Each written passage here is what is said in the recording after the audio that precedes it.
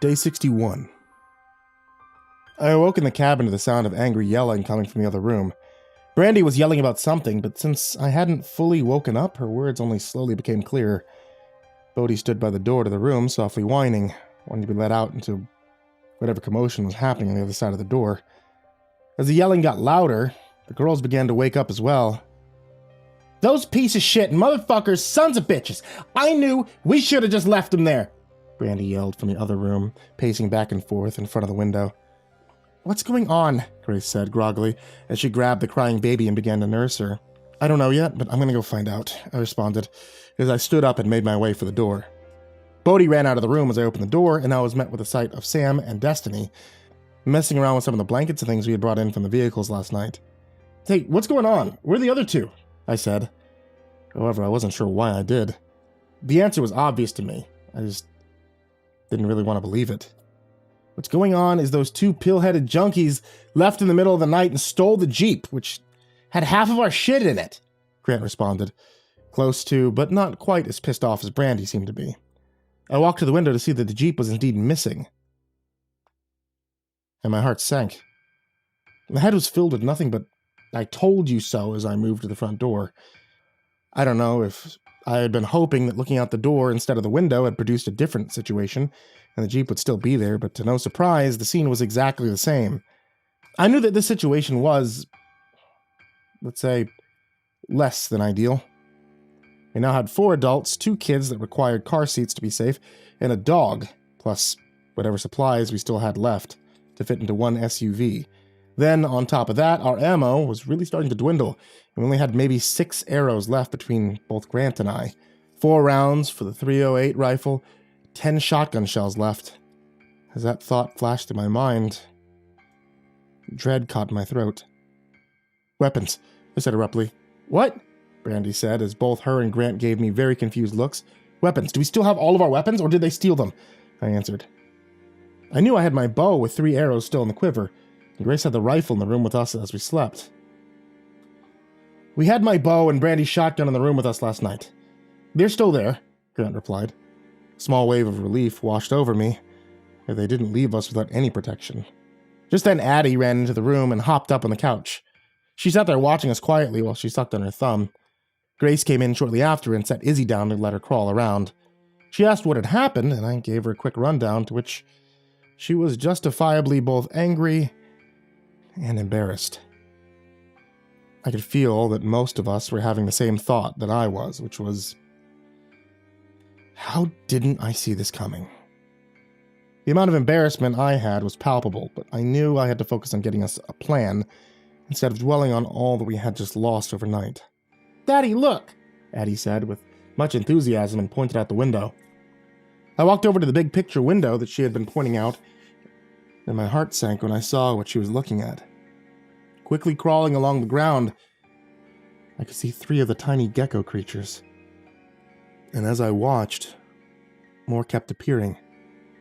"Damn it, time's up," my brain screamed at me, as I realized the little lizard creatures meant that the bigger ones would be close behind.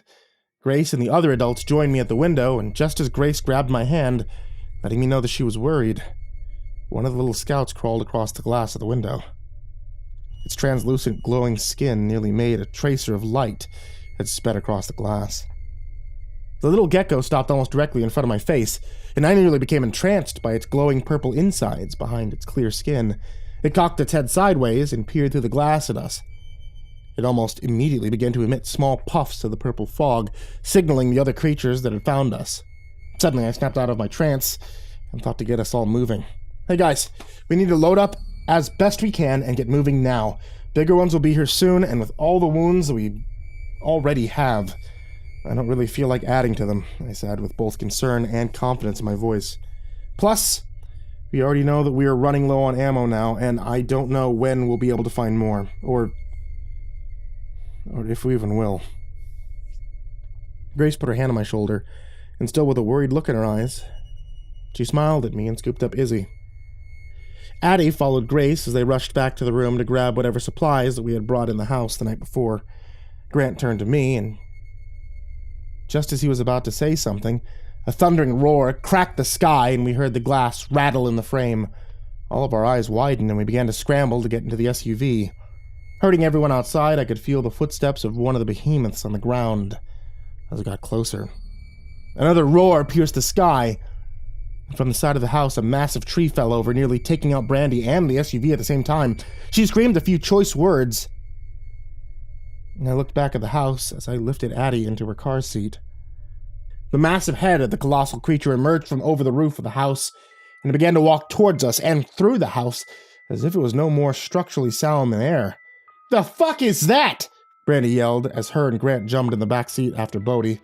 "I'll explain later, let's go," I yelled back at them, as the doors were finally shut on the vehicle and I sped off, throwing rocks as we left. As I pulled away, I saw in the side mirror as two of the crawlers and a lurker came running out from beneath the huge behemoth. The smaller three creatures seemed to ignore us as we left, and inspect what was left of the trampled house instead, while the behemoth seemed more interested in chasing us down. As it got closer, its massive head came down and slammed into the ground just behind the vehicle. It released huge plumes of the purple fog as it roared again and began to give chase. The narrow driveway was too small for the size of the beast, and besides, doing my best to outrun it in the packed SUV, I also had to dodge all the trees it was knocking over like blades of grass as it ran after us. "Yo, what the fuck do we do about this big bastard?" Brandy yelled up to me. "Yeah, can we kill it?" Grant chimed in. "No, not with what we have here. We're gonna have to outrun it," I responded.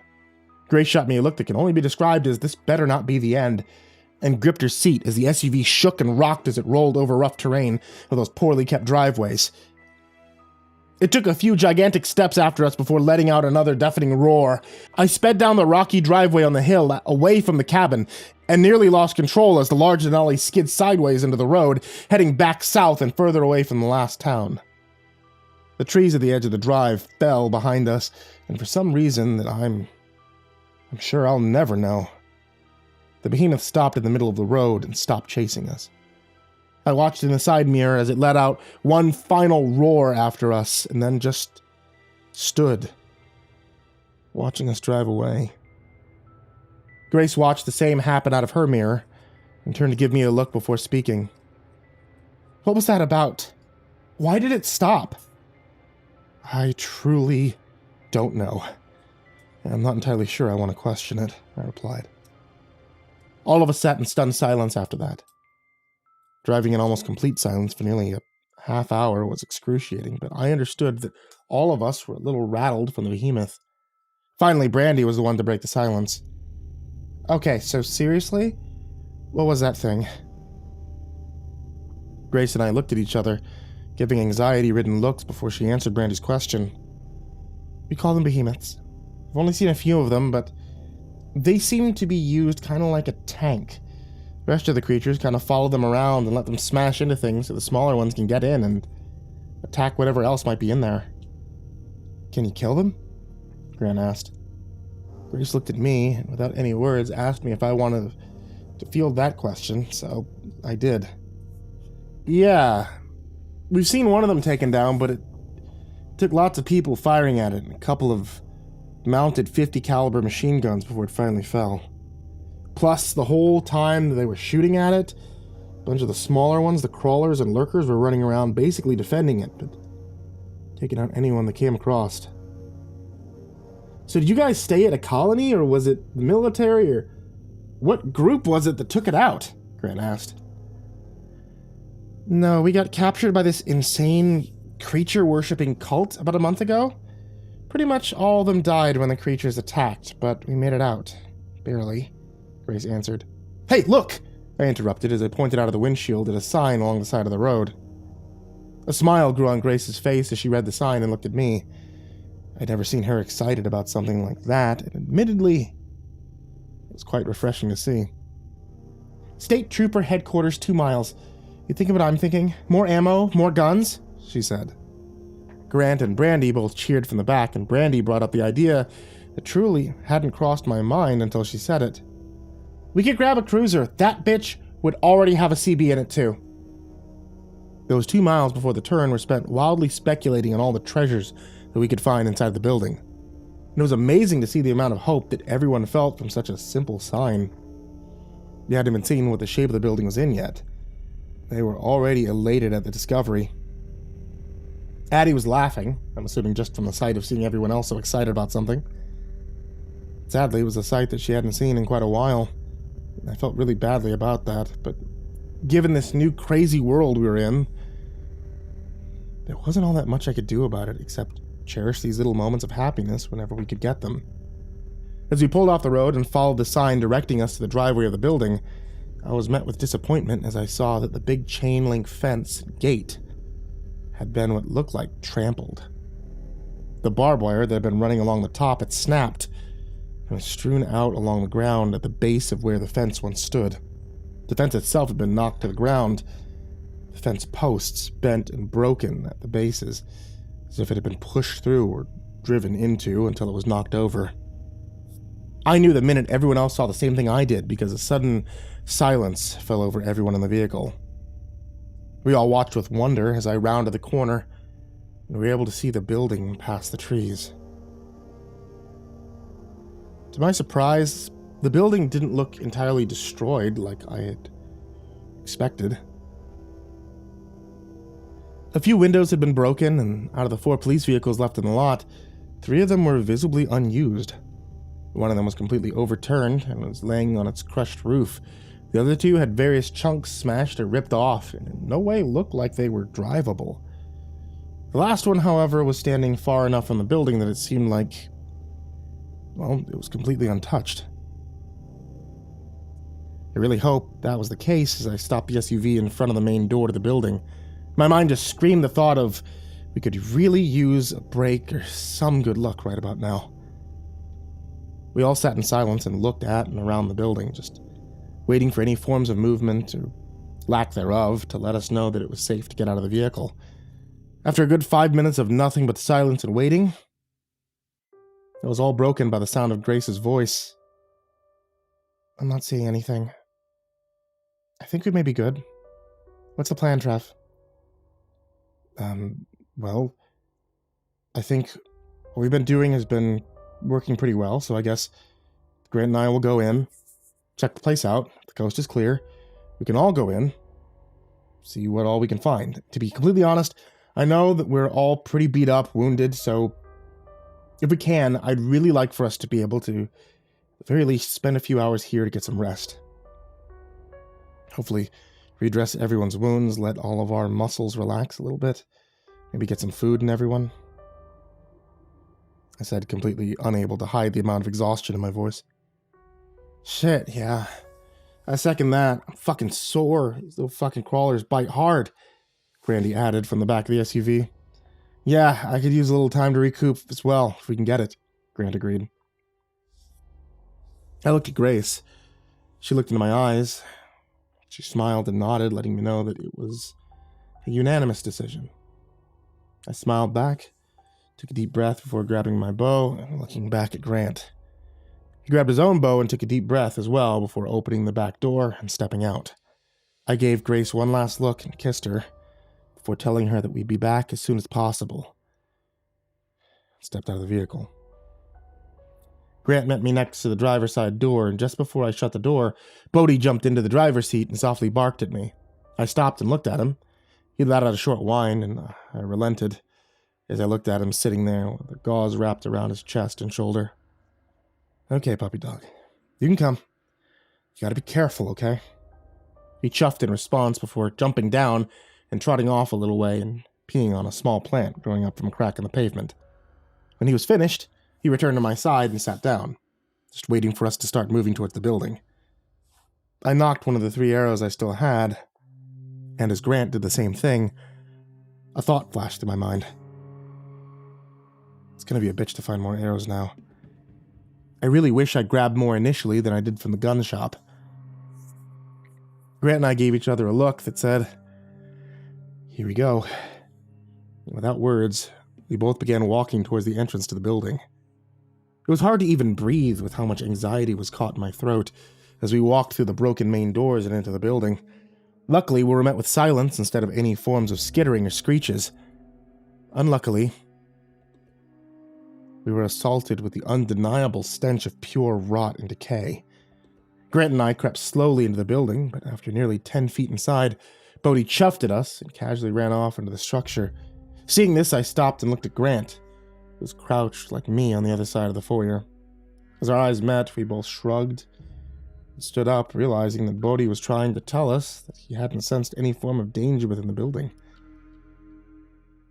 I instantly was washed with a sense of relief, and the lump of anxiousness finally dissipated.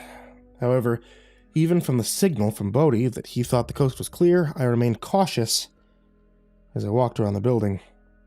Grant and I checked each room and every area to make sure the whole place was safe. They clearly had a run-in with the creatures. Bullet holes lined the walls, spent shell casings littering the floor. We found the source of the horrid smell very quickly. Broken door riddled with bullet holes that led into a smaller room that held roughly 10 bodies. Every one of them had numerous cuts and bites covering them, and most of them looked like they had been drained of a lot of their substances by a lurker, or multiples of them for that matter. Well, at least they didn't go down without a fight, I said, as I gestured to the few creature corpses that were scattered around the floor. Most of them looked like they had been fed on by lurkers and crawlers. At the sight of the dead creatures covered in bites and scrapes, a curious thought flashed through my mind. I wonder if they're all fully cannibalistic or just scavengers, to the point that they don't care where their meals come from. My thoughts were suddenly interrupted as Grant spoke. Hey man, did you find anything? Let's grab everyone else, see what supplies and stuff we can snag. I shook my head to clear my thoughts, and just nodded in response to Grant's suggestion.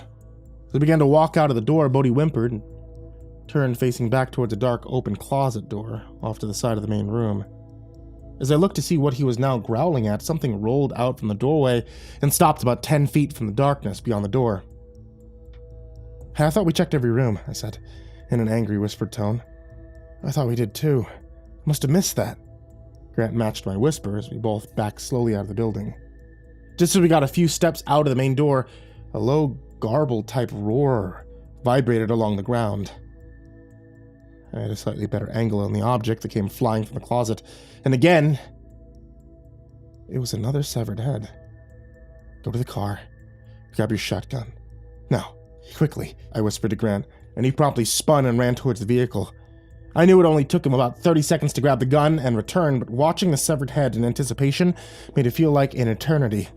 Another garbled roar surrounded us as the huge bear-sized stalker creature emerged from the dark closet with its eyes trained on me.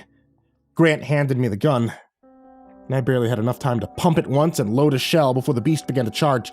The creature's face split open as it ran towards us, revealing its weird, teeth-filled mouth. Shit! Grant yelled as I aimed and pulled the trigger.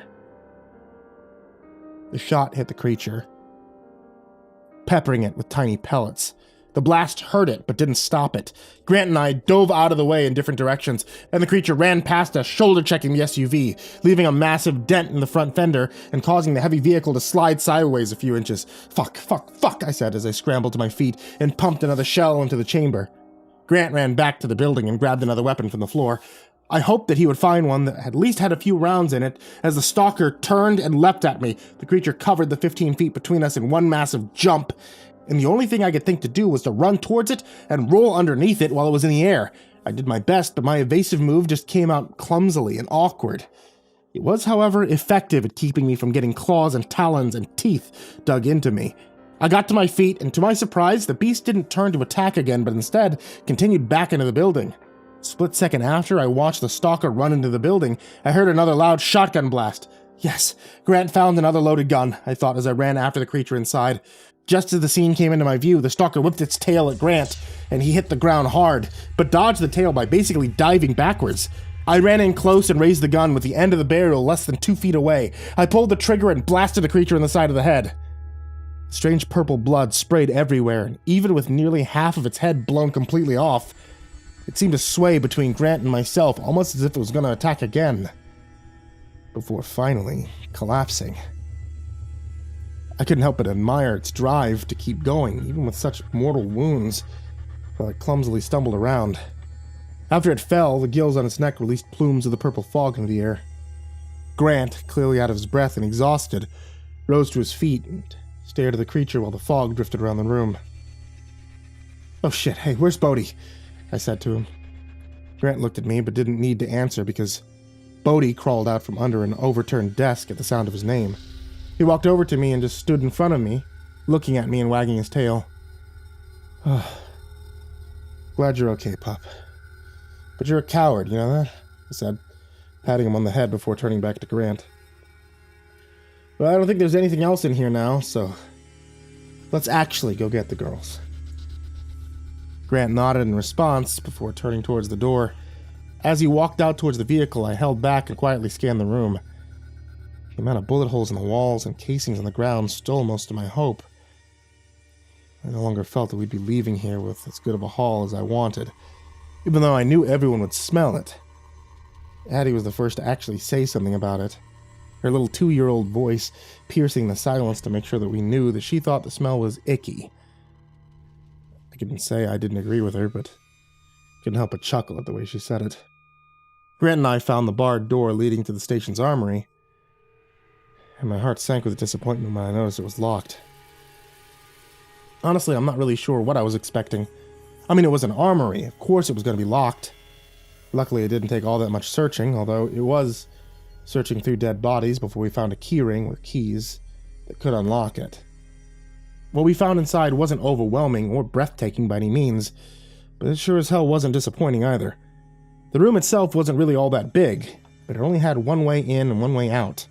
Tactical shotguns, some assault rifles, and oddly enough, there were a few sets of riot gear and gas grenades. Still kind of curious why State Trooper headquarters, seemingly in the middle of nowhere, thought they needed riot gear and tear gas in their armory, but it was there nonetheless.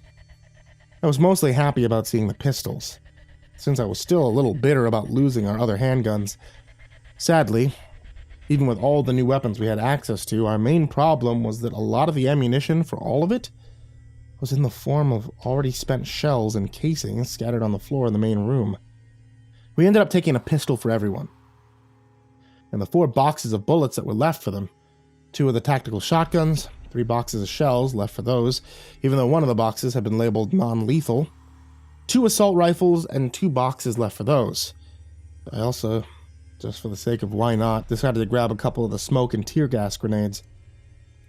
There were also 4 flashbang grenades sitting there, and I almost took one, but figured I would be more likely to fuck myself up with one of those rather than any form of enemy. There was a small kitchen area in the building, but sadly, it had nothing of use to us. And finally, near the front desk, we found a rack that held the keys to the trooper vehicles. Not wanting to make a bunch of trips, Brandy just grabbed all the keys and we walked outside. We loaded most of the stuff into the Denali, and Brandy kept trying keys, then throwing them until she found one that made the state trooper's Tahoe chirp and unlock. Grant and Brandy both cheered and ran to the new vehicle. I smiled as I watched them hop in and turn the engine over. A wave of relief washed over me as I heard the engine roar to life and watched them drive over and park next to the SUV and get out. "Hey, that beast already has a CB installed," Grant said as he stepped out. "Awesome. Hey, I was just thinking, it's starting to get late in the day. Do we want to keep driving or do we want to make use of the security sleeping in the armory?" I replied. "I say we stay for the night. It might not be much, but we could probably make some use out of that little kitchen area, have something better to eat than just snack food. Plus we can lock ourselves in that room, and the idea of that makes me feel pretty safe. Especially for the girls," Grace said. Grant and Brandy looked at each other for a second, before Grant answered, "Yeah, sounds good enough to me." Brandy just looked at us and nodded in agreement. "I don't really want the girls playing around that, so would you mind if you and Grant cleared out some of the dead bodies in there?" Grace said, seeming oddly ashamed of her question. Yeah, of course," I said, and instantly began to walk inside to start dragging bodies out the back door. Grace and Brandy talked out front while the girls played with Bodhi near them.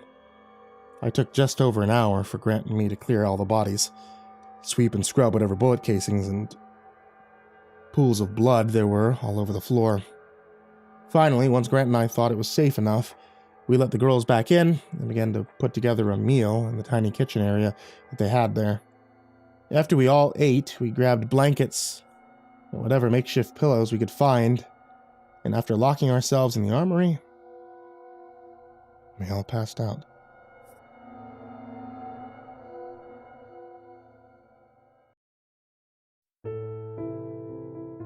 For such a small town, Pacific Glade has a surprising amount of commodities.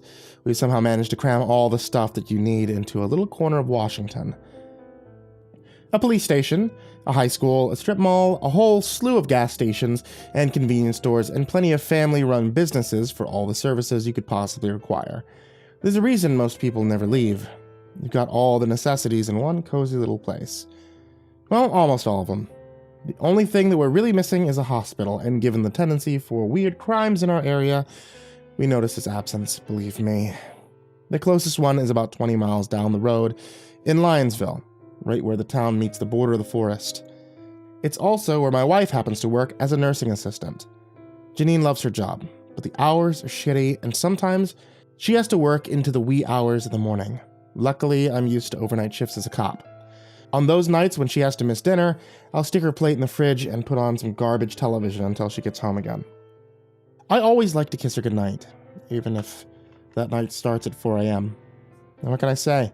I put on a gruff face for the boys and girls at the station, but deep down, I'm a hopeless romantic. Lately, I've had to drive Janine to and from work since our crappy old sedan had finally wheezed its last breath. The repair shop downtown has their hands full with that rust bucket, so I've been using my police cruiser as a makeshift carpool. It's technically fine as long as I'm on the clock and my patrol duties take priority. Early morning tends to be a quiet stretch for criminal activity, so most of the time these pickups go off without a hitch. There are exceptions, though. Crimes committed in the dead of night. Animal attacks. Minor crises on the occasional graveyard shift. There's a lot of monsters out there, human or otherwise, and sleep rarely slows them down. You gotta be ready for anything at any time. I was driving Janine home from a particularly late shift the other day when my comm radio crackled. "Sheriff, you copy? It's Officer Velasquez. We got a complaint call from our near Catamount. Sounds like Larry the Drunk Wonder's at it again." Janine chuckled in the passenger seat, but I just rolled my eyes. "What else is new?" I said. "I'm on my way. Just tell me where to go." Velasquez recites the address, and my radio went quiet. I took the first left off the highway and went rumbling down the dirt road towards Catamount Forest. It sounded like the scene of the commotion was one of the cottages at the edge of the woods, out where the glade gave way to acres of trees and foliage. God only knows what Larry was doing in the middle of nowhere. Guy was a real thorn in our side, a perpetual drunk who spent most of his weekends snoozing in a cell down at the station, and his outbursts were so common that taking him in had become a kind of routine. I didn't envy the poor soul he was bothering at 3 in the morning. The road climbed higher and higher, running along a precarious cliffside that overlooked shadowy stretches of forest. We passed a few of those little woodsy cottages before the road curved and dumped us at our destination. Unlike the ones we'd passed, there was nothing quaint about this cottage. The paint was chipped on all the shutters. Chunks of brick were missing from the walls. And the rose bushes wrapped around the house were barely more than thorns and drooping petals. The 2 men were waiting for us in the driveway. The first was Larry Hogan, also known as Larry the Drunk Wonder. His whole body was slumped like he had forgotten how to stand. His thinning hair fluttered in the breeze like a dandelion clump. The second man was shorter and broad-shouldered, like a football player. He stood next to Larry, with his arms crossed and an irritable scowl on his face. Both men squinted and shielded their eyes in the glare of the headlights. I killed the engine and stepped out of the cruiser. "Morning, boys," I called. "Something the problem here?" "'Bout damn time you cops got here," shorter man grumbled. "This motherfucker knocked on my door about an hour ago, shouted to let him in. Rolled out of bed, told him to fuck off. Got pretty obvious that he wasn't leaving, so I tried to talk to him. Took him inside, sat him down, got him a cup of coffee and everything. Guy took one sip, chucked the mug at my fridge, started screaming and hollering and making a fucking scene, so I called you guys." "Your coffee tastes like shit," Larry slurred. "And you owe me money, you piece of shit." "I don't owe him nothing," the other man said. "Guy's so fucked up he's talking out of his asshole. Be really great if you got him off my property, officer." I was no fan of Larry Hogan, but this guy's tone made me bristle. "Now, it'd be really great if you didn't tell me how to do my job, Mr. Wheaton," he said. "John Wheaton." The name tickled at my brain, but I couldn't quite place it. It was gone before I could pin it down. I cast a look at Larry. The man was barely staying on his feet. His body swayed like a blade of grass in the wind. I had no reason to doubt Wheaton's story. It was Hardly the first time that Larry had made an obnoxious house call like this. But something about this situation didn't sit right with me. "You're under arrest," I said to Larry. He was so used to it by now that he held up his hands automatically, and I clapped the cuffs on him without any fanfare. As I loaded him into the back of the cruiser, I said, "I'd like you to come down to the station, John. You're not in any trouble, just want to take a statement, ask you a couple of questions." He sighed, but didn't make a scene. I got the sense that this wasn't his first rodeo with the cops. He approached the passenger door and stopped short when he saw Janine looking out of the window. "You running a taxi service here, officer?" he said. "Get in the back, John," I replied. "He's cuffed. He's not going to hurt you." Whedon grumbled something under his breath, then opened the door in the back. He slided in, keeping as much distance as possible between himself and Larry, whose head lolled against his drool-stained t-shirt. I climbed into the driver's seat and pulled out of the driveway. Janine looked back at Whedon, who stared solidly back, his eyes flat and heavy. She leaned in to whisper in my ear. "This guy gives me the creeps," she said. "I think he's up to something." "Yeah, you and me both," I said out of the side of my mouth. "Something tells me he's not as innocent as he says. We'll see what they get out of him at the station." "What you talking about, ladies?" Whedon asked from the back seat. I was about to make a snarky retort when my cell phone suddenly buzzed. I pulled it out of my pocket and glanced at the caller ID. My heart sank. If the inspector was calling at this hour, something big must have gone down. I answered the call and held the phone up to my ear. "What's up, Inspector?" "Sheriff," said the gravelly voice on the line. Static almost drowned him out. The connection was shitty this far out of town. "I'm sorry to call you so early. Are you home?" "On patrol, actually," I replied. "Taking a perp down to the station. Did something happen?" "I was on the trail of..." His voice cut out for a second. "Brainjacker. It hops bodies, turning its hosts into..." Static. I waited for his voice to come back. When it did, his words sent a chill down my spine. "Catamount Forest. You need to..." "What? I need to what?" I said. My heart was suddenly pounding. I pressed the phone against my ear, but the inspector's voice had given way to silence. There was a beep, and the call ended. "That was the inspector?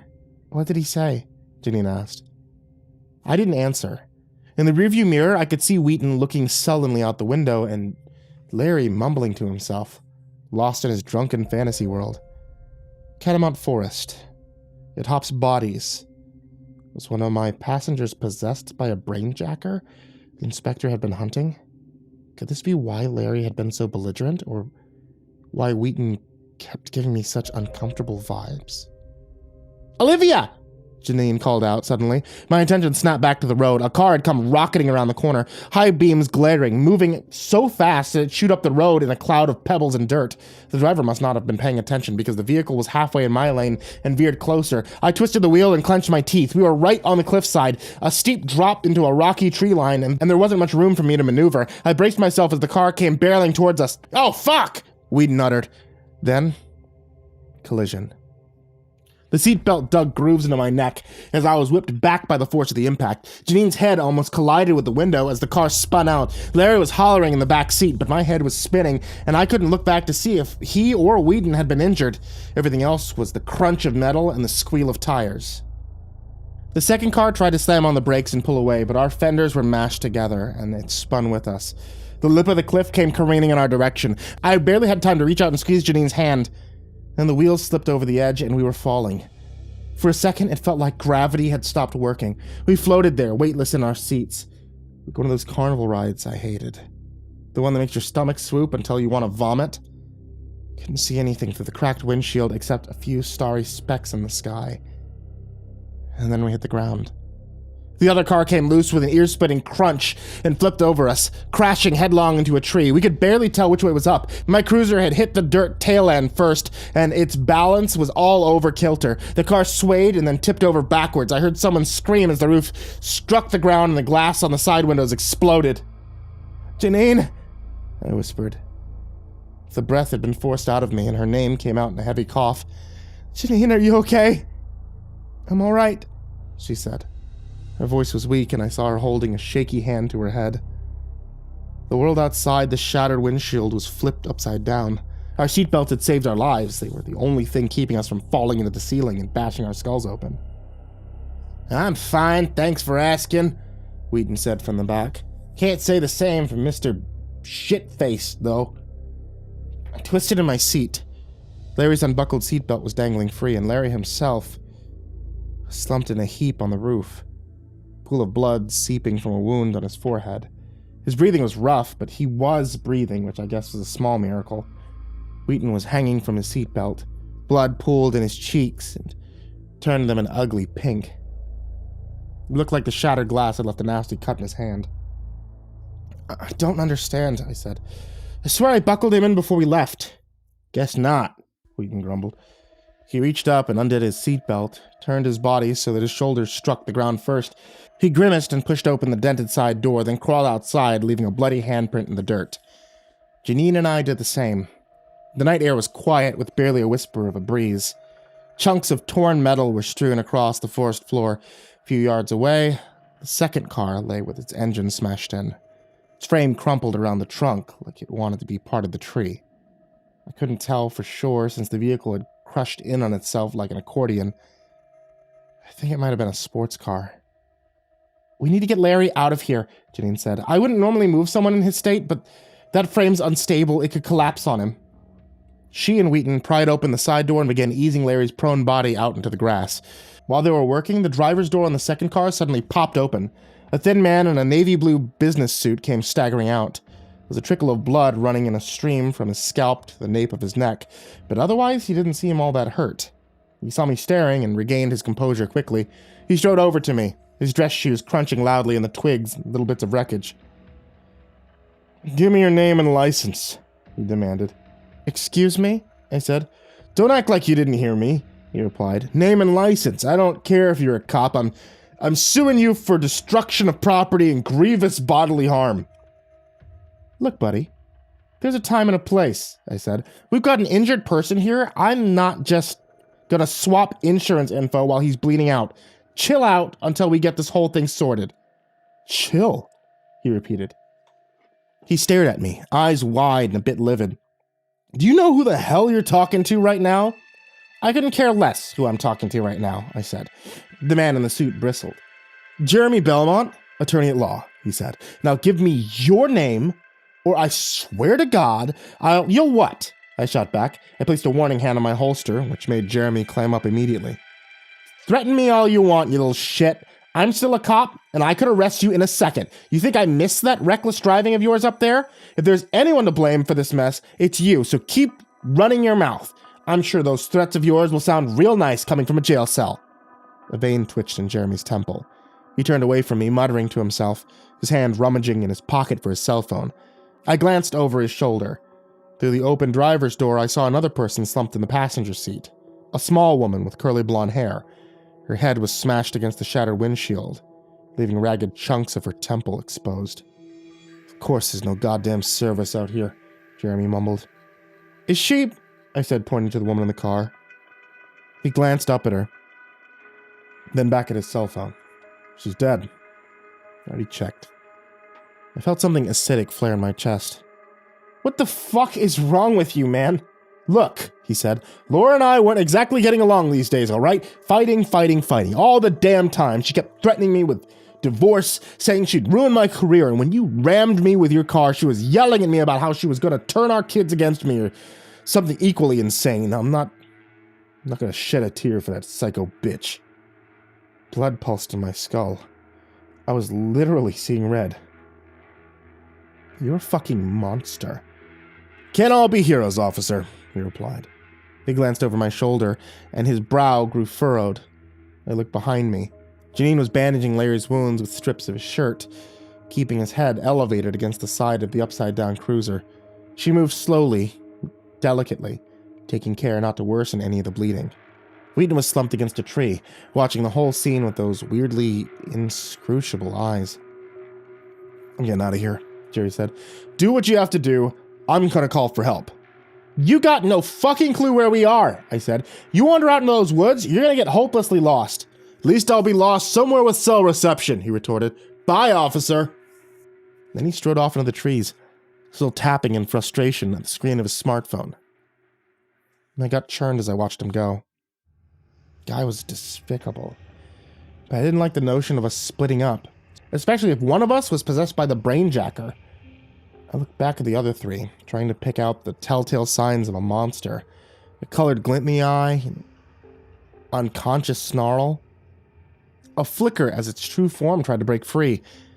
There was nothing. Janine saw me staring and gave me a weary smile. "Could you try to call the inspector?" she said. "You know, with that card of his?" "You're a genius," I said. I bent over and kissed her, tasting a hint of copper. She'd cut her lip. Then I reached into the pocket for my lighter and the inspector's calling card. I held it at arm's length and flicked the lighter, but it's no use. The device was out of fuel. A single spark flared up and brushed the card, but the scorch mark faded quickly, leaving the surface as blank and reflective as earlier. "Is that enough?" Janine asked. "I don't know." I glanced up towards the cliffside, as if the inspector would poke his head over the lip at any moment. But the night stayed quiet. Just birdsong and the creak of branches in the wind. I had a feeling he wasn't coming. "You people are nuts," Wheaton said. "Starting to think that lawyer guy had the right idea." "That guy was a piece of shit," I replied. "He's so used to getting his way that he thinks he's gonna wander right into a clearing with perfect cell reception. Probably with a stocked fridge and a swimming pool while he's at it. I wouldn't count on him to get us out of this mess." "I mean, yeah, fuck him," Wheaton agreed. "He's gonna end up going in circles or die of starvation or whatever. But I know these woods. I grew up in them. I just have to follow the cliffside and I'll get back to town eventually. Then I can send someone back to pick you guys up." I still wasn't the biggest fan of the Scooby-Doo split-em-up mentality, but I wasn't sure that we had much choice. I reached into my front seat of my cruiser and tried sending a message on the comm radio. Dead as a doornail. I had no phone service, no radio, and worst of all, no inspector. Whedon's little trek may have been our only option. "Okay, fine," I said. "Be careful out there." I looked down at Larry, who was stirring feebly against the cruiser. "How long does that guy have left?" "He's stable for now," Janine said. "But we should get him to the hospital as soon as possible." Larry let out a cough then, his eyes opening dimly. One shaky hand lifted up and pointed an accusing finger at Wheaton. The other man stared back at him, waiting. Larry opened his mouth and burbled out a bit of blood. "The coffee tastes like shit," he mumbled. "Like little human shit." A smirk played on Wheaton's face. "Yeah, fuck you too, Hogan," he said. Then he turned and plunged headlong into the trees, his short frame slipping into the darkness. For a while, Larry drifted in and out of consciousness, mumbling to himself. Janine sat by his side and continued to apply pressure to his head wound. When the first layer of bandages got too soaked, she ripped free another strand of t-shirt and doubled over the bloody area. I couldn't bring myself to sit, so I paced, back and forth, my shoes crunching on little bits of debris from the wreck. Wheaton had been gone for almost 10 minutes. I mean, I knew it would take him a while to get back to town, but still, I was getting antsy. "You're gonna dig a hole in the dirt with all that pacing," Janine said. "Come sit down for a bit." She patted the ground next to her. "But Wheaton," I started. "Worrying about him won't help anyone," she said. "There's nothing we can do except wait, so we might as well wait together." I begrudgingly took a seat. Janine tucked her arm around mine and we nestled in together, listening to the distant calls of birdsong. There was a sliver of moon up above, but the sky was clear, sprinkled with stars. The whole scene was actually kind of peaceful. That is, if you ignored the 2 smashed cars and the dead woman in the passenger seat, and the passed-out drunk with the bleeding head wound. Larry stirred, drifting back to the waking world. He opened his bleary eyes and flashed us a wide grin. "You two are real cute," he slurred. "John had a girl as cute as you know, except she didn't stick around long." He hiccuped. "I wonder why." I shared a glance with Janine. "You knew John pretty well, huh?" I asked. "Oh yeah," he said. I couldn't tell if he was still drunk or just woozy from his injury. "I'd go visit a lot. We'd play card and poker and shit. Guy's lousy at cards, though. Can't tell a king from a big stinking deuce." He giggled. "You make a decent cup of coffee, neither." You said Wheaton owed you money, I cut in. Is that true? Larry's stupid grin turned to a grimace. Some bitch never paid up after the last game. Fucking sore loser. The blotch of red on his makeshift bandages grew a little thicker. I had to get what was mine, you know, it's only right. Easy, Janine said in a soft voice. Larry had tried to wriggle out of his reclined position, so she eased him back down. He mumbled a bit and rested his head against the cruiser. His eyes fluttered closed, and his breathing grew slow, steady. He was back in dreamland. Then a scream of pain cut through the night. I shot to my feet, hands snapping automatically to my holster. A cloud of dark birds burst from the treetops about half a mile away. I watched them flap away as the scream faded. The quiet of the night sweeping back in over the forest. What was that? Janine whispered. The scream hadn't woken Jerry, his head still lolled against the car, but my wife's eyes were wide and nervous. It might be Wheaton, I said. Janine, if he's hurt, I have to go help him. He's our only shot at getting out of here. The fear disappeared from her eyes, and she nodded. Go, she said. Make sure he's okay. I'll keep Larry safe. I leaned down to kiss her one more time, taste of copper still light on her lips. Then I turned and charged into the darkness of the trees. I kept my gun whipped out in front of me just in case. The woods were dark, and I could only see a few trees ahead. And even those were just the faintest of outlines. I tried to picture those birds bursting from the forest to make a beeline towards the source of the disturbance. For a few minutes, I was afraid that I'd lost the trail entirely, that I'd gotten turned around somewhere along the way. Then my shoes trod on something squishy, and I heard a sickening snap. I backpedaled and squinted in the shadows on the ground. I hadn't stepped on a twig. The snap had been the bones breaking in a human hand. I followed the figure's arm up to the neck, and then its head. It had a deep red color that I couldn't quite make out in the dark. I fumbled for my phone and activated the flashlight. When my eyes adjusted to the brightness, I saw that Jeremy Belmont was lying face down in the dirt, the back of his skull dented and bloody. I didn't have to check his pulse to know that our asshole lawyer friend was dead. Something had struck him in the head. And hard. And maybe I should say someone, because this was the middle of the woods, far away from any rock slide. There was no way a wound that deep could have been an accident. I got on my knees and I began sweeping the ground for the murder weapon. When I looked up, Wheaton was standing above the body. Jesus, I breathed. I clambered to my feet and pointed my gun at him. Wheaton saw the barrel aim straight at his chest and stiffened. He raised his hands slowly, one of them bloody. But then again, it had been bloody before. Did you do this? I hissed. Hell no, he said. I was over by the cliff when I heard a scream. Thought it might have been one of you guys, so I came looking. He let out a shaky breath. I didn't do it, officer, I swear. I scrutinized him. His eyes were wide and a little bloodshot, but I didn't see a glimpse of any colors that shouldn't be there. If there was something squatting in his brain, it was buried deep. Or maybe it had already left. Maybe it had used Wheaton's body to murder Jeremy, then left to occupy some other poor sucker's skull. And at this hour, there was only a few poor suckers out here for it to choose from. I holstered my gun and I grabbed Wheaton by the arm. We're going back to the crash site, I said. This changes things. I'm not letting you out of my sight until we get back to town. When Wheaton's face soured, I added, You stick with me or I'll shoot you. I'm not kidding around. Why are we going back there? He muttered. They'll just waste more time. Because I'm not ditching my wife in the woods without at least explaining why, I said. Now shut up, get moving. We left Jeremy's body and trudged back towards the scene of the crash. Keeping the looming edge of the cliff as our landmark, neither of us spoke along the way. I didn't trust Wheaton, and I was pretty damn sure that he didn't trust me either. Our footsteps made loud crunches on the blanket of leaves and twigs.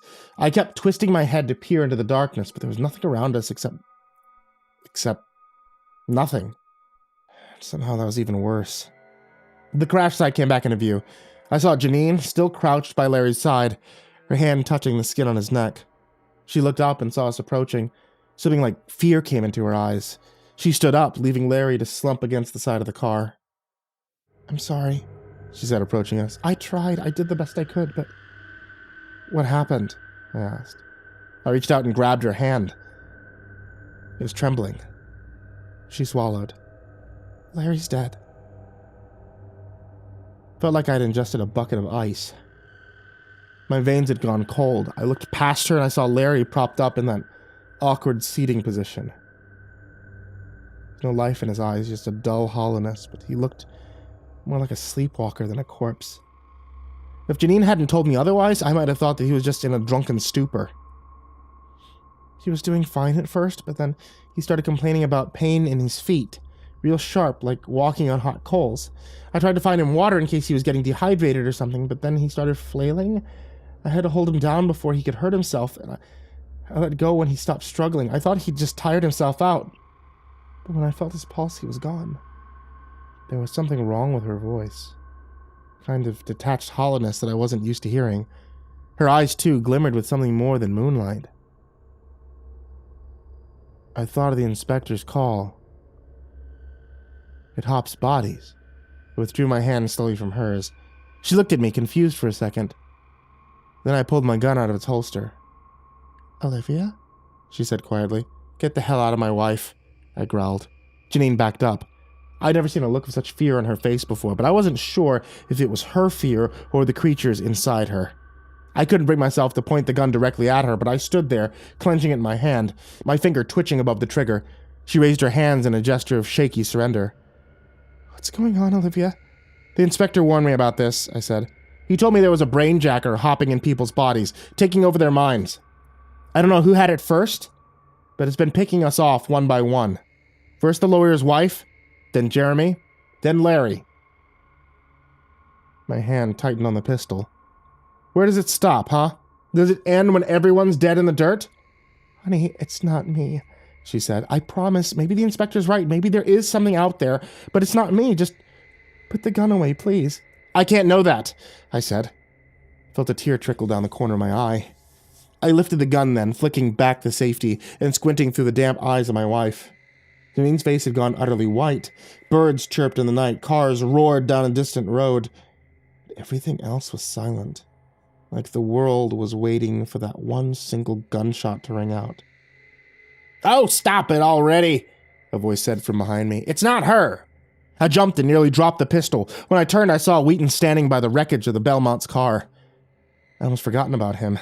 His eyes were unreadable as ever, but in his hand, he clutched his own battered Glock. There was a light click as he thumbed back the safety. "You?" I said. "You're the brainjacker? You're off your fucking nut, officer, you know that?" He replied. "Ain't no such thing as a brainjacker. You and those other cops are out there running around like headless chickens chasing monsters that don't exist. If you're not doing your job, it just means someone else got to do it for you."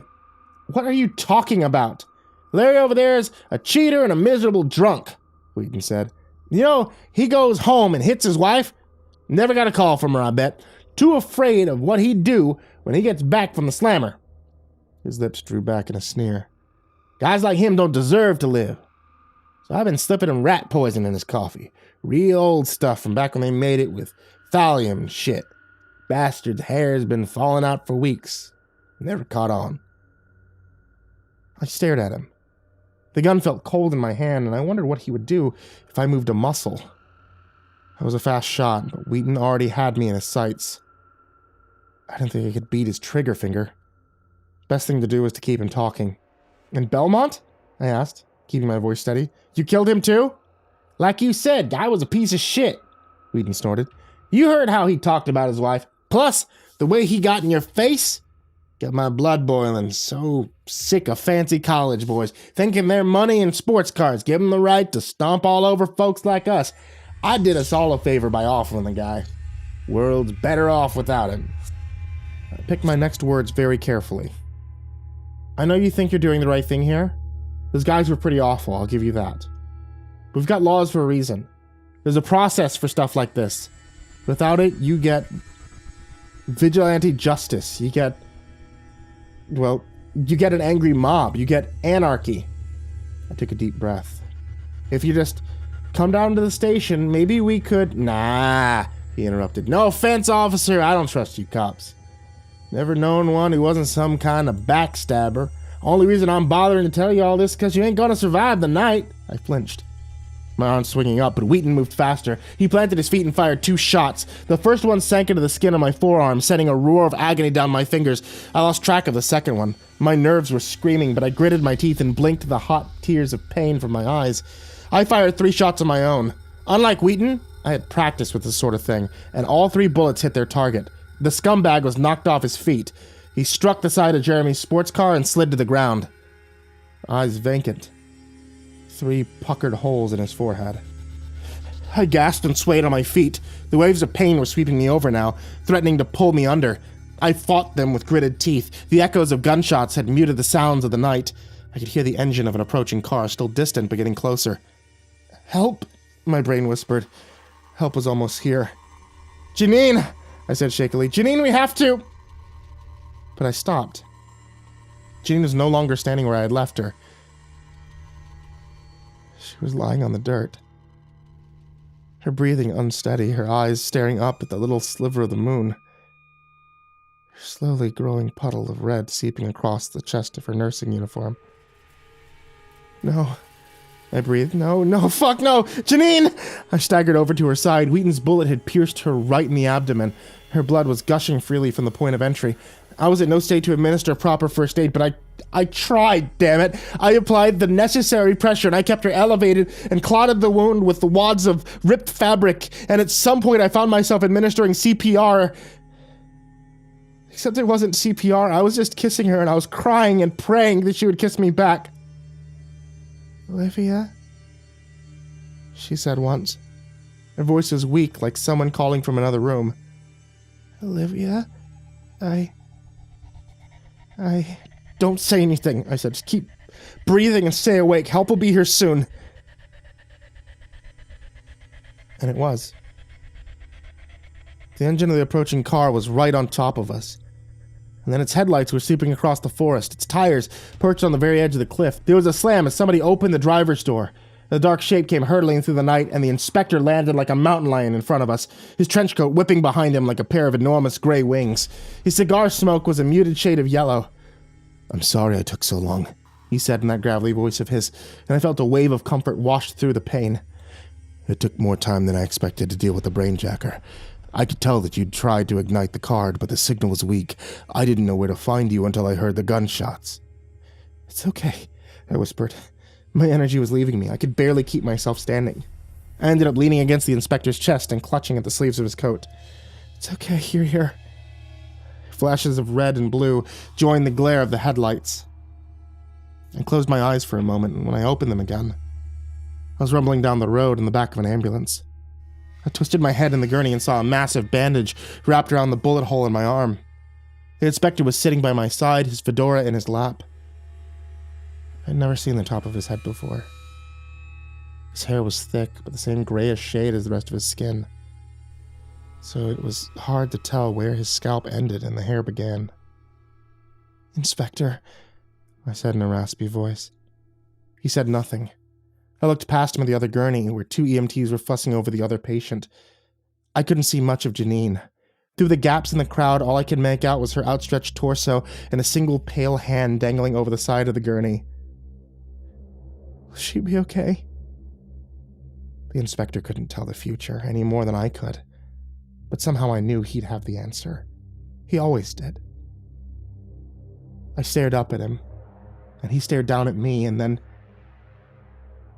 he turned his eyes to the rumbling floor of the ambulance. There was nothing he needed to say. Because deep down, I knew the answer too. Olivia Marconi.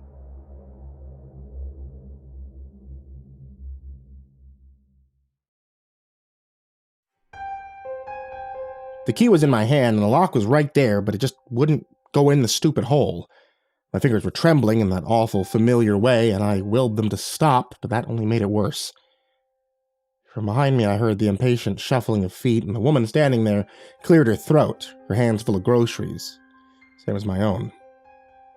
What's he doing? I imagined her thinking to herself. Why is this old man taking so long? Cameras were bad today, but then I hadn't taken my medication yet, and it was probably overdue. It was always overdue by the time I got around to it. Finally, with one hand gripping the other, straining with the weight of the bags, I got the key into the little slot and turned it to the left, shaking worse than ever. I turned the knob and I held the door open for the woman behind me, who went quickly past. She looked at the ground and didn't even acknowledge me. Rude. That's how it was these days. People decided at some point recently that there was no sense bothering with niceties anymore. It's just look at our phones, ignore each other. Sorry, I'm bitter. But I'm old, so I'm allowed to be. I got up to my apartment, I went inside. Dropped the heavy bags by the door, shook my fingers, tried to recirculate blood back to the parts of my hand that got cut off from oxygen by the heavy bag handles. Heading straight for the medicine cabinet, I grabbed the orange-tinted bottle of pills. I opened it, saw it was getting low. A half-dozen of the ovaloid yellow pills remained. Couple days' worth.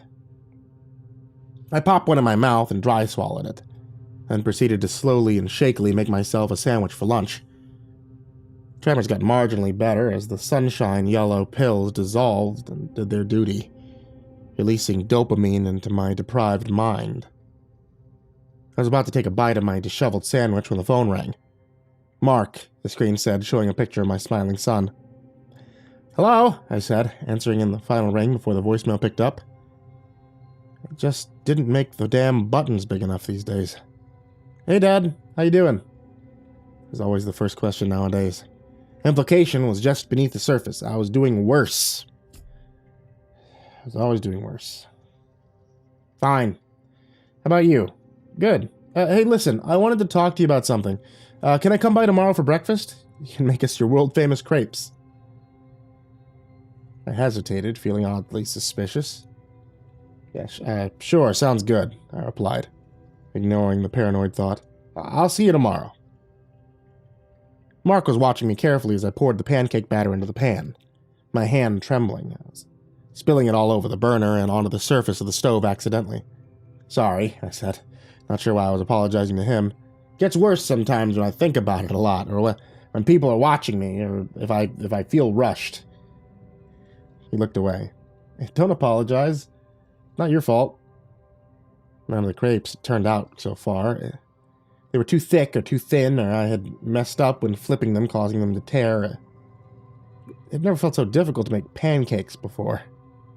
"Here, let me take over for you for a minute. Why don't you sit down, relax?" He wasn't asking. I realized as he took the spatula from me and led me over to where he had been sitting at the kitchen table. His laptop was open and facing me as I sat in the chair. "Look, this is what I wanted to talk to you about."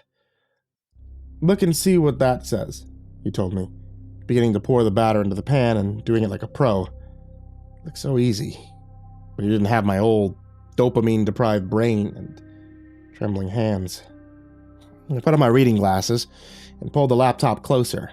It was a video, so I hit play. "What is this? Just watch it, you'll see." "Health Integration Technology. Brought to you by Proteon Corporation," read the title. A woman's smiling face appeared. It zoomed out slowly and revealed that she was wearing a white lab coat and standing in a laboratory. "Welcome to the future. Welcome to Proteon. As you may know, Parkinson's disease is a progressive neurological condition which affects approximately 4 million people worldwide. Patients begin to notice symptoms gradually. A tremor in the hand, eventually developing into shaky limbs, difficult walking, slurred speech, and stiffness. That all sounded familiar, but now I could safely tick off all the boxes. But with Proteon's new health integration technology, you won't experience any of these symptoms. What was this? Some kind of a joke? I would have been told by my doctor if there was a treatment for this illness that was so effective. I assumed that this was some experimental treatment. Or worse, a money grab. "It's worth a try, Dad. I called the company, I signed you up for the trial. I mean, if you're interested." The video kept playing and I watched, growing increasingly fascinated. "That's when Proteon's patented technology kicks in. Dopamine production is stimulated in the brain. This corrects the abnormal brain activity, resulting in improved motor functions, speech, and reduced stiffness. Sign up for the free trial today." Something about the video was oddly persuasive, despite my initial concerns. I was overwhelmed with a desire to go through with the appointment. I had missed the part about them implanting a chip in my brain. That I learned about the next day. Still. God help me. I went through with it. You'll feel a slight pinch, then maybe a bit of lightheadedness for a minute or two. All completely normal. After that, we'll sync you up to the system and you'll be good to go. The woman had perfectly straight black hair done up in a ponytail. She was wearing safety goggles on her forehead, and an overly enthusiastic smile was beaming at me from across the room. I was sitting in a chair, my arms strapped down to the rests as if to prevent my escape. Are these really necessary? I asked, looking down at my wrists. Yes, I assure you, all totally normal. All part of the procedure. There is a tendency among patients to... Well, there's no kind way of putting it. There's a reflex which we've noticed amongst previous subjects. They make every effort to extract the device for the first few seconds after implantation. Self-destructive behavior, you know, tearing the skin, causing bleeding, rupturing of blood vessels, and things like that. I'm sorry, what? Are you saying I'm going to want to tear the microchip out of my own skull? Only for the first few minutes. Don't worry. The sensation passes after that.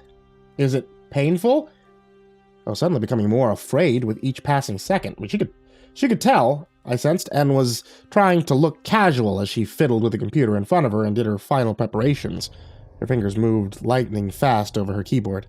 Like I said, just a slight pinch. Okay, Mr. Grayson, we're all set. Procedure will begin in 3, 2, 1... Wait, hold on! I'm not sure I want to! But it was too late. She pressed a key on the panel in front of her, and the sound of a whirring machinery could be heard from behind me. I struggled in the chair, pulling on the straps which held my wrists in place. Hold still, Mr. Grayson. These machines are very sensitive. We wouldn't want the chip to be implanted in the wrong place. That would cause all sorts of problems. Her calm passivity was rattling me badly, and I felt beads of sweat rolling down the sides of my face as I tried to stay calm, stay still. No more speaking. She was standing in front of me now. Something settled in place behind the back of my head, then I felt a pinch. To call it that was a vast understatement. It hurt more than anything I've ever felt in my life. As if several dozen mechanical bees had stung me all in the same place, and then someone had hit it with a hammer. The feeling of something burrowing like an insect began to be felt in the back of my scalp, traveling down towards my spine. Ah, there's that itch, the woman said, looking at my startled expression. No scratching now. She put her fingers on my leg and made them crawl up my thigh like a spider. All I wanted to do was to scratch the back of my head, to tear the flesh off my scalp, put that probing insectile thing out from under my skin. It was itching like mad. Worst itch I'd ever felt. I believed at that moment if I didn't scratch it, I would die. My hands and wrists were squirming desperately to get free from the bonds holding them in place. Time seemed to stretch on forever as the woman went behind me and watched the thing's progress. I could feel it burrowing and probing around beneath the skin, digging around beneath my flesh like a Bugs Bunny cartoon. And finally it settled in place, and I relaxed slightly. There we go, she whispered in my ear. Now the real fun can start. The sharp pinch returned, the maddening itch growing in intensity tenfold, then 100, then 1,000. Unable to stand it for a second longer, my mind snapped like a dry twig, and the world went black. When I woke up, my hands were reaching for the back of my head, and I was screaming, a piercing, high-pitched, childlike scream that I hadn't known myself capable of. There was a thick, sturdy bandage on the back of my head, which was adhered with super sticky tape to my shaved scalp. I tried to rip it off, but I couldn't. The itch was gone now, but the memory of it made it feel like it was still there, and I could remember that feeling of something burrowing beneath my skin. I hated it, needed it out. I finally got a corner of the bandage off, and I began to peel away. Dad, stop! Mark was running towards my bed with his hands outstretched, a worried look on his face. Oh, Dad, they said you really lost it in there. You were hallucinating? You tried to... Well, it wasn't pretty. Let's put it that way, and... I cut him off and started yelling at him. What the hell did you sign me up for? I wasn't hallucinating. I knew exactly what happened back there. They put some sort of bug inside of me. A creature. It was crawling around under my skin. It's still in there for all I know. Get it out of me. Where do you think you are right now? A woman who I hadn't noticed before asked from the corner where she had been hiding, just outside of my peripheral vision. She had a cup of medication in her hand and approached with a smile on her face, holding it out to me. I'm at home. In my bedroom. I started to say, then looked around. The items in the room were familiar, but the space itself was not. Wait, that's not right. Who is she, Mark? Why is she in my bedroom? My son was quiet for a few moments before speaking. He looked nervous, like he was being watched, which I suppose he was. You're in the hospital, Dad. It's a private one, owned by Proteon Corp. Said something went wrong during the procedure, that you were moving around too much, the chip went in somewhere it shouldn't have. That's why you're having these visions. It's a vivid hallucination. Bullshit, I spat. I know what happened. That was when I saw her again. The woman from the procedure, the sadistic bitch who had done this to me. She was standing there in the doorway smiling at me, her too straight ponytail mocking me, her outfit too crisp, too perfect, like a robot. Her! It was her! Get her out of here, please! My son looked mortified. Dad, stop, please. Oh, I'm so sorry, Doctor. He walked over to her, and I could see immediately what was going on before he said another word. Taking her hand in his own, he brought her over to stand at my bedside. When he looked in her eyes, she appeared sad, and as if my words had cut her badly, like she was hurt and needed comforting. When she looked away, the cold, calculating look returned instantly. Dad, this is the doctor who has been taking care of you here for the past few weeks. You should thank her, not yell at her like that. My heart was hammering in my chest, and the machines at the bedside were beeping at higher and higher speeds. I could feel it in my temples and my jugular, gripping the bedsheet so tightly my fingers were turning white. Get her out! Hey, get this thing off me! Please, I didn't want this! That was when I felt it moving around again back there, beneath the bandages, under the scalp at the base of my skull. It was feeling restless, whatever it was, waking up from a nap. That meant I was going back to sleep. Whatever it was in control. My eyelids began to grow heavy and my limbs felt numb and not my own. Maybe you should go, the nurse said. It's been a big day for him.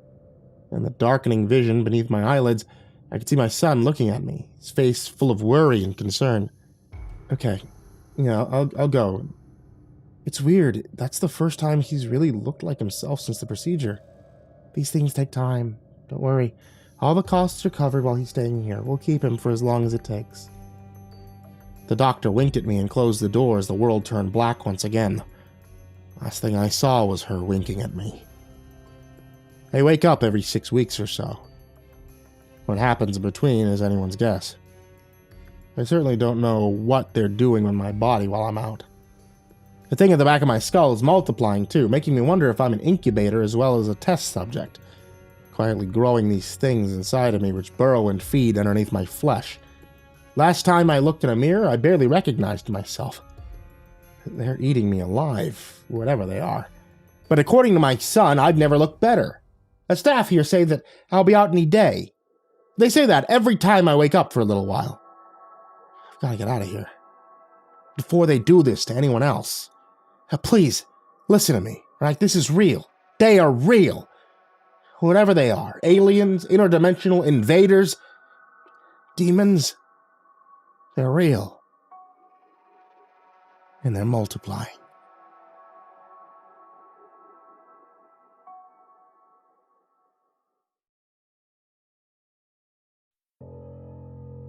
Babysitting with rules wasn't easy. Parents always wanted to make sure everything went normally, even without them. Remember not to let Harry eat peanut butter after 6 p.m.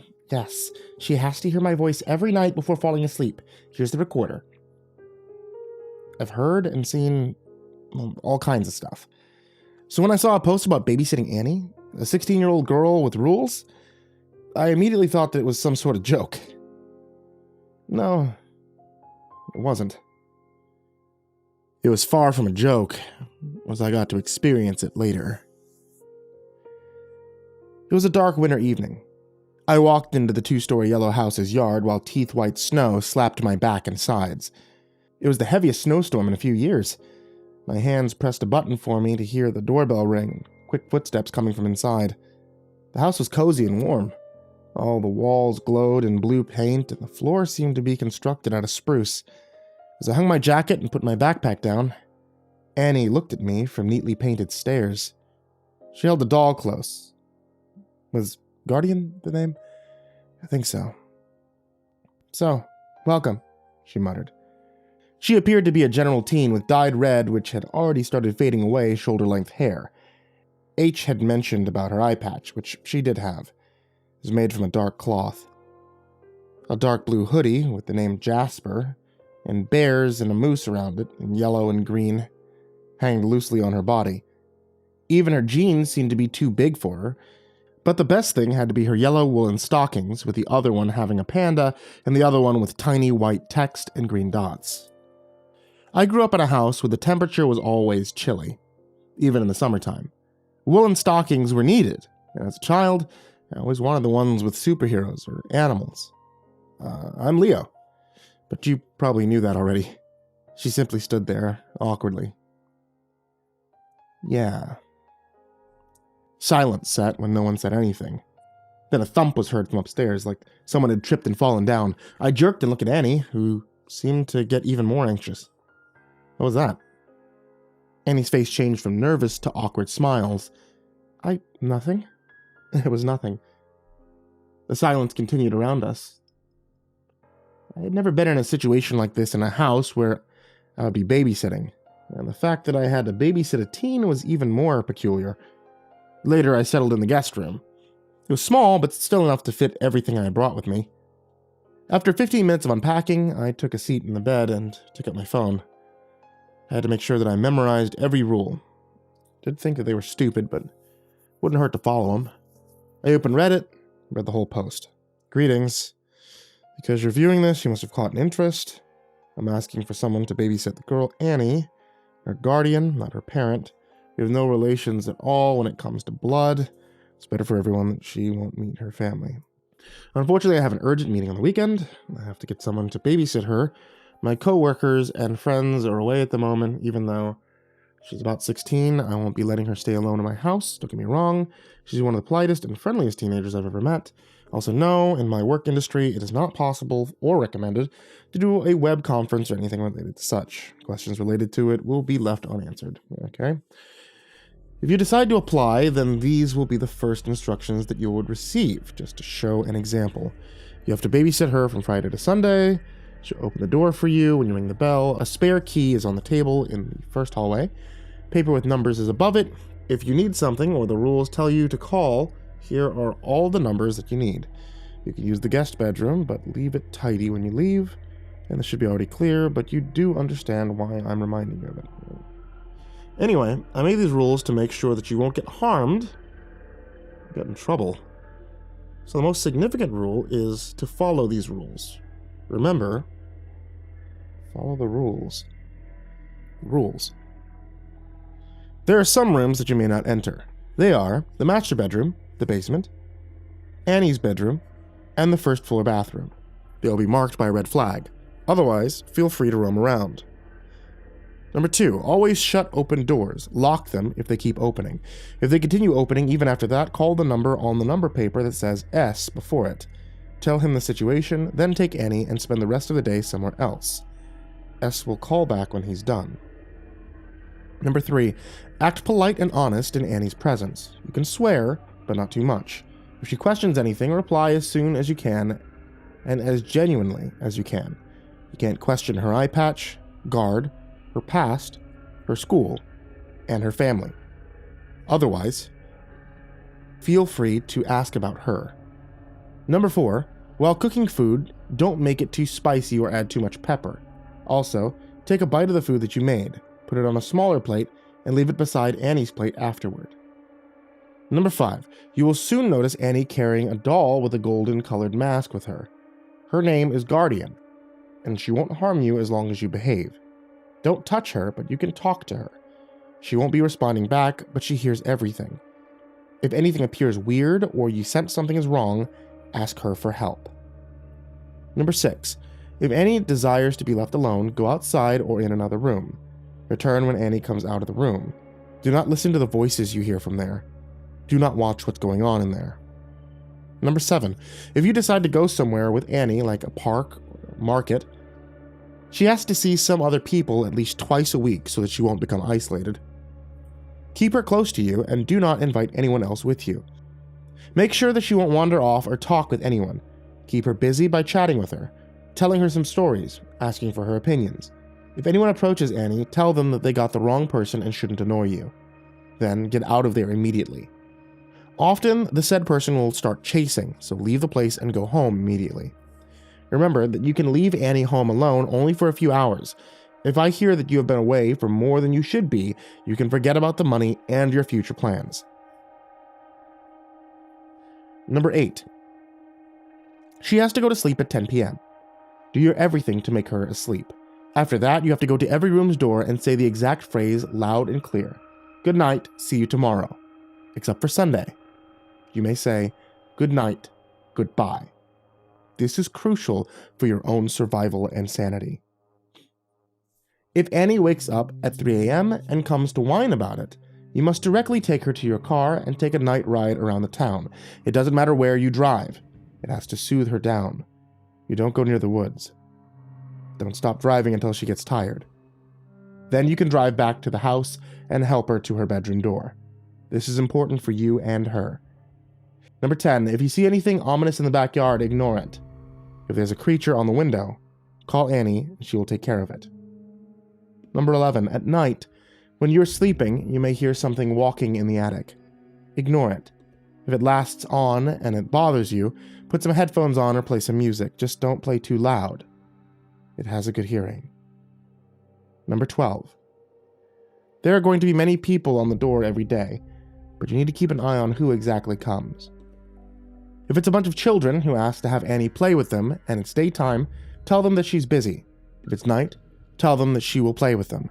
Then call Annie and tell her about it. If it's an old lady with a tiny dog, that's Mrs. Smith. She lives a few houses away from us. She will just come by and ask how you're doing. She's not hostile. If it's a tall man with a black suit, give him the papers located in the main hallway cabinet. Take 3 writings out there and give them to him without eye contact. Don't look at his face. But if he demands anything else, close the door immediately and ask Guardian for help. If it's an insect-looking creature and they ask for food, provide them some. Then shut the door without saying anything. If the doorbell rings but no one is there, leave the door unlocked and leave the TV on. The door will close on its own, and when the TV goes off, don't open it for a couple of hours. If anyone else, don't let them in, just close the door. Whatever they say, close the door. Number 13. After all this is done, never interact with Annie again. Never mention her. If you notice her anywhere, don't even look at her. Ignore. Forget. I informed the rules here because I want to make sure people are aware of the hazards. I can't stand charges, missing reports, and people coming to investigate what happened. If you're still sure about applying, I'm more than glad to hire you to babysit Annie for $950,000. Not a joke. I'll send the money after you've done your part. Sincerely, H. Insect creatures? Kids playing at night, saying goodnight to every door? What does H use the word non-hostile? It has to be some kind of a prank. No wonder anyone else hasn't applied for this job. Maybe babysitting wasn't taken seriously when it comes to teenagers. Still, the final rule made me wonder, so I have to act like Annie never existed after this? That was an unusual request. Then what about the money? $950,000 was the amount H had offered. Where would he even get that kind of cash? His house didn't look brand new, so I didn't understand. Maybe he just liked old houses better and worked in a well-paying company. Maybe it's time to talk a little about myself. Okay? As you noticed while hearing all of this, my name's Leo Ryder. I am a 36-year-old man from Canada, and I live with my 2 cats, Cole and Poppy. I was a teacher 3 years ago until I got fired by the principal, since a lot of parents and children had complained about my teaching style and strictness. Never understood it to this day, but never mind. I mean, I like little kids as much as they would be my own. That's why I chose to start babysitting, since kindergartens were full of too many children. Got a good amount of money from it, and I did part-time jobs as well. The rest of the Thursday evening went without any trouble. Annie behaved as politely as she would and showed around the house. I did, however, notice that she shyly talked while I was around her. At supper, she didn't eat anything until I got out the kitchen. Later, I heard how she had made her way into her room and saw her taking a plate full of sandwiches with her. Of course, I considered pointing it out, but she did it, It had to mean that she had permission to do it. I made sure that Annie went to sleep at 10 p.m. Then I read Rule 8 again just to be sure. I did as it told, feeling very silly. No one answered. No one appeared. But when I finally went to the basement door, a feeling of unease took me over. Basements have constantly been a little unnerving, but this was different. Something wasn't right, but I carried on to do it. Floor was concrete, cold to the touch. Air smelled like every other basement. It smelled aged, dry, rustic. Only one light bulb gave light to this place before the basement door. "Good night. See you tomorrow." As I left the room and walked up the stairs, I heard someone open the door with a loud creak. My back getting goosebumps, I turned my head to see nothing. The metal door was shut, as it was earlier. I just shrugged it off and went to check the backyard. Watching it from the window, it seemed all right. No intruders or weird people. At night, I had trouble sleeping. To be honest, I've always had a little trouble sleeping, but this was something far worse. My eyes couldn't even close while I was on the bed, like a force was keeping them open. And I heard the footsteps. Heavy footsteps coming from the attic above me. The planks moved on each step that it made. My mouth kept shut as it started walking, and I heard something eerie. Nails clawing the plank floor above me. Something crawled onto the floor. There was no way that someone or something would be clawing onto the floor, right? I mean, I didn't want to believe it. I couldn't even shut my eyes. I just kept staring at the ceiling. It just continued on and on and on and on. When the morning came, I hadn't gotten much sleep. The clawing had stopped after an hour. Whatever was doing it had given up. I wasn't going to check it out. Maybe it was a raccoon or some other animal who had nested in the attic. Annie had already made herself breakfast when I stepped into the kitchen. "Good morning. How's your sleep?" I asked her with a small smile. Annie glanced at me and replied with a silent, "Good." We sat down in silence and ate our meals. Annie seemed to be in her own world, which made me remember someone from the time when I was a teacher. Nothing too special. It was just that Annie's hair rolled around her finger. It was so familiar, like I had seen it before. That's when I remembered the doll. Where's Guardian?" Annie's hand stopped spooning cereal from the red bowl and turned her head to me. No reply. She just stared at me with her brown eyes full of emptiness. No, that question was only about the location of the doll. That couldn't have hurt, right? Under her eye patch, something seemed to be glowing yellow light. My eyes widened. Air got heavy. The light illuminated Annie's face, making it seem chilling. Her brown eye changed to black and her hair covered part of her face. "Annie, you okay?" I finally asked silently after an eternity. Annie's look changed. "I'm fine. Guardian's just resting." The glow ceased immediately and everything appeared to process back to normal. That left me tense and confused. What on earth was going on? Of course, the rules seemed to be about insect creatures and black suit men. But there had to be a logical reason for it. I wasn't sure what, but there had to be something. After breakfast, I washed the dishes and watched TV. I thought of talking with Annie in the afternoon. I wanted to know and understand her better. Annie seemed to like spending time in her room, and maybe she was an artistic kid. Maybe she just liked being alone. That's what I wanted to find out. Later, I went outside to shovel some snow out of the driveway in case of Rule 9. The driveway was quite packed with snow, so I started as soon as I finished watching TV. After I had done it halfway, though, I heard a voice from the street. An old woman was walking her dog and called me. "Excuse me, are you the babysitter?" Yeah, I'm Leo. It's nice to meet you." The woman smiled. "I'm Mrs. Smith. I just live a few houses down on the street." I nodded, remembering Rule 12, where she was mentioned. "Isn't it strange to babysit Annie?" The girl acts as if she were already an adult. "My grandson would need that kind of energy," Mrs. Smith stated while her Pomeranian barked at the other dog and the owner at the other side of the street. "Also, this house has always been a little weird. Some people even say it's haunted." This piqued my interest. "Haunted? Huh? Why so?" I continued shoveling little by little the rest of the snow as she spoke. Well, the neighbors of this place have told me that they hear all kinds of noises. Sometimes they even see odd animals around the house. Can you believe that? Mrs. Smith kept chattering about how the house was haunted, and in no time, I was ready. Anyway, I have to go back inside since I'm done. Would you like some coffee? I offered, as I put the shovel aside. Mrs. Smith puffed. No, thank you. House has always crept me a bit. Even though Annie's such a nice girl, that doll she carries with her is off-putting, to say the least. With those words, she said goodbye and left. At 2 p.m., I prepared lunch and remembered to put a smaller plate for Guardian. As Annie came down to eat, she put the doll in front of its plate. The doll's 1800s blue dress shined in the light as it had small diamond-like material sewn into the skirt. Guardian's black as dark skin, however, didn't reflect the light. I'll take this to my room. Annie stood up as she uttered. This time I decided to say something. But wouldn't it be better to eat here and talk with me? A little chatting, you know? The yellow glow returned. Guardian's face twisted and looked at me with its mask's wide black mouth. The air got heavier and heavier with every passing minute. Pressure started to grow in my body. Immediately, I regretted saying anything at all. My mouth tried to mutter, I'm sorry.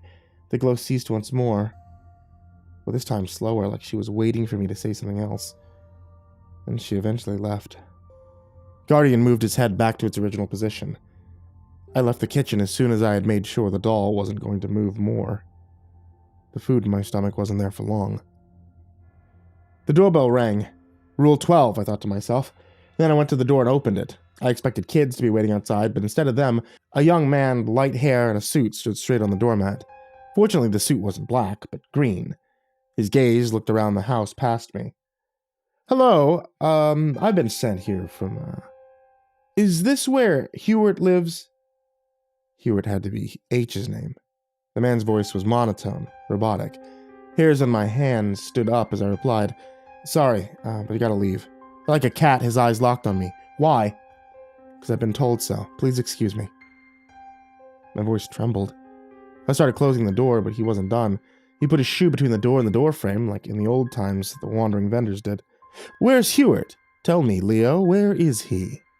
His voice sounded more and more like a robot or something similar. My heart stopped and my hands started to sweat. He knew my name? My shaking hands continued pushing the door without any progress. That man's foot didn't move an inch. Leo, where is he? Where's Hewart? Now his head was peeking from the door crack. He had to be something else than human. No human had cat irises, sharp teeth. His eyes scanned around the hallway, looking for something. I couldn't think of anything. My mind was empty. He had to be just an illusion. He couldn't be real. Leo, it's getting cold, Annie shouted from her room. Oh no, that'd not be good. The creature's eyes locked this time on the stairs. The door shattered in front of my eyes as he pushed his way through. Junks and pieces of wood hit my body, making me have multiple scratches and bruises. I tumbled down, hitting the wall. Massive pain took over my head. The freezing wind roared in my ears as it got inside.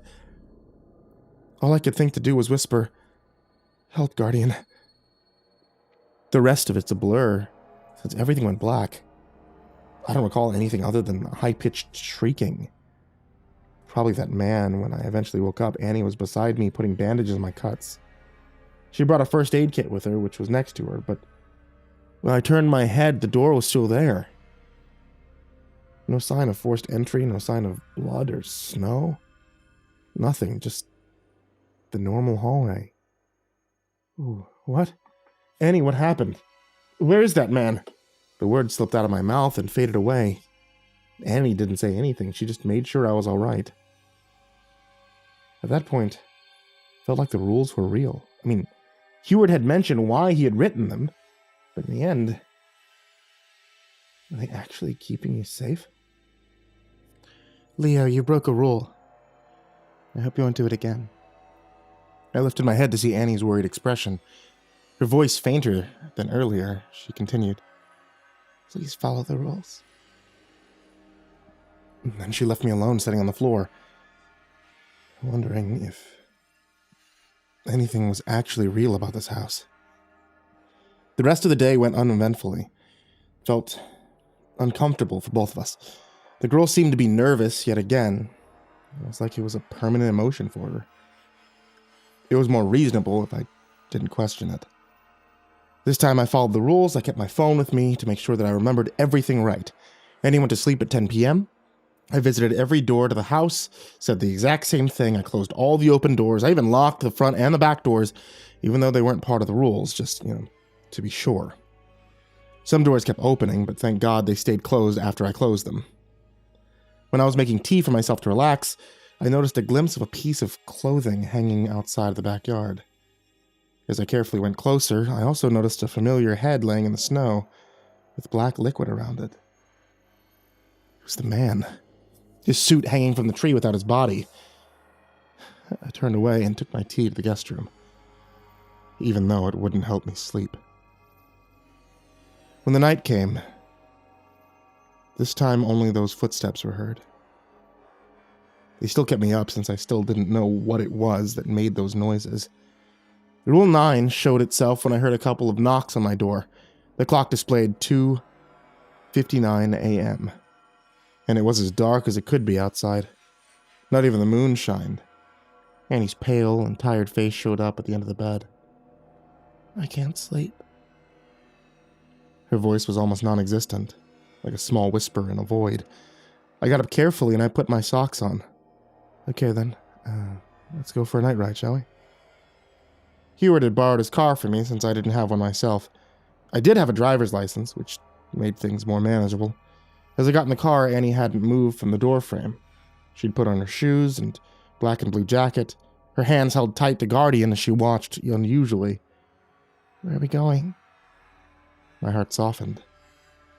She sounded like a small, lost child, even though she was a teenager. She nonetheless seemed like a genuine kid. Annie truly did remind me of someone, but the memories were hazy, like a cloud that I tried to grab, but it just evaporated away. "I told you. Night ride." I gestured, coming in. "I promise you fall asleep. I'll even carry you to the couch if you're fine with that." That made Annie finally move and get inside. When I started back up from the front yard, I felt eyes watching me. I looked up and it almost screamed. A dark shadow was staring at us from the attic window. I saw its large yellow eyes following my every move. I sped up without Annie noticing it and drove away. The night was eerily quiet. No one was outside. The town around us loomed. Shadows danced in the small random lights that came whenever from the window of a house or whenever from a small lamp or advertisement on the street. I reminded myself not to go near the woods. "So, what kind of things do you like?" I tried starting a conversation. Annie stayed quiet for a while before replying. "I'm not sure. Cats? Games? Reading, I guess?" I nodded. "Okay, well, what genre is your favorite? Fantasy? Comedy? Horror?" As I peeked at her, her shoulders were tense and her hands still tight around Guardian. The doll's dark blue dress was a bit messy. Annie started to nod off after half an hour. Her eyes shut and Guardian slipped away from her hands. Time to go back. To get back, I had to drive over an old stone bridge.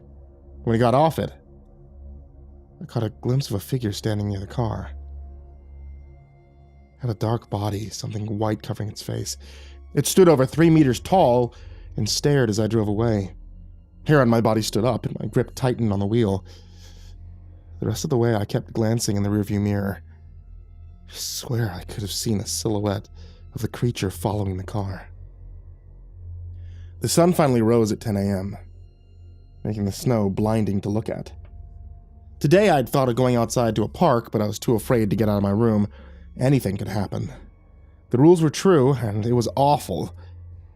I wasn't honestly prepared for anything like this. "Leo, can you make eggs and bacon for breakfast?"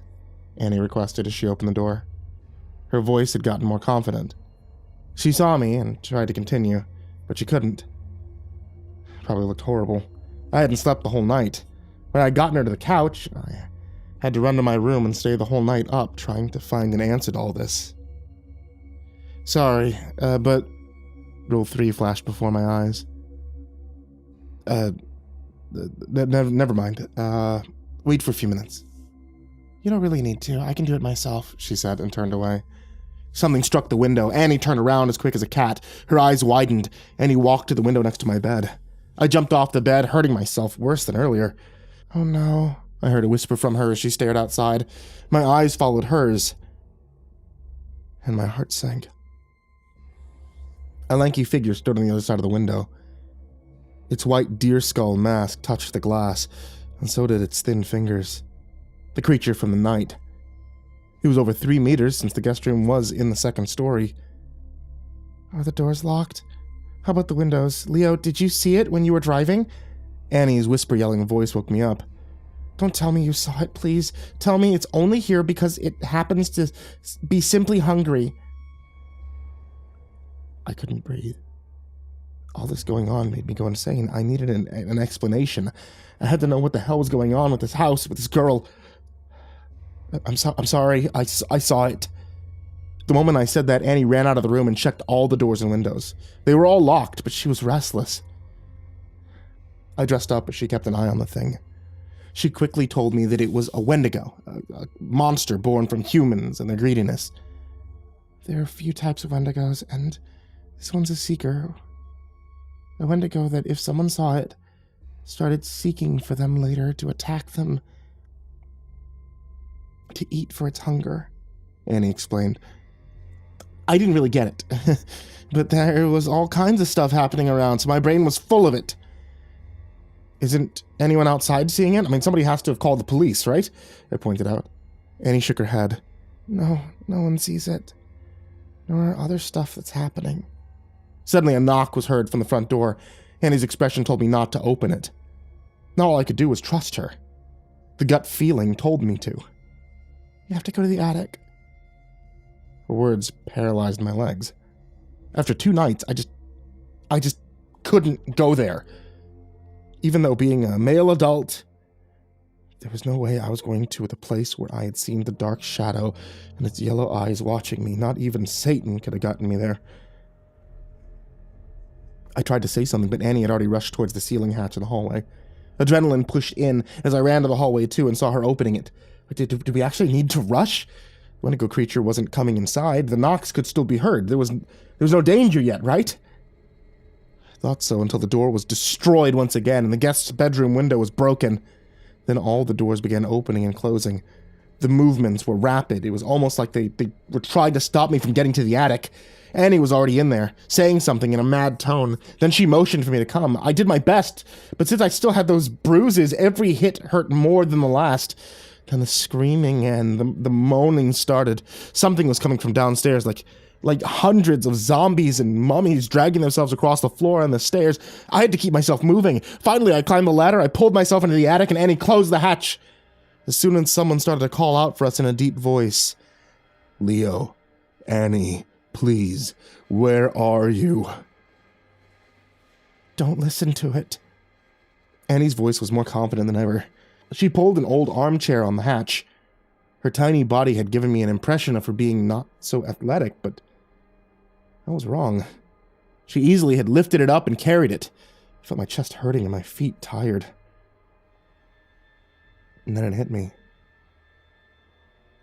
I was in the attic. The place where I had heard and I'd seen the footsteps, but I didn't see anyone. The attic was larger than I thought. Still, there weren't many hiding spots. Annie noticed my worried face. Oh, you must be thinking about the footsteps. I nodded. Annie sat down, taking Guardian out of her hoodie pocket. We have to call the experts here to take care of the situation. Annie talked to Guardian, who stayed silent. Was it actually a living doll? I wouldn't have been surprised at that point. Headaches started kicking in. The night had fallen when outside was pitch black. The clock on my watch displayed 7:38 p.m. The opening and closing of doors was still heard through the floor. Voices had already stopped. Annie had been alone in one of the corners, cradling Guardian in her hands. Since she had told Guardian to call help, a smile had formed on her round face. I'd taken another corner so that the creature couldn't jump scare me, though I started to think the creature wasn't solid. Shadows danced around us, making the attic more dreadful. If you're worried about the rules, they're useless now. Annie's voice echoed from her corner. But you'll be paid the amount he promised in the email. You know, that's the least of my worries. You do understand we're stuck in the attic without any escape other than just a small window. There's a creature that scared me at night. Outside's a bunch of other monsters waiting to kill us. My throat was getting dry. It hurt to talk. Annie didn't care what I said. She was more focused on the sounds of the police cars that came from the distance. They're not police. It must be the saviors we've been waiting for. Hunter District. In the end, I ended up getting home a day early. Took an entire night for those hunters, as Annie called them, to calm down the whole house, make sure it was safe for us to leave the attic. As I lowered myself down, I saw 10 people dressed in protective gear surround Annie and ask questions. I was only asked a few. They told me to pack my things and leave. On my way to the front door, a man came through it with a white shirt and black pants. His dark green eyes locked on mine. Leo, I'm sorry. His deep voice made me relax.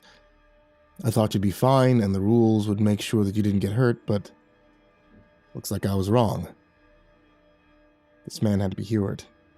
There's no other way that we could have talked about the rules. I sighed.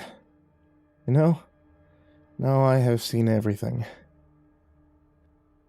I got home after the clock displayed 8 a.m. Made myself some food while Poppy and Cole rubbed themselves onto my legs. Felt comforting. Finally at my home, eating some well-spiced food, my cat sleeping next to me and TV on. Felt like heaven after all that. But I don't think it's over. Because I see shadows everywhere I go. Because someone watches me when I sleep. My doors open and close when I don't look. Men in suits are knocking on my door now and then. But worst of all, I found something in the attic. When Annie decided to take a little nap, I noticed a box near me. On a piece of paper was written Annie's school. And my curiosity rose. I opened the box silently. There were many papers, notebooks, but one of them stuck out. A school picture day picture. There was a whole class and 2 teachers standing next to them. Annie was easy to spot. She was standing in the last line. Long hair, small smile. Then I saw myself. I was the other teacher.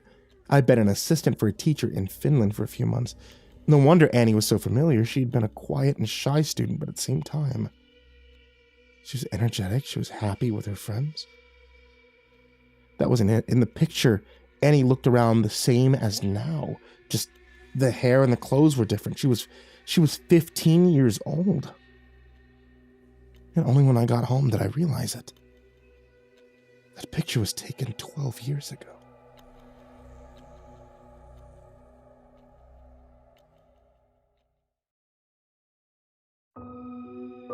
The ad offered $5,000. Said that the desired activity could be completed within an hour. It stated fairly redundantly that it wasn't a sexual thing. It insisted that all the witness would need to do is sit in a chair, stare ahead. The only other details expressed were that you couldn't move during the experience, nor could you talk. This inability being out of a requested self-restraint, not through any means of physical prevention. Being an abysmally broke college student and having a friend whom I could depend on for my rescue if something strange happened, I answered the ad in only a few minutes after coming across it. The person who had put the ad out had provided a phone number, which I called. Sending a text resulted in me being informed that it was a landline. The person answered. We briefly discussed the location where the interaction was to be held, and I confirmed the amount of money to be paid. Like his ad, he repeatedly reminded me that it was in no way a carnal activity. Apparently, he'd gotten a lot of answers to the ad from people with that particular preconception. My friend took the day off from work, insisted, despite my protests, that we could wait until the following day when he was off, and we drove to the agreed-upon location. It was a house in a suburban neighborhood, which was somewhat comforting. If the man was an axe murderer, there was a chance my screams of terror could be heard by quite a few people. I joked aloud about this, but my friend didn't find it funny. The ad specified, and the man reiterated that I be alone when entering the house, so I had my friend stay in the car. Being similarly broke, I offered him $5,000 for his help, an unnecessary incentive, his words, to not leave me if the man turns out to be truly insane. I got out of the car and walked across the lawn, which, unlike those of the other houses, hadn't been maintained. The grass was high. The weeds threatened to burst through the concrete of the driveway and sidewalk. The man had sounded fairly old on the phone, so I attributed the ill-maintained property to an inability to perform the duties, rather than some indication of insanity. I was instructed to immediately enter once I had arrived, so I didn't bother knocking. The unlocked door opened into a foyer, and connected to this was a hall that led into a kitchen. The hall held a single door, which I assumed led into a closet or down to a basement. Leftward from the kitchen was a spacious room devoid of furnishings, save for 2 steel foldable chairs and an equally foldable dining table.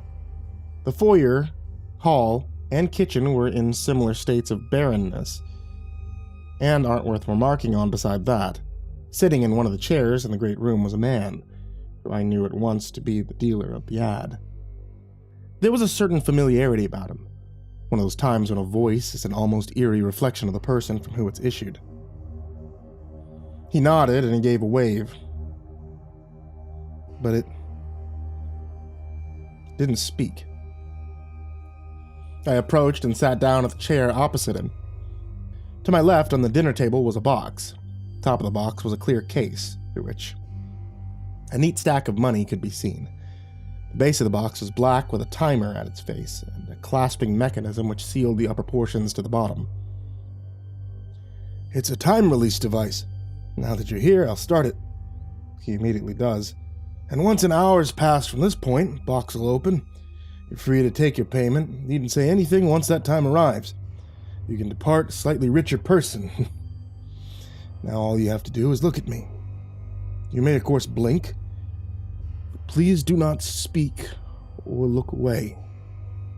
It's very important that you be both silent and still." And so the staring process began. I was expectantly awkward for the first few minutes. He stared right back at me, but after a while the oddness of the circumstances became dull, and I grew accustomed to them. His face wasn't unusual, but it wasn't exactly handsome. Easy enough to look at, but not someone you would have necessarily wanted to linger on without incentive. He was about 65, hair grayed and thin, face starting to sag, blue eyes slightly squinting, visual acuity, no doubt, dwindling. Despite his incessant assertion to the contrary, I couldn't help but think that he derived some abstract sexual amusement from this. Some sort of staring into the eyes of your lover thing, but despite the incredibly uncomfortable experience of that hour, so to be described, he at no point exhibited any behavior which would suggest arousal. After 10 minutes in, the strangeness of the experience was doubled. From below and then far beyond me, I heard a shifting clamor, as if a group of people had ascended the basement stairs and gathered just before the kitchen, chanting excitedly. I was going to turn, the ad hadn't mentioned the presence of others, but the man's eyes seemed to almost plead with me to remain focused on him. He didn't speak a word, though. Resisting instinct, I kept my gaze fixed on him and listened to the noise of the crowd behind me. The weird thing was that while I could hear them talking and even mentally differentiate between speakers, I couldn't understand a word that was spoken. They had moved into the kitchen by this point, but none of the words were intelligible to me, and even weirder was that it was obvious they were speaking English. I mean, I could recognize the nuance, the structure of the language. The man's eyes imparted nothing beyond the unspoken insistence that I keep mine on him. My inability to recognize the words, which were clearly English, troubled me greatly, and I started saying words in my head to reassure myself that I had not somehow forgotten the language. Couldn't check exactly how much time had passed, timer being too far out of my peripheral vision, but about 40 minutes into the experience, the voices were right behind me in the great room. There were perhaps 12 distinct voices, all chattering and laughing and speaking some unrecognizable variance of a language I'd been speaking for nearly 2 decades. Women, men, and children conversed just behind me, not a single one for even a moment being understandable. I was terrified. Their appearance and migration from the basement to the right behind me, it was strange, yeah, but the possibility that something was wrong with me, that I might have had some sort of stroke or neurological slip-up was far worse. My eyes had stayed on the man, but my mind had momentarily receded, turning over these bleak possibilities. Upon returning my focus to the man, I saw that he was crying. Inaudibly, of course, but the tears were there, the lips slightly quivering. Instinct almost compelled me to ask what was wrong, but I stopped myself, both for the sake of the experience and a new fear that speaking would somehow draw the attention of the partiers to me. And for some inexpressible reason, I was sure that getting their attention wasn't something I wanted. A new terror dawned then. What if the group continues their movements and they press forward, swarming around us? With each second that passed, I grew more certain that seeing these people would cause something horrible to happen. Their voices did grow louder, but no closer in proximity. I started to shake, my heartbeat quickened, my breathing became labored. I tried to calm myself, but the presence of those people behind me was so dreadful, in a way that I still can't find the words to properly describe. Against my control, as I shuddered, I let out a low moan. It was barely audible, more of a release of air than proper emission of the vocal cords, but the man's eyes grew wide with terror, and from behind me, for the first time, I heard something I could understand. "Oh, would someone like to join the party?" I froze in place. Even my heart seemed to quiet its movements. The noise behind me still continued, but with considerably less people causing it. The attention of several members had apparently been drawn from the conversation. Drawn to me. I became like a statue, not even allowing myself to blink. The man's eyes remained wide, but he'd stopped crying. He stared at me with what I can only describe as mindless terror. Despite my earlier belief that seeing these people would bring about some horrible event, I tried to see within his eyes even a dim reflection of the scene behind me. But nothing was reflected. Not even his thoughts. I could have sworn I heard a request to join the party. A woman's voice. "I think it was one of dear old Dad's friends," a man said. "That fool couldn't keep a friend of his life dependent on it. You two sure saw to that." A third voice. Another man. A chorus of disconcerting laughter erupted. "Oh well, should we go back downstairs?" The others, who hadn't spoken, seemed to respond in agreement, although I couldn't understand them. As gradually as they had come, the voices went away, returning downstairs and eventually fading to inaudibility. A few minutes later, the timer beside us went off, indicating that the hour had passed. The man almost collapsed at this moment, sagging back in his seat and breathing raggedly. I went to help him, but he held up a hand, dismissing me. Before I could say anything, he cried out, "Thank you," and repeated the same multiple times between breaths. He started crying again, although these tears seemed to be from relief or maybe even joy. After a few moments of this, he recovered himself and he sat upright in his chair. He gestured to the box and said, "Money's yours. You're free to go. Thank you sincerely for accompanying me during this time. For noticing me. Please, take the money, leave this place. I'll be heading out myself soon enough." Despite the utterly bizarre experience, I didn't want to ask any questions. That migratory horde of partiers had scared the shit out of me. I didn't want to remain in the home longer than I had to. I grabbed and I pocketed the money, not bothering to count it, and I walked away, waving behind me as I went. Made my exit as quickly and quietly as possible. Closed the door, relieved that I hadn't heard rushing footsteps ascending the stairs. My friend was still parked outside, right where I left him. I got in the car and let out the heaviest sigh of my life. Guess he was a no-show, huh? Not surprised. No one just gives away $5,000. What are you talking about? I took the money out of my pocket and showed it to him. He looked at the money, then to me with an expression of incredulity. But you were only there for 5 minutes. Did you steal it? I laughed.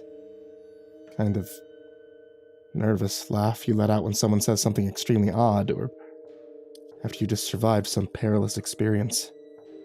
In my case, either one could have been the cause. I eventually composed myself and said, "What are you talking about? I was in there for an hour.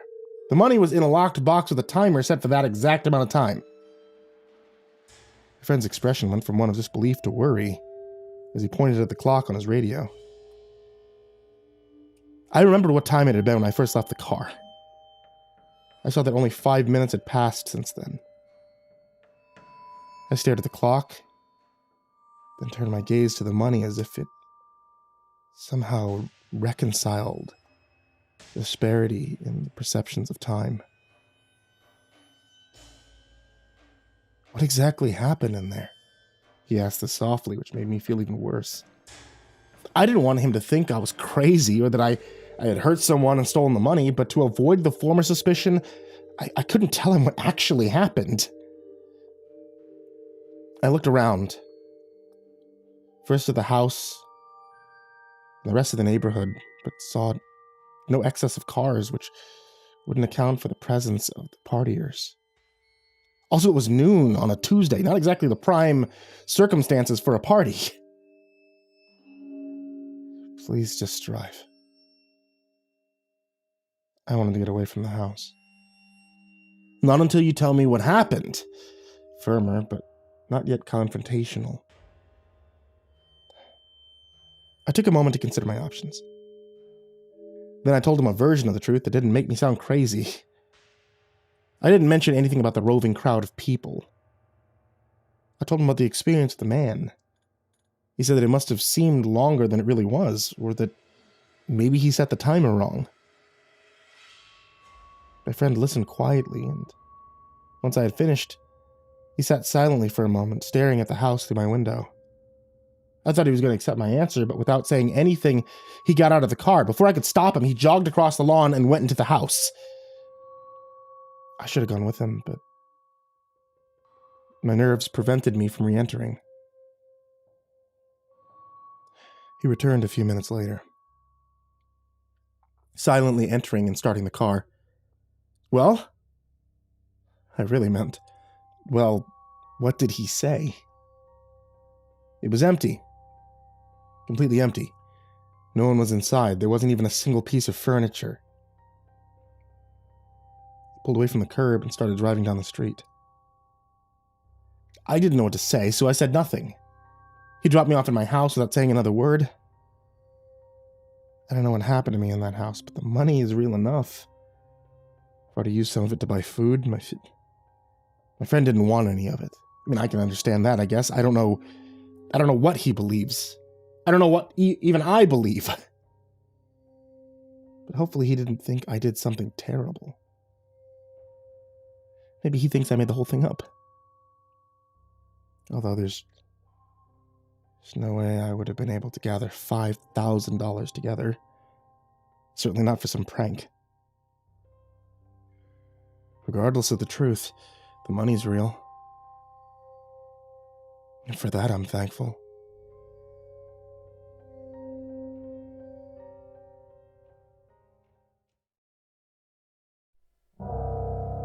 Solemnly, he sat on a snowmobile in the middle of his yard. It was July, and the temperature of the day had reached just over 100 degrees. Cryptic Nightmares sat drinking vintage whiskey through a crazy straw as he looked out over the vacant fields in which he typically kept his fucks. A soft breeze fluttered through the leaves of the giant looming oak tree overhead. His hat sat torn and tattered on his head, cocked slightly at an angle, and one eyepiece of his sunglasses had fallen out and was lost long ago. However, as his field was barren, he did not care. Looking up, his gaze landed on a pair of mallards flying in the distance. Then his calm mind suddenly shifted to the curiosities of why he felt such an affinity for the small waterfowl. Still, an answer to his question never came. He kept ducks on his property, or rather, provided a place for them to spend their time. A pond sat in his backyard, stocked with aquatic plants, snails, and shrimp. It was surrounded by grass and other wild grains for the ducks to eat. Cryptic had essentially created a sanctuary for his beloved mallards. Each of the 12 that frequently called his yard home was given a name and loved. One in particular had remained on the property the longest and had since become Cryptic's favorite. Vincent was the bird's name. As Cryptic sipped at the crazy straw, he watched the elegant whiskey swirl through the loops and turns before reaching his lips. Today would have been a good day, he said to himself after finishing his swig.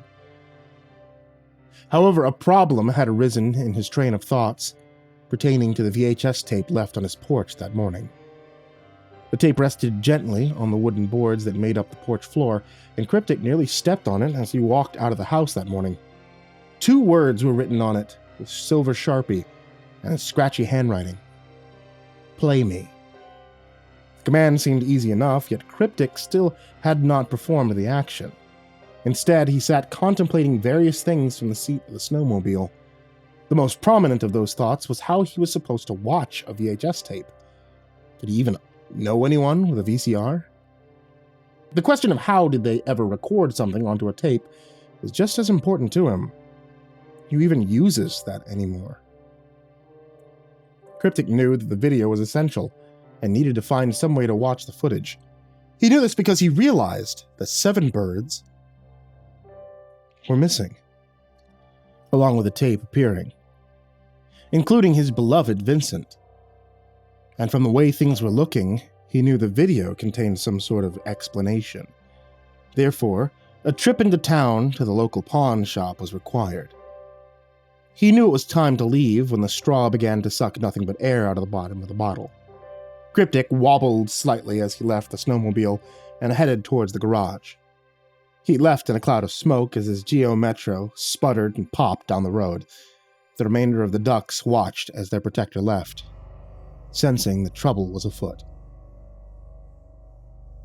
An hour later, after making 3 different stops, Cryptic returned to the home, with a ragged but working VCR sitting on the passenger seat.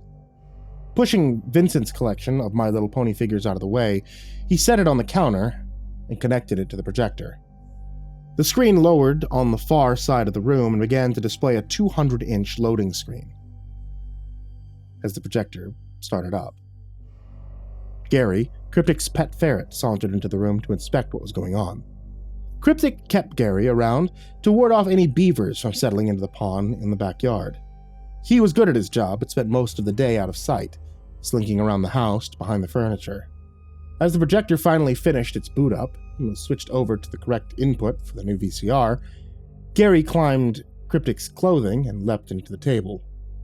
Unfortunately, he was more interested in his search for morsels of food than the case of the missing mallards. Cryptic watched as Gary checked the contents of 2 coffee cups sitting on the table before backing away from them till he fell off. He hit the ground with a thud, then casually walked off towards the back rooms again. Cryptic simply rolled his eyes at the sight and pressed play on the VCR. The grainy footage first displayed a darkened room. The walls looked damp and dirty, and the lighting was poor at best. It looked to be some sort of dirty, unkempt basement, which reminded Cryptic that he needed to take a shower. Next, the camera panned lower, revealing Vincent tied to a doll's chair, holding a piece of paper in his mouth. Cryptic watched as a single tear rolled down Vincent's feathers before reading what was on the note. "We don't want money. We just want you to suffer. In 1 week, all your birds will be killed. A video will be sent so you can watch." Confusion struck Cryptic hard as he tried to think of all the people that could possibly want him to suffer like this. Of course, he had made some enemies over the years, but he couldn't think of any so severe that they would torture him in this way. Of course, There was always the hot dog incident. Then the losing the hot dog incident. But he thought that he was the only one to remember those. Well, him and Sarah Pinkerton. He doubted she would ever forget. There was no way that she was that butthurt about it to pull anything like this.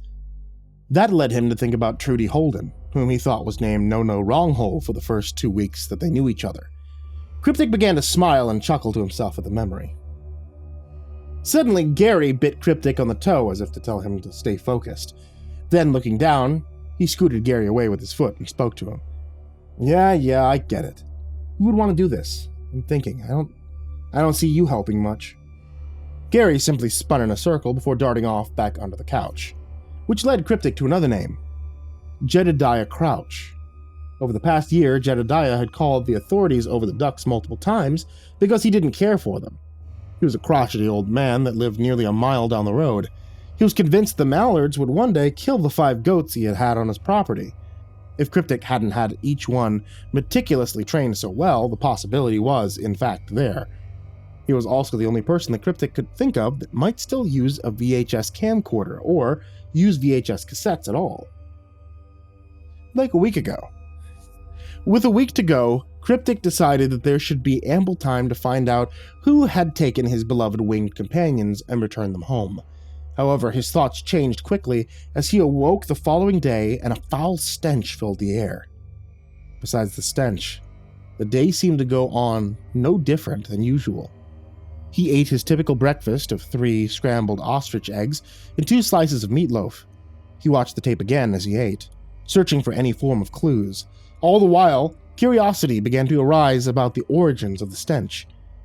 Gary began scratching at the door and spinning around, flopping all over the floor in front of the doorway. "What the fuck are you doing, you little rat? Knock it off before I turn you into a sock," Cryptic said, clearly agitated at the small weasel's behavior. Gary suddenly ran to Cryptic's leg and bit his foot as if to say he needed to see something. "God damn it, what is it?" "You know they eat rodents like you over in Asia," Cryptic said, as he stood from the table and walked towards the door after Gary. What sat on the other side of the door instantly changed Cryptic's mind about how much time he had. What looked like a small feathered toe sat next to another tape on the porch. He stooped down to pick up the video and noticed the coloration of the small feathered item. So far from a toe, he saw it was the head of Stephen, one of the other favorite ducks, and like a present from an estranged uncle, it made things all too real. The other ducks that remained on the grounds crowded around the front porch with curiosity as Cryptic fell to his knees and yelled curses at the sky. He knew exactly what would be on the tape as he held it in his hands in the kitchen. He also knew that by the look of things, the sick, sadistic bastard that took his beloved waterfowl was going to kill one each day and send him a new tape along with a new trophy. Cryptic popped the tape into the VCR, even though he didn't really want to see the demise of Stephen. He needed some sort of clue who was doing all of this. Cryptic listened to the popcorn pop on the stove as he grabbed a gallon jug of moonshine and sat it on the table. Gary climbed the tablecloth and rested near the jug, anxious for the arrival of the buttery popcorn. As it finished, Cryptic dumped the popcorn into a bowl and set it on the table so Gary could begin transporting a horde of kernels to the far side of the table. Although Cryptic never intended to stop the little critter's behavior, Gary instinctively felt the need to hide his food. As Cryptic watched Gary squirrel away his 4th popped kernel instead of eating it, he dropped the long end of his crazy straw glasses into the freshly uncorked jug. The dizzying swirl of liquid around his eyes burned his tongue and throat at the mouthpiece end of the glasses.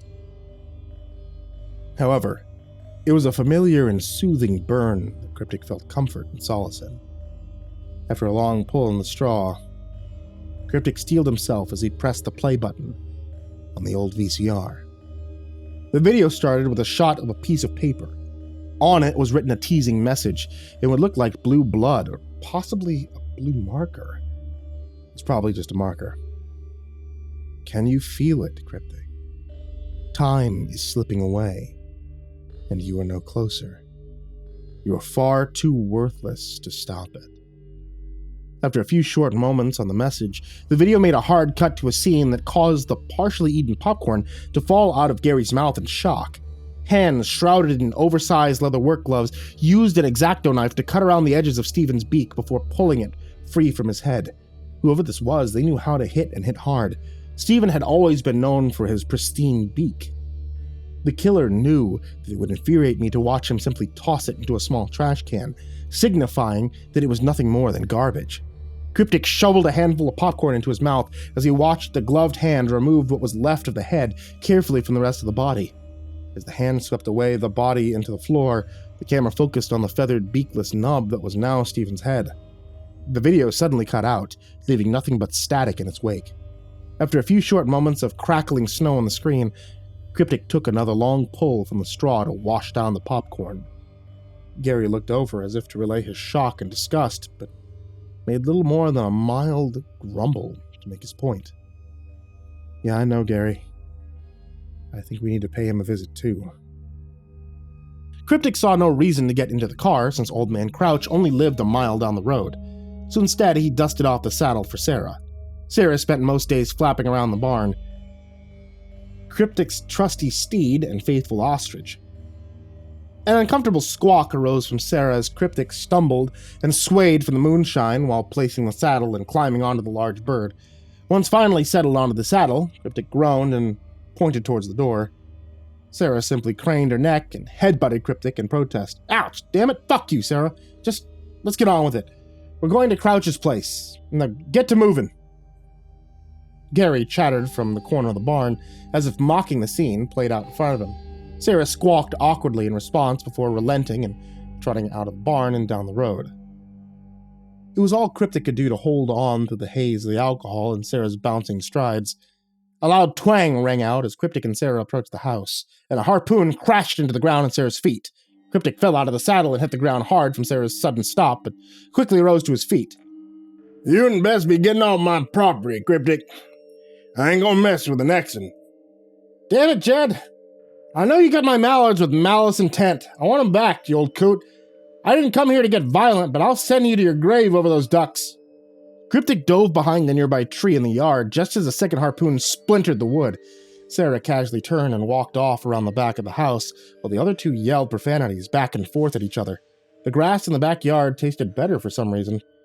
Cryptic pulled the closest harpoon out of the tree and drunkenly heaved it back at Jedediah.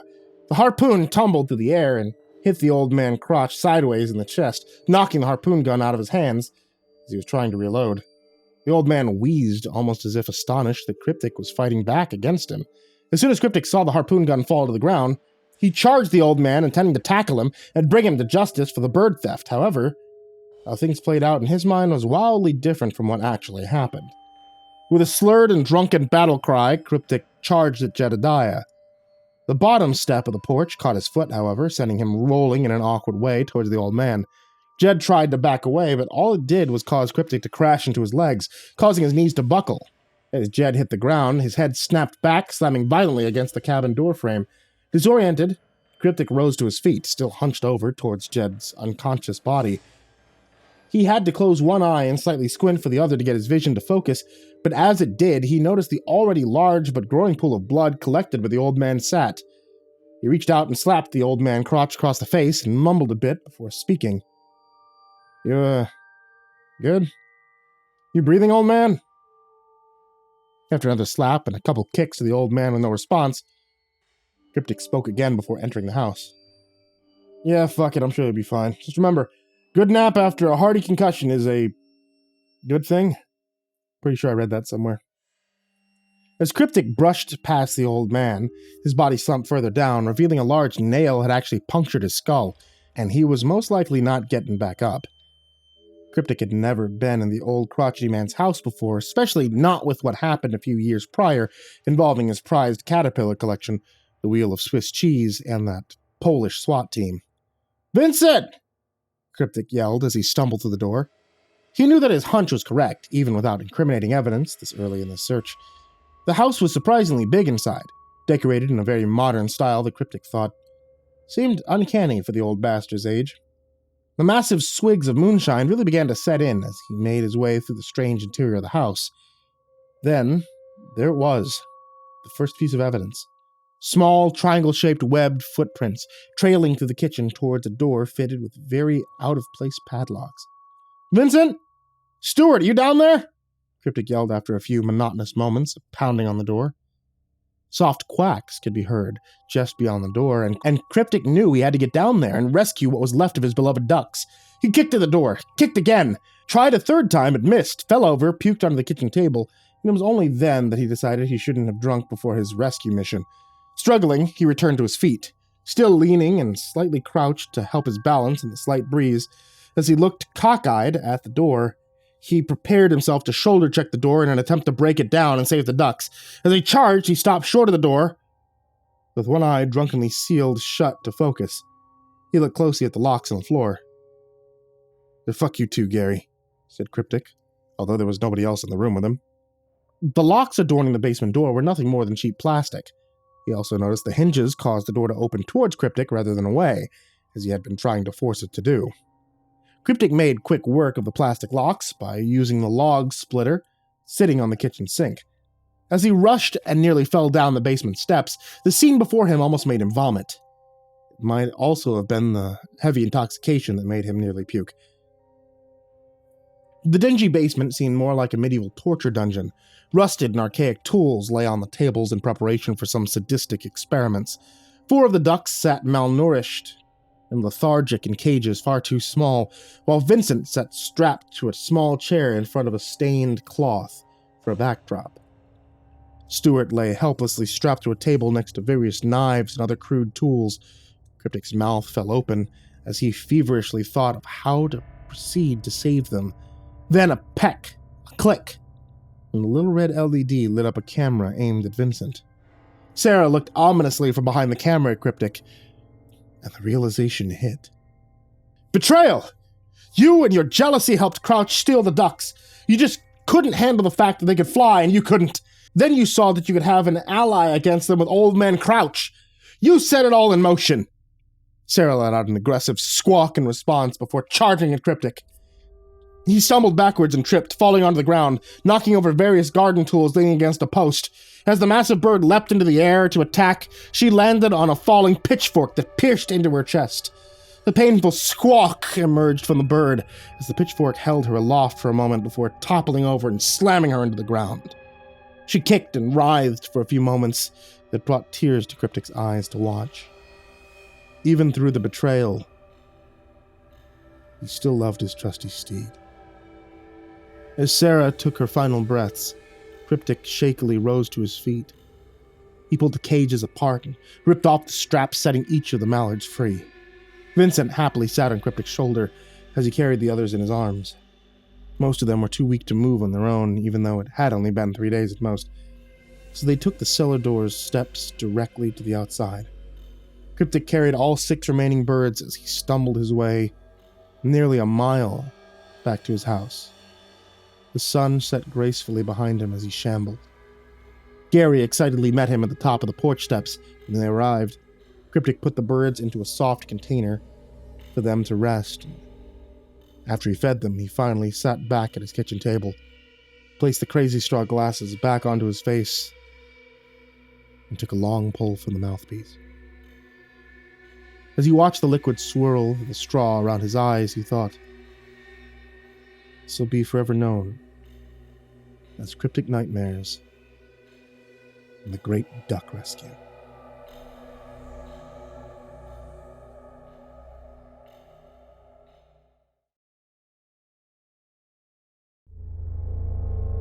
I never liked confined spaces, especially underground. I've always been afraid of the dark despite my 36 years on this planet. My age has not cured me of this fear as much as I'd like to pretend it has. Perhaps because I've discovered over time that there are things which lurk in the darkness. Spiders, giant millipedes, rats, bats, other things which move and rustle and make sounds which we try to rationalize, explain away, but we can't. I prefer not to think about these things right now, though. Being trapped in an underground parking structure with no discernible exit was not sitting well with me. Another fear, one which I didn't even know I had, began blooming within me as I heard my brother's teeth chattering and the sound of it mixed with my own. Fear of freezing to death. That was a new one, at least for me. It was cold down in the bowels of the parking garage that was not really a parking garage. We had gone down some 200 levels, I guessed. I had lost track after a while. It was hard to imagine that there was any benefit to exploring further, and regardless, our vehicle had died, and then it had run out of battery power as well as gasoline, leaving us blind and freezing and alone in the dark abyss. At least it was marginally warmer inside the car than outside of it, but that didn't help our morale, knowing that we were going to freeze to death anyway, sooner or later. "What are we doing?" my brother asked, his speech broken from the cold. One thing was becoming more and more obvious to me. We couldn't just sit here waiting to die. "Let's get out of the car. Let's keep going. That's all we can do. Maybe there's still some way out of this place. A big, glowing exit sign somewhere that leads us to an elevator. An elevator, you know?" I managed to say through chattering teeth. I could see it clearly in my mind's eye, similarly to a person stranded in a desert seeing a shimmering oasis far off in the distance. I felt like I could see the glowing red letters hovering above a doorway just a few floors down, reading "Exit." Perhaps if we just kept going, we could find it. Maybe it was just false hope. But I needed to at least try. "Oh, to hell with it. Let's do it," my brother said, opening his car door with a shaking hand. "You couldn't have picked a better way to say that?" I asked. But we were already outside. Our eyes were now adjusted to the darkness. We could see just barely enough to walk towards the next ramp without feeling completely blind. The movement got our blood pumping a bit, and we began to jog, feeling warmer from the exertion. Neither one of us mentioned the movement in the shadows we saw occasionally. Things hiding behind cars, ducking out of sight as we passed by.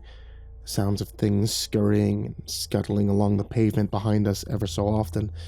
We didn't want to think about those things, and pretended, even to ourselves, that they weren't real. But in my mind, I couldn't help imagining what they were. Giant millipedes. Huge spiders with hairy legs. Other things that walked with stilted strides using appendages that were unnaturally elongated. I didn't want to think about these things, but I did. I pieced together things from the shadows and added details where there were none. And I saw all of my worst fears in the blackness beneath the ground as we jogged. And then ran. I had a feeling Noah was seeing things too, things no human being should ever be forced to witness. We kept running down the ramps for each level to the next one, basking in the occasional flickering glow of a dim fluorescent light, but then grudgingly moving on from it, feeling infinitely colder in its absence each time. Each level became more abstract, progressively warped from what it had looked like at the top. It reminded me of stacking cards or pennies to make a pyramid, how every imperfection at the bottom becomes amplified on the next level. That's what this place was. A crumbling, uneven house of cards. And not the Kevin Spacey kind, ready to collapse at any moment. Except instead of being built from the bottom up, this one was engineered in reverse, as if things had been digging and excavating down here for a long, long time. Millennia, eons. Going down to the next level, I noticed that it was massive. Far bigger than any of the previous levels. The distance between ramps had grown larger and larger until now we had a walk of several football field lengths to get across level whatever.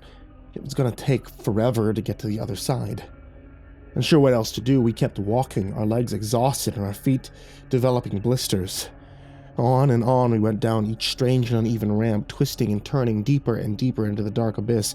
Our stomachs began to rumble from hunger pains, and I started to wonder just how long we had been down here for. With precious little battery left on my phone, though, I decided to save it for the time being. The levels grew larger and larger. We could still hear the things moving in the shadows, but they were far off now, distant and unbothered by us. Noelle and I saved our words and kept quiet, afraid of drawing attention to ourselves. Eventually, they weren't fluorescent lights anymore, they were simply holes in the pavement, with fires burning from within them. The source of the flames was indeterminate. We stood in front of them to warm our hands when we saw them at first, but quickly realized they gave off no heat. So we moved on. The flames felt warm at first, but then I realized they were just the sensation of my hands being scorched. They did nothing but burn our hands and left us feeling even colder than before. We moved on and I struggled to process what was happening. To make any rational sense of it, it felt as if my brain could snap at any second. My thoughts raced around in unhinged circles like dogs on a racetrack, trying to catch a fake rabbit on a stick, my mind flying further and further off its axis with each loop of thought. There's no way out. There's no way out. There's no way out. My mind told me stubbornly, and yet we continued down deeper and deeper. Suddenly, the huge cavernous room was cast in a dull glow of light from behind. I couldn't resist the urge to look around in every direction, trying to make sense of our surroundings and to see who or what was hunting us. We had heard them constantly, but never actually seen them. Looking up at the ceiling, I saw creatures black as shadows in a midnight graveyard. They were climbing with sticky feet like frogs, moving quickly along and following us, watching us. Only they were hanging upside down from the top of the cavern. Their eyes glowed like cats in the night, reflecting back at us. One dropped down suddenly and was gone into the shadows. The rest dropped down as well, disappearing. They didn't like to be seen. Is that a car? My brother asked suddenly. I turned around and saw there were indeed a pair of headlights coming towards us from far off in the distance. I think it is. I was far past the point of feeling like we would be miraculously saved by an occurrence. In fact, the sight of someone else down here with us only brought me closer to the brink of a complete nervous breakdown. The walls were starting to crumble in places I saw now. Occasionally, tremors would be felt beneath our feet, as if giant primordial creatures were battling each other below. And if we just kept going down, we'd surely meet them very soon. They would stop their fight to take a brief reprieve and a snack. Trying to clear these images from my mind, I focused on the car pulling up to us. Felt like I was dreaming as I watched Noel flagging the driver down with a hopeful look on his face. He was shouting something about us being trapped down here when the man rolled down his window and looked at us, appearing just as frightened as we were. The whole thing felt surreal to me, and I was becoming more and more convinced that this was a trap. Nothing down here had been how it seemed so far, after all. My paranoia was cranked up to 11. Are you guys? Are you them? The people running this place? I just want out, please, let me out. The guy in the car was shouting out the window at us. The man was about our age, wearing a Blue Jays jacket, and I guessed he was on his way to the game as well.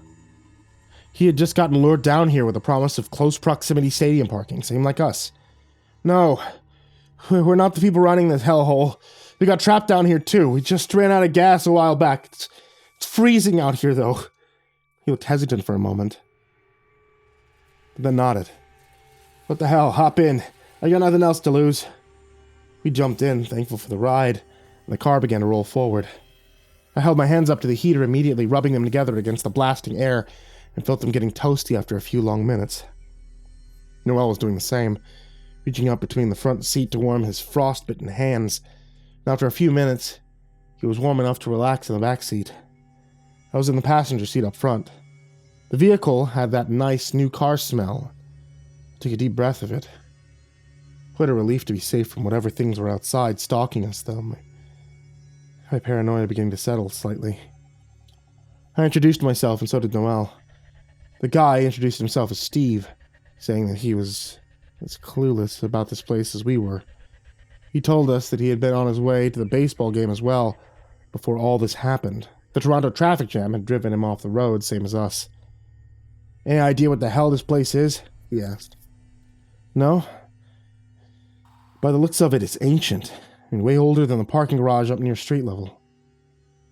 I asked the guy if I could plug in my phone, since it looked like he had the same charger as I did. It was plugged into the cigarette lighter, glowing a faint blue color. Yeah, go ahead. I turned my phone on and took a look at my post here, wondering if anybody else had any ideas how to escape. Damn. Thanks for all the suggestions, everybody.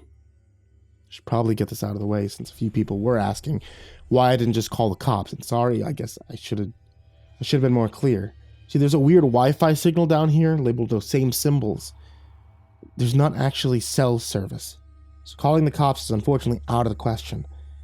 Any and all websites that could provide emergency services are also blocked, so kind of reduced to just using this. And playing Angry Birds, essentially.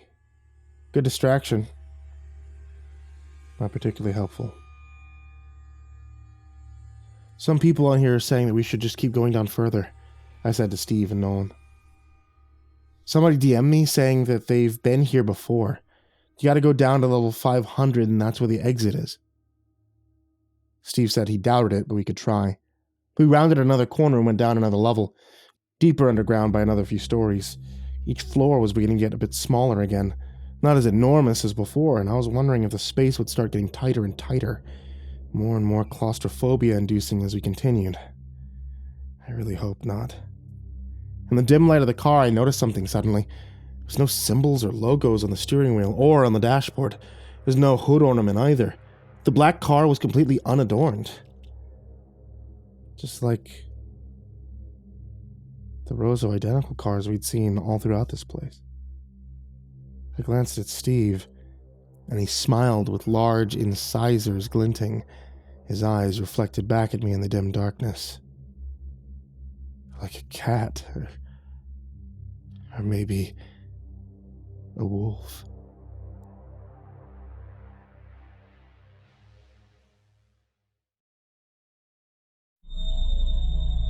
My brother and I were trapped far up beneath the ground, in a parking structure with no way out. The darkness which surrounded us was thick and suffocating. The fact that the air was recycled down here far more than should be legally allowed was not helping. I felt like I was breathing in my own recently expired carbon dioxide at all times, with less and less oxygen molecules to go around with each breath. I realized I was hyperventilating again, and I tried to will myself to stop. The realization that our would-be rescuer was actually one of the creatures running this place had set my fight-or-flight system into overdrive, it seemed. My hand was reaching for the passenger side door handle without any conscious effort on my part. It'd be a lie to say that I was surprised to find that there was no latch, lock, or handle to open it with. Only smooth plastic and steel all the way across. I was wondering when you'd notice, Steve said, taking the next turn a little too quickly, speeding around the next corner, right down the ramp, deeper and deeper into the ground. The space inside the parking structure was getting tighter again. It had grown cavernous for a while, changing into abstract formations, and eventually looking like a natural cave system, full of huge caverns, but now it actually started to resemble a parking garage once more. Tight, close-packed, and claustrophobic. Lines which were not straight, but painted in that familiar, jaundiced yellow shade, began to designate spaces for cars to park, and they were all full, of course. "Notice what?" Noel said from the back seat. "There's no logo on the steering wheel," I said quietly, realizing it was pointless to pretend. My face had spoken volumes as my eyes had widened in fear, registering the fact that this car was not from our world. It was from down here. And so was Steve. Oh, shit. Steve pressed down hard on the gas pedal, spinning the wheels like a stunt driver as we went down another level.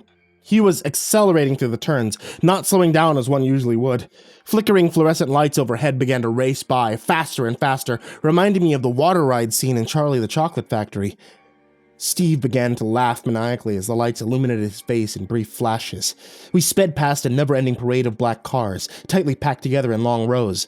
They were sitting at warped angles and scraping against each other, as if they were life-sized Hot Wheels lined up haphazardly by an enormous, disgruntled toddler. The ceiling was getting lower and looked close to the roof of the car as we went down yet again, around the bend of another ramp's distorted parabola. The vehicle kept gaining speed, and I grabbed the dashboard for support, since there was nothing else to hang on to. "What the hell do you want from us? Why don't you just let us leave?" I asked, tensing up and slamming my foot down hard on the imaginary brake pedal on my side of the car.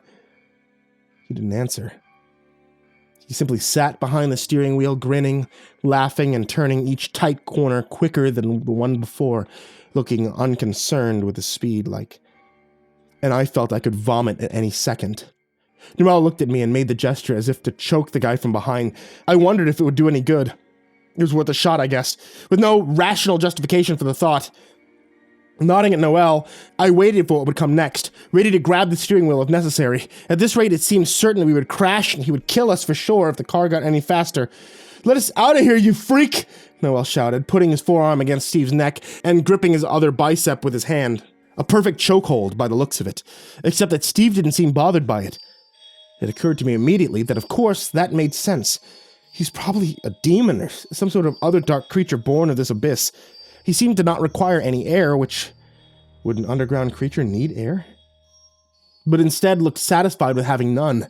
The man continued laughing soundlessly, then let go of the steering wheel with surprised speed. Just as we were coming around the final bend of another ramp, before I could even react, the car slammed with violent force into the black sedan parked on the next level down.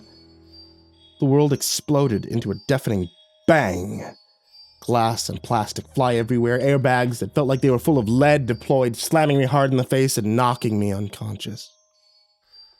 When I woke up, Steve was gone. And we were all alone once again.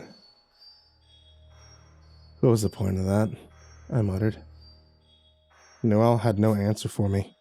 He shook his head, blood trickling down from his ear and from his scalp. Why had they abducted us just to let us go again? Seemed to be of no benefit to anyone. We just managed to travel a few dozen floors further down, but if that's where we were headed anyway, why would the creatures running this place try to help? Maybe because we were freezing to death? Had they actually been trying to save us? I wonder if they want us to get to the bottom, I said out loud. To nobody in particular. Noel was trying to get the car started again, but the key in the ignition was just causing an annoying chiming sound. It wouldn't turn over no matter how many times he tried. The front end was smashed in and the engine was no longer functioning by the look of it. There was no way that we could keep driving it. We'd be lucky to walk away with only bruises and scrapes, a couple of black eyes, some indeterminate head trauma. My bones made disturbing and unnatural crunching sounds as we walked away from the wreckage. I tried to crack my neck, but that seemed to make things substantially worse. You doing okay, man? I asked Noel as we walked. We know this isn't going to work. They're just drawing us in more and more. We're giving them exactly what they want. He seemed to think about it for a minute. You know what? Maybe we're doing what they want. What the hell else can we do? There's no way back up. These damn steel doors are like bank vaults. There's no way to get through them all. Unless maybe we have a damn bulldozer. It's true.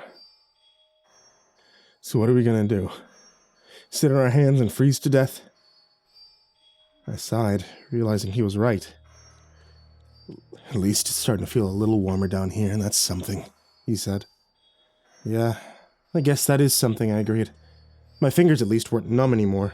It didn't feel like they could fall off at any second. Did you notice the cars?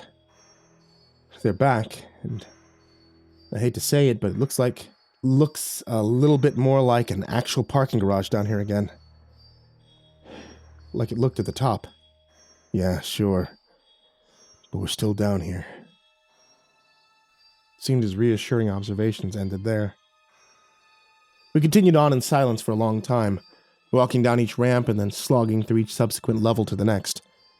There's no denying it. Chaos was returning to an ordered state. The place looked more or less like a regular parking structure once more, and I remembered how we had been lured inside, shuddering at the memory.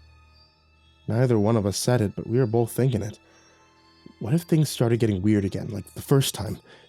What if we just kept going down and cycling through levels, or ordered normality, then more madness, then back to the normal again, over and over and over? The thought made me feel a little squirrely in the old noggin again, so I just tucked that mental image neatly away in the brain folder that I had for such things, far, far at the back of the filing cabinet that was my memory bank. I didn't want to think about that now. I really didn't. We got to the bottom of the next ramp, and I walked straight into the steel sliding door. I'd been looking at my feet. Noel was a few yards back, staring at the door. At the top, written on a white sign in red letters, was the word, "Street Exit." Huh? I looked around for a button, a way to make the door go up, suddenly feeling like a diver about to surface, desperate for a hit of sweet, sweet air. There was a little intercom box besides the door. It said, "Push button for assistance" on it, and I wondered where it had been all my life. Specifically for the last day or more, we'd been trapped underground looking for a way out. I pushed the red button. garbled voice came through the speaker. "Can I help you?" "Can you let us out, please?" I asked, waiting for the maniacal laughter to start right on cue. Our Nerf Gray," the voice said back, distorted and broken by static. "Have a nice day," it had said. I realized as the door rolled up on its tracks. The sun was shining outside, so bright it caused us to shield our eyes with our hands. It took a long moment for my eyes to adjust. I was afraid, waiting for the light to become tolerable to look at. We had never come back up from the bottom of the parking garage. There was no way we were back at the entrance somehow. This had to be another trick, and yet...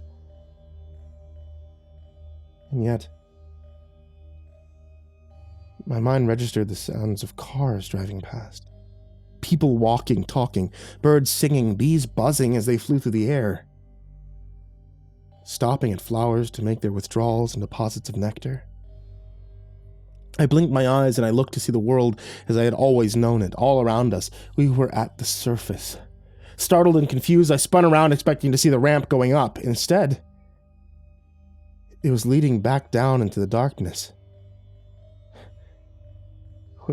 What the... I trailed off, unsure of what to say. "How?" my brother began, seeming to have come to a similar realization, scratching his head and looking down the ramp. This parking garage was even stranger than it seemed, apparently. It defied all reason and logic and the laws of physics as well. Instead of going up as the ramp should have, it was now aimed straight back down, as if it had flipped upside down when we turned around. We stepped out into the sun, and we looked up to see a skyscraper towering above us, the windows made of glass. Inside, people could be seen working at desks and drinking their morning coffee. It wasn't the home of a never-ending pit of despair, a chaotic abyss leading down into hell. It was just a regular old office building. I know we were walking down the whole time, so how are we back up here on street level? I don't know, man. I know we walked down that ramp, so it should be angled back up when we were looking at it, but it's not. Now it's going back down. He thought about it for a while before saying, "Maybe it's like that magnetic hill." "What? What are you talking about?" But then I remembered. He didn't need to explain it any further because I knew the one that he was talking about. There was a semi-famous tourist attraction where people could put their cars in neutral at the bottom of a hill, which appeared to go up, and could sit inside while the car was pulled up to the precipice by a magnetic force. Except really it was just an illusion. The hill looked like it was going up, but it was actually just a less steep downhill curve amidst a bunch of others that made it appear to be a hill going up. In reality, you were going down the whole time. What was that? What had happened to us? You just thought we were going to go down all along, when really, at a certain point, we had begun to ascend again. Maybe, I suppose, it could be. I mean, anything was possible, after all. But it seemed unlikely. I mean, looking back down the ramp, I shook my head. Not just unlikely, it was impossible. I had walked down that ramp to get to this door, not up. I was sure of it, and yet my eyes betrayed that memory. Oh, this is seriously freaking me out. Let's get away from this place, okay? I can't look at it anymore. Deal. The two of us started walking again, leaving the parking garage behind. I looked with disbelief at the street signs and the billboards all around us. At first glance, it was all normal. After satisfying ourselves with the fact that we were finally out of the dark hellhole beneath the ground, I flagged down a taxi. It would cost a fortune for them to take us back to Hamilton, but it'd be good to finally get home. It wasn't like we could use our own car, after all. It was stuck down in the bowels of the parking garage. I whistled loudly and raised my hand into the air. A yellow taxicab pulled up to the curb almost immediately. We climbed in, sat down, relaxed on the soft seats. "Where to, fellas?" the man asked in a strange, high-pitched voice that sounded like two small people speaking at once. He turned to face us in the back seat. My words caught in my throat as I was unable to get them out. The cabbie's eyes had dry, crusted red lips like mouths. Inside, instead of irises, were teeth and tongues. He was speaking through his eye holes, I realized. His mouth was one large, unblinking eyeball. It opened and closed, observing us passively, then with a grave-looking frown. Then he began to scream. The sound of it was awful and ear-splitting. It took me a few long moments to figure out what I wanted to say, but by the time he finished screaming, I had decided on a plan. There was no other choice. It was the only way. Back down. Do you know any place where I can rent a bulldozer, my good man? It looked as if we weren't home free just yet.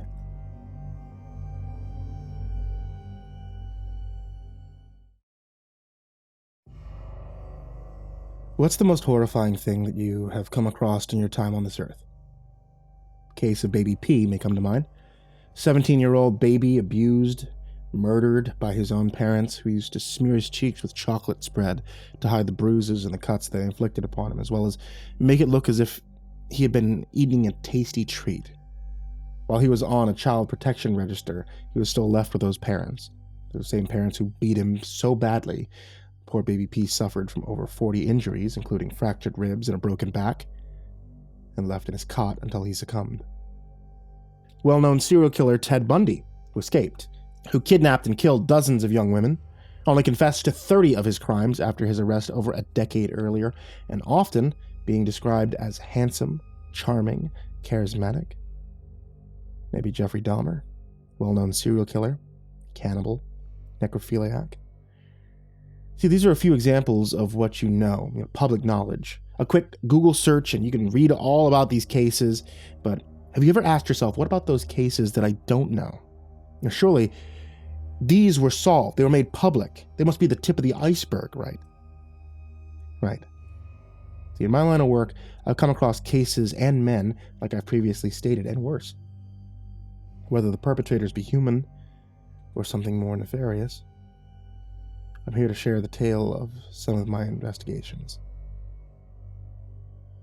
So to start off with, my name is Theodore. You can call me Teddy. There's two aspects of my line of work, the job that I get paid for, such as hunting down cryptids for the government, assisting priests in exorcisms, or stopping hauntings by either banishing the force involved or laying them to rest. And as for the second part, it may take a bit of explaining.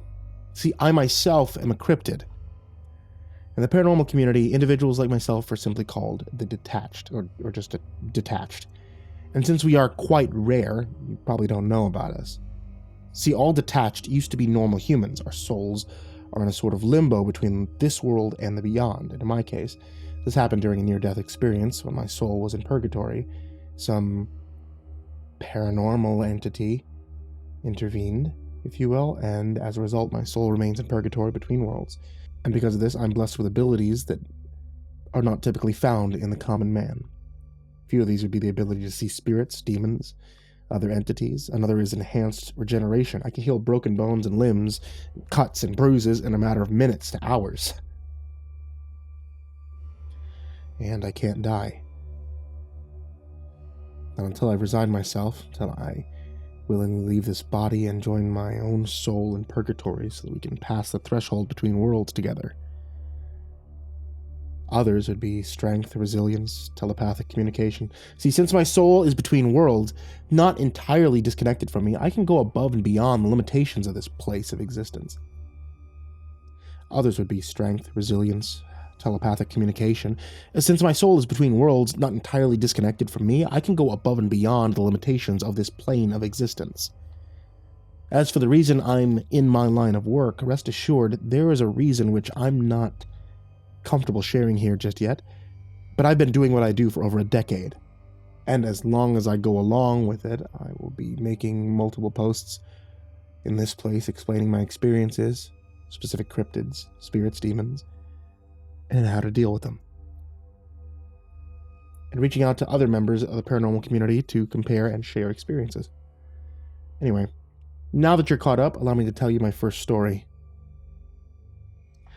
This is when I just started out doing what I do, taking place in 2013. Specific locations and names of people involved won't be announced as to retain a semblance of privacy. This is one of the jobs I do on my own, meaning without payment. After nursing a hangover from the previous evening and surfing the web for a couple of hours searching for unsolved homicides, cold cases, etc., I'd found one. In a small backwater town nearby, the remains of a young girl dating back to over 15 years had been found buried in a small clearing. They had neither a name nor a specific cause of death for her, although it was speculated that she had taken a blow to the head, evident from a fracture in her skull. The police had literally nothing but an idea of how she died. Feeling satisfied that I had found my next case, I grabbed my gear bag, threw it in the back of my pickup, and headed down the road, figuring I'd start my investigation at the small clearing in which she had been found. Upon arriving, I saw the area was cornered off with police tape, but since nobody was in sight, I crouched under. The moment I entered the area, a cold shiver spread down my spine, assuring me that a tortured spirit was in the area. Hello? Anybody here? My name's Theodore Coulson. I'm here to help. Don't be afraid, I said in my most reassuring voice. You see, most spirits of murder victims, specifically children, tend to be skittish when approached. As you can imagine, going through your own grisly death might be quite traumatizing. It's a job in and of itself to earn that trust. I saw something out of the corner of my eye, a white figure hiding behind a tree, deciding to approach slowly, non-threateningly. I placed my hands to my sides, slightly raised. I'm not going to hurt you. I just want to know what happened to you, if that's okay. Getting closer now, I saw streaks of long blonde hair and a single blue eye peering at me from behind the tree. Her gown, more visible now, it was torn and dirty, streaked with blood and dirt. Following her eye, I could see her eyeing up my belt, not knowing whether it was a gun, a knife, or belt itself, which bothered her. I decided to slowly take it off and place it on the ground to further earn her trust. It's okay. I'm one of the good guys, I promise, I said, in a light but firm tone. She began slowly walking out from behind the tree, giving me a better view of her condition. The police reports were right. She had clearly received a hard blow to the head, a bald patch with bits of skin and flesh missing around her left temple, blood staining her face, hair and pieces of torn gown below. She was a young girl, maybe 8 or 9. Pale skin, blue eyes, blonde hair, the remnants of a gown she clutched across her bruised and broken body. Still being pretty new to this line of work, I grimaced once seeing her and began to feel bile rising up in my throat. Attempting to hold down my breakfast and compose myself, I said, "Hey, what's your name?" in a shaky voice.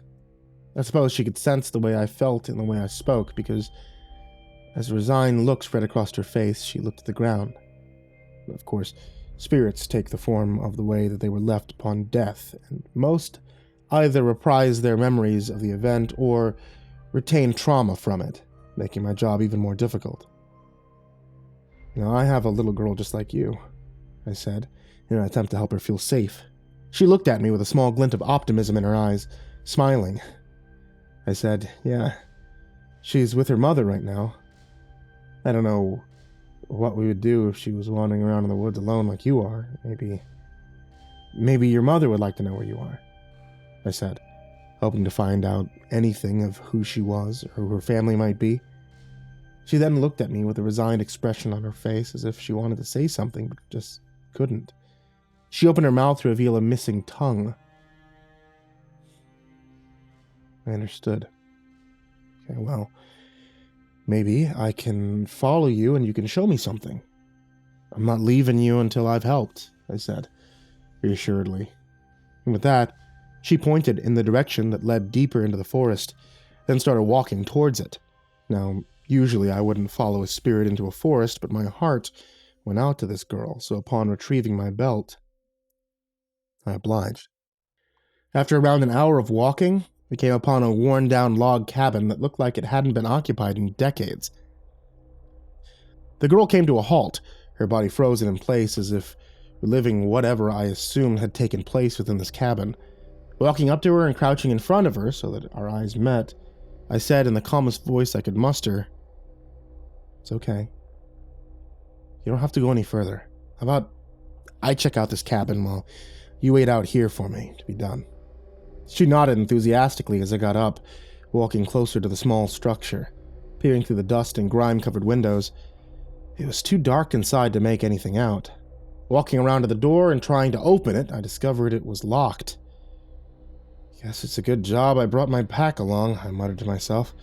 Pulling it off my shoulder and retrieving my crowbar from inside, the door opened without any struggle, and the smell of decades' worth of dust spread throughout the air.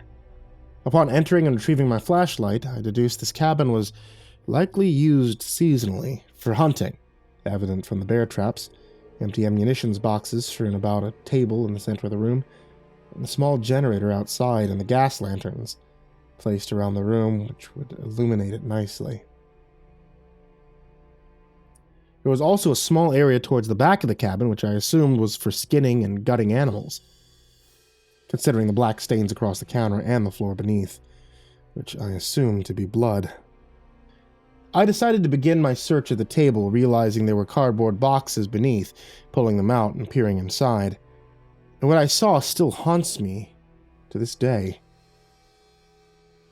Dozens of Polaroids depicting little girls in various states, tied up and bleeding, lying on the butcher's table, with their hands tied, limbs missing, some of them with their heads severed, all blonde-haired, all blue-eyed. Upon seeing this, I shrieked and I threw myself backwards, vomiting across the floor in the process. Whoever the sick, deprived individual who owns this cabin is, it seemed as if the little girl wasn't his only victim. Taking a few minutes to regain my composure, I slowly got to my feet. I took out all the boxes from under the table. I placed them on the surface to see if there was any more evidence. Upon sorting through all the photographs, I noticed singular, handwritten words on the back of each of them, written in black Sharpie. They made no sense. Deciding I would sort through them and attempt to piece things back together back home, I emptied them all in my pack. The next box contained what seemed to be an array of missing persons posters, milk cartons, printed reports, dating back as far as the 80s, from multiple states. My eyes widened. I was clearly dealing with a prolific and, as of yet, uncaught serial killer who was, as of yet, uncaught. Preying on mostly children, this man also had a specific type of victim. All prepubescent girls, all with blue eyes, all with blonde hair. Which means he had a motive. Emptying the contents of the second box in my pack, I began sifting through the third and final box. Another sick finding laid within. All of the girl's underwear. With a look of disgust, I searched through them to see if I could find any names embroidered into them, and sure enough, I did. On one of them I saw the name Shannon, as well as a letter placed at the very bottom with an address and a name on it. Dear Mr. Kearney. After taking and folding the letter, I grabbed the box of the underwear and some lighter fluid from the counter.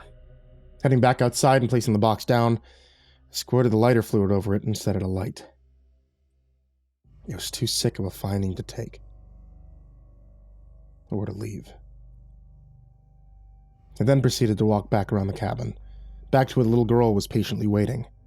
Remembering the name I'd seen written on the underwear, as I walked back over to her, I decided to give it a try. Shannon? I said, having my suspicions confirmed when her eyes widened and she nodded. Okay.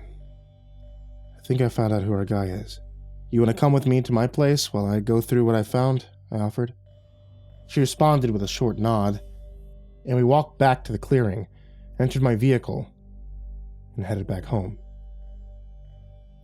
Once there, I headed straight for my study with Shannon tailing close behind. Emptying my contents of my pack into my desk, I began sifting through the photographs and missing persons. After around 5 minutes, I looked over to see the girl looking over the Polaroids. Her attention fixed on one in specific. Her photograph. Hey Shannon, follow me, I said, leading her back into my living room. You want to watch some cartoons while I get work done? I said, turning on the TV. She nodded and sat down on the couch. If you need anything, come grab me, okay? I'll leave my study door open. Switching over the channel of cartoons and retrieving a bottle of whiskey and a glass to take back with me to the study. I'd need it, after all. No sane person could do this sober. Heading back to my study, I remembered the words scrawled on the back of each photograph. Maybe they were each a part of a message, a sentence. So I cleared my desk and took a swig of whiskey straight from the bottle before pouring myself a glass. I got to work reading the words on the back of each photograph. Them, find, hid, I, remains, you'll, the, never. And within a minute, I had a clear message. You'll never find them. I hid the remains. This seemed to be a direct message to law enforcement, or whoever else came looking. If that was so, why would a name and an address be included in the cardboard box? Did he want to be caught? Was it a trap? I had all these questions swirling around in my mind when I heard a knock come from the front door, which snapped me back to reality. I walked into the living room. Shannon was on her feet now, looking worried. I just laughed upon seeing the familiar face of Murph, a fellow detached and investigator like me who I'd worked on a case with a couple of months back. It's okay, Shannon. It's one of the good guys like me, I said as I answered the door. Sorry, we don't want to buy any Girl Scout cookies, I said upon opening it. Ha! Very funny, he said, entering the house. You see, Murph is ex-military and wears his medals proudly when he's on a job, along with a beret. So, who's this? He said, once he had closed the door and eyed up Shannon, who was once again sat on the couch watching cartoons. My client, Shannon. She can't talk, though, so don't bother trying. Follow me. I'll show you what I'm working on, I said, leading him out to the hallway and into my study. I offered him a drink, which he accepted, as I explained everything I'd found thus far. Wow, this is some pretty sick shit. So, Girlie in the next room is one of the victims, he said. Yep. One of around 50 or so, from what I've seen, dating back decades. I don't know if this guy is still active, I said. A solemn expression spread across my face. Which reminds me, you still got those buddies in the department? I need some names run. The next few hours we spent mostly sorting evidence, locating of the missing persons and dates. We'd established that he had been targeting young blonde, blue-eyed girls across multiple states from the early 80s, each killing spaced out over about a month or two, running in a straight line across multiple states, starting with Oregon and ending with, well, Shannon, who was abducted in Kansas in the early 90s.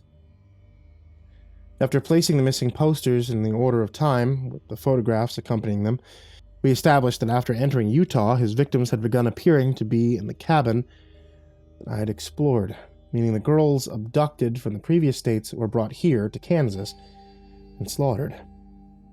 The killer clearly had a strategy, since the place even Shannon was abducted from was still pretty far from here. Even if it was within the same state, nobody would come looking for these girls in a forest miles away. Maybe this was how he had avoided capture all these years.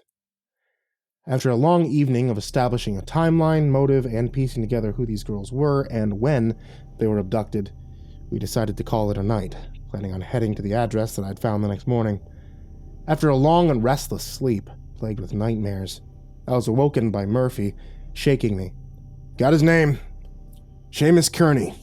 Wake the fuck up, Teddy, come on, he said.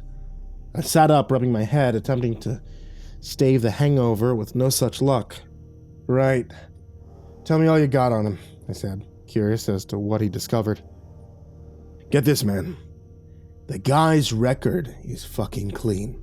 No previous arrests or infractions with the law. Only thing that stands out is that he went kinda off the grid in the early 90s. No family, no children, nothing.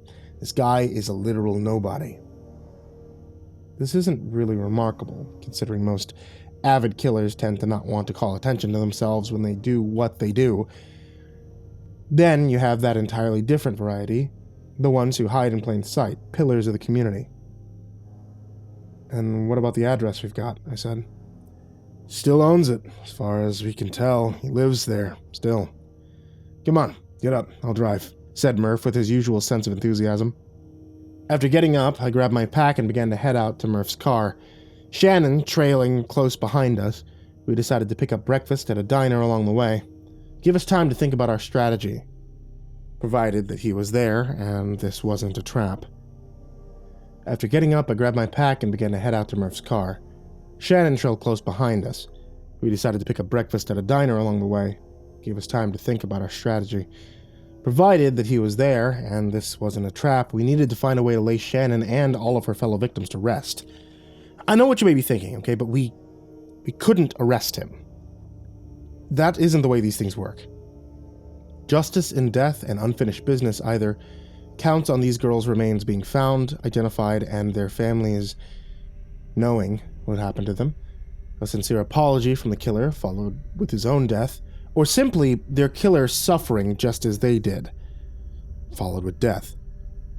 A few of these are unethical, though, and since Seamus had dozens, if not hundreds, of victims, the first would be impossible. That leaves either an apology and his own death, or simply torturing him until he succumbs. Now, considering that we're not batshit fucking crazy, the last one is out, leaving us with the apology, and then killing him. As for what happens to a killer once they die, or what happens to the spirits if not laid to rest, the killer doesn't come back with unfinished business. Black figures we call Moris appear and drag their spirits off. As for what happens afterward, we don't know. But I can't imagine it'd be anything nice. As for victims, if they're not laid to rest over a certain amount of time, their souls begin to degrade. Not meant to be left in this world for so long without a body, they forget all of who they once were. All of who they are, but they're left with one thing on their minds. Vengeance, pain, suffering, anger, and confusion. And when this happens, the only solution is to banish them. Since in this state, they can actually harm the living, and they will do so without discrimination. We call these beings shrieks, since, well, that's what they do. They wander our world screaming and hunting.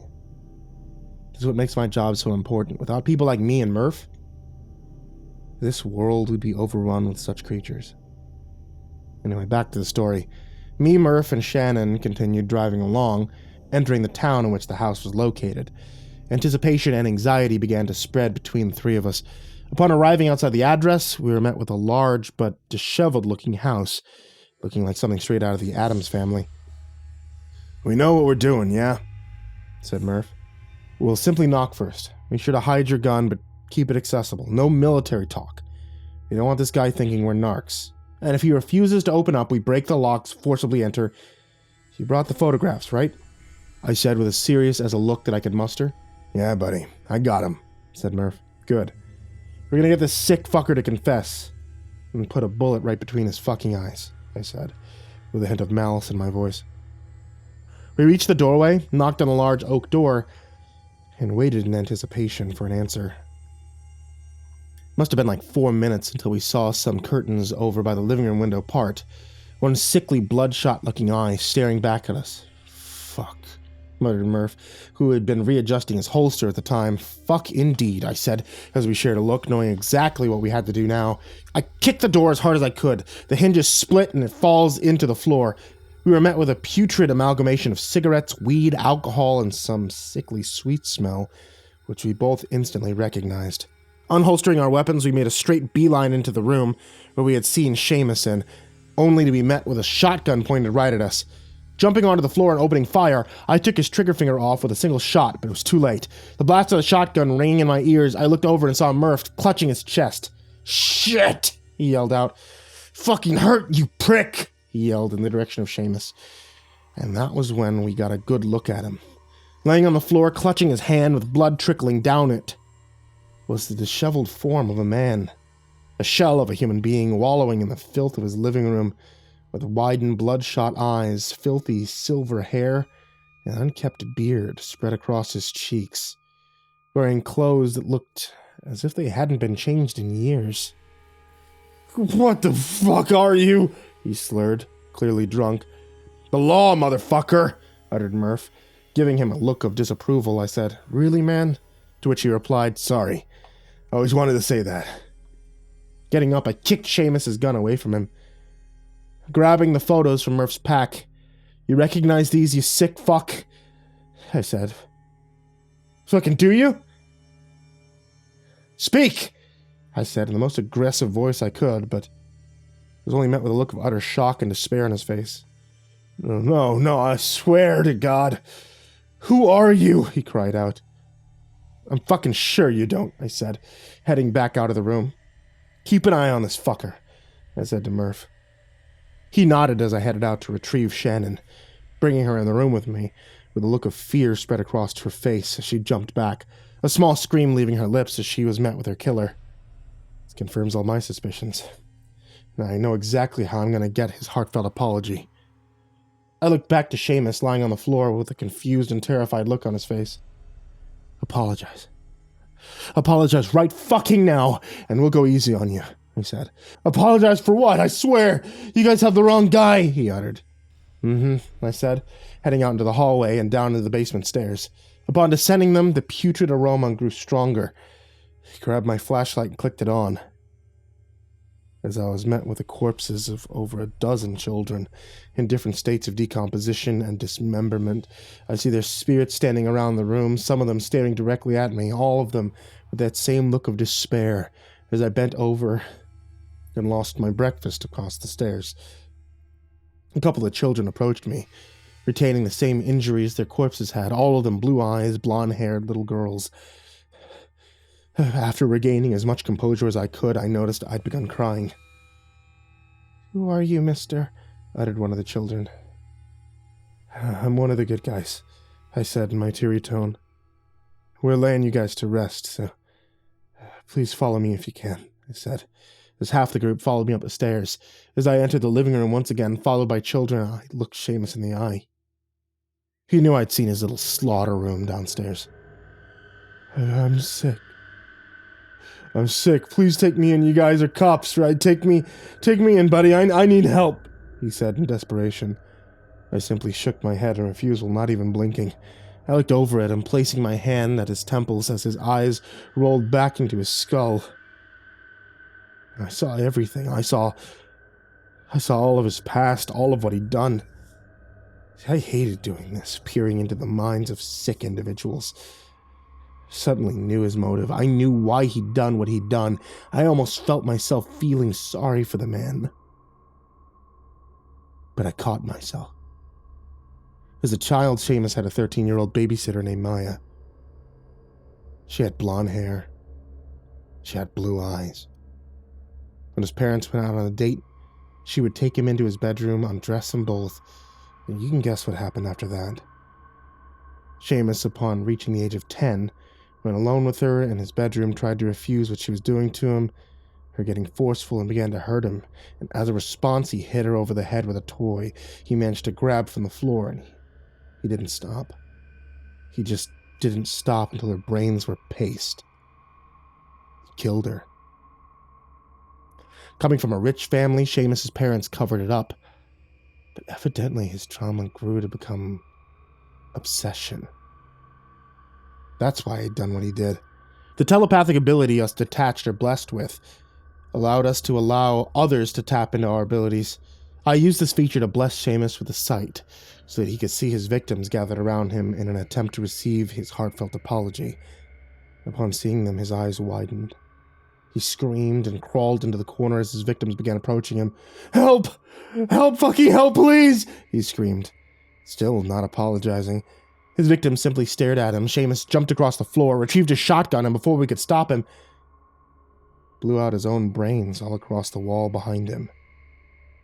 Me and Murph looked at each other with shock, believing our efforts to have been in vain. There was no way to retrieve an apology from Seamus now. Meaning, these girls were stuck here, until we could identify who they were and tell any families they may have. But then, he appeared. Seamus's ghost, half his face missing. He looked at us as if to say, "What the fuck?" And then we heard it. The nearing moans of the Mories coming to claim Seamus.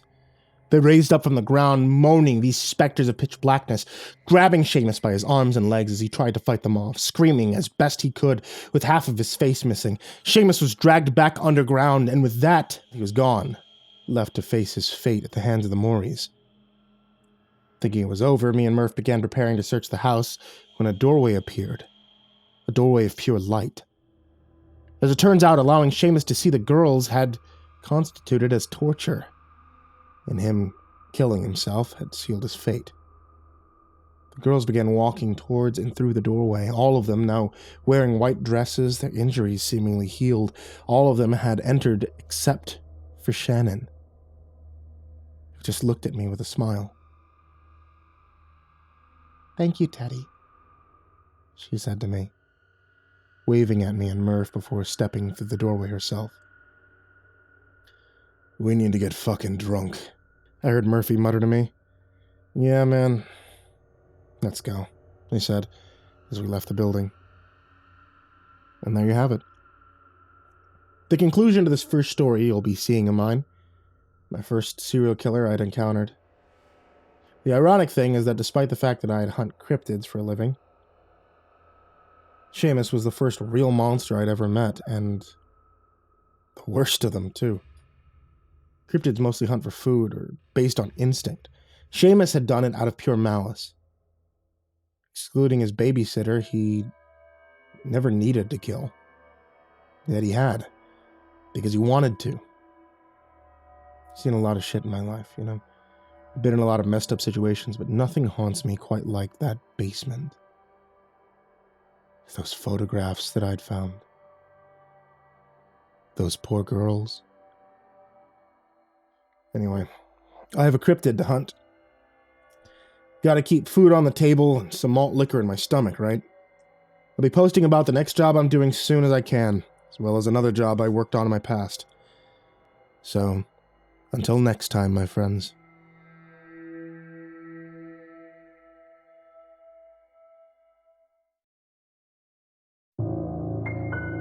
This will, of course, sound crazy, and I won't blame you if you think I'm deranged, but I promise you that everything I'm about to say is true. That the experience I went through really happened, and that the implications for the fate of the world should be seriously, gravely considered. Not even sure if there's a point in posting this. I mean, who knows if anyone will actually read it, or if there's anything that could be done about it. I'm scared. Really terrified of what it all means. But I'll share it with you, if only to unburden my mind somewhat of the terrible knowledge. In short, I have the suspicion, if not the certainty, that a lot of people in the world are the real life equivalent of bots. Right? That your neighbor, your mailman, your barber may just very well be biological machines, pre-programmed, living intricately scripted, but nonetheless insincere lives. I'm not saying that we're living in a simulation, but that the current population of the world, a figure that presently sits around 7 billion, isn't altogether real, that the number isn't entirely accurate to the amount of living, breathing, earnestly alive members of the human race. Much like a phone comes pre-installed with bloatware, hogging precious storage space, I think our planet's population has been falsified. I believe the number of naturally born humans is much smaller than 7 billion. Maybe, and this is being generous, it's at half of that. Why do I believe this? Because I recently had an experience that I can't explain. I can't reconcile with what I've been shown and told about how people behave, think, exist, both within my own nation and culture and elsewhere. Earlier today, while waiting in line for a coffee at a shop not far from my apartment, I happened to see a fairly attractive, smartly dressed person walk through the shop's front door. I saw them holding their phone in their hands, up and a little bit away, obviously filming themselves for social media. You know, not wanting to seem rude or be inadvertently drawn into the video. I looked away. The line moved on, and I eventually grabbed my order and I sat down at a table where I began reading a book that I brought earlier. The person filming themselves eventually placed their order, and after a few minutes came to sit at a table next to me, still with their phone held out before them. I wasn't exactly annoyed. I had no reason to be. They weren't talking loudly, they weren't interrupting anyone, but there was something unsettling about their behavior, something unnatural. Not just in the sense of walking around filming yourself, it's been temporarily natural to do that for a while, but in the way that they were doing it. Their behavior was very showy, almost theatrical. The way they were tilting their head, sipping their coffee, smiling, laughing. It was so uncanny. Halfway through my coffee, I spilled a little on my table, and I got up to grab some napkins. When I passed the self-filmer, I happened to glance at their screen, not really intending to be nosy, just curious as to which media platform they were using. And what shocked me, what made me pause mid-stride and mentally skip a beat, was their screen. What wasn't on it? The screen was black. There weren't any images, there were no lines of text, no icons of any kind. The whole time, for at least 10 minutes, they'd been broadcasting to no one. And even as I regained my composure and walked past their table in clear view of them, they were still behaving as if there was an audience or some stream to which the video was being fed. I sat down, perplexed and unsettled. Though if you asked me at the time, I wouldn't have been able to say why. Slipping an unused napkin into my book as a makeshift bookmark, I started to nonchalantly, or so I tried, watch them out of the corner of my eye while occasionally sipping coffee. And I wouldn't be able to keep up the appearance of reading, so I instead went for absent-mindedness. And still, they continued to pantomime all the motions of streaming to an audience, showing every sip, every bite of the cookie they ordered, every cute and whimsical community-submitted painting on the wall behind them.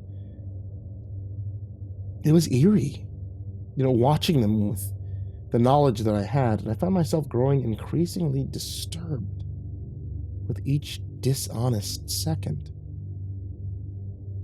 Finally, I became so unreasonably creeped out by the disingenuous display that I leaned over and, with feigned politeness, asked them what their username was, saying that I thought that I'd seen them online before. In a gesture of maddening dishonesty, they held up their finger to the phone camera as if to say 1 second, and then leaned towards me.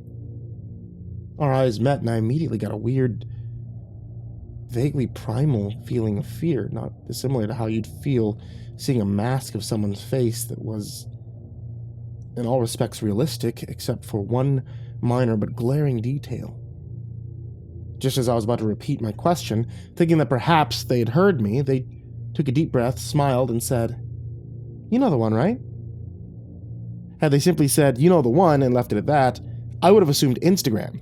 I'm not too familiar with social media beyond entertainment forums, but whenever I hear about influencers, it's usually Instagram that I see mentioned in relation. But the right? The definite inflection of a question piqued my curiosity and unsettled me a bit. The suggestion that they weren't familiar with the platform they'd been using for nearly 20 minutes set off some psychological alarm in my mind, one that bordered on a fight or flight response.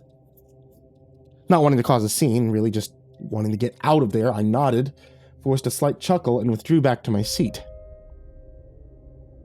After an awkward and creepy moment of stillness, they did the same, and went back to their fake streaming. I didn't bother to watch them anymore. I couldn't bring myself to turn back. After a few more minutes, during which I tried and failed to recapture the interest that I'd had in my book, I got up, I threw my trash away, and I left. I walked home.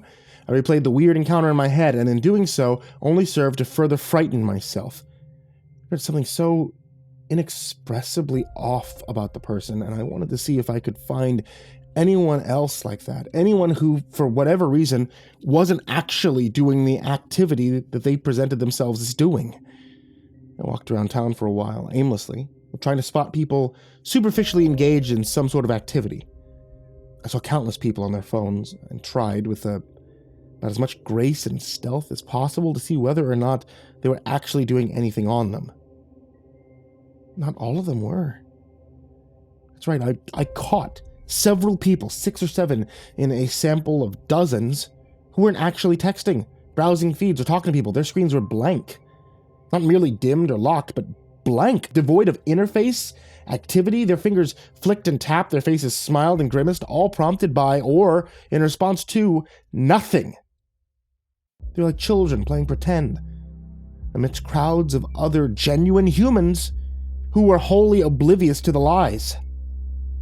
And all these people, like the person I witnessed in the coffee shop, were off in some way, not outwardly creepy, but subtly, almost imperceptibly uncanny in their behaviors and expressions. Some displayed movements that were too practiced, devoid of any variation or style or personal touch. Others were on the opposite end of the spectrum, too uncontrolled, too lax, jittery, uncoordinated. Most people within a community adopt some basic standard of behavior. They exhibit, at least in public, the learned mannerisms and motions of a society, but none of the aforementioned people fell into this common behavioral middle ground. It was so different, in ways that you wouldn't notice unless you had consciously taken note of the behavior sometime before, and then endeavored to seek out and study it. I didn't confront any of these people. I was too freaked out.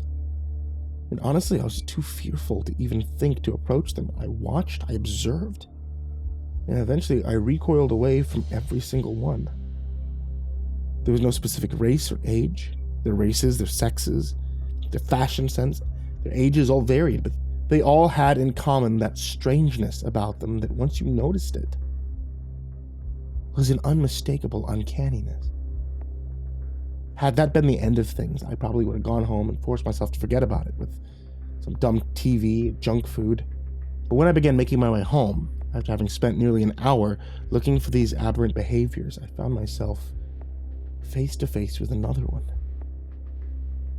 With my roommate. They approached, they said that they'd been waiting for me for nearly an hour, and I remembered that I had asked if they would like to go see a movie with me after I grabbed some coffee. In my odd experience and subsequent amateur investigation, I'd forgotten all about the plan. I apologized. I gave them, admittedly, a lame excuse that the coffee shop had been out of milk, even though I get my coffee black. They forgave me. They asked if I'd still like to go, catch a later showing. But even as they smiled and playfully nudged me, I saw in their face that same uncanniness. That now unmistakable falseness of physiognomy. To test them, to see if they'd actually perform an activity or simply be fed the information by someone or something, I asked them to look up showtimes. By this point, my heart was racing, so to both appear casual and to settle myself down, I got out my own phone and started randomly flicking through menus. They asked if I had a preference for them, and I said no. Then casually walking beside them, I angled my phone so that I could get a video of their screen. It's not looking like I was trying to film them. A few seconds passed, and they had pocketed their phone and told me that they'd booked a seat for us. I thanked them, and we went on our way. I started a conversation. It was something about our personal lives, and then casually checked the video that I'd taken on my phone. When I finished, I watched it twice more, and then my blood chilling in my veins suddenly blurted out, "Shit, I gotta go," and I turned around. In a way, it was a genuine statement. I wouldn't have been able to continue walking alongside them after having seen the video. In the video, their phone screen was blank. They hadn't looked up any movie times. Somehow, they'd acquired the information or had entirely lied about it.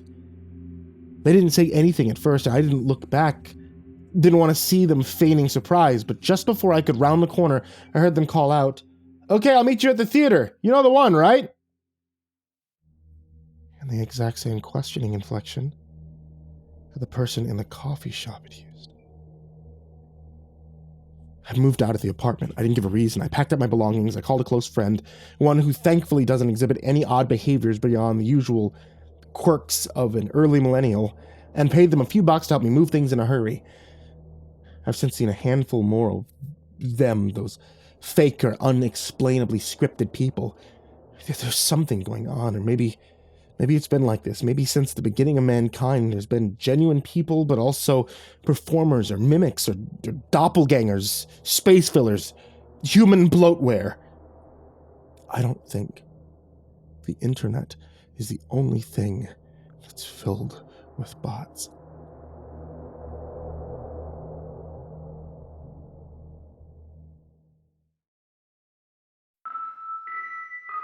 The woman who answered the door when I knocked had tears in her eyes.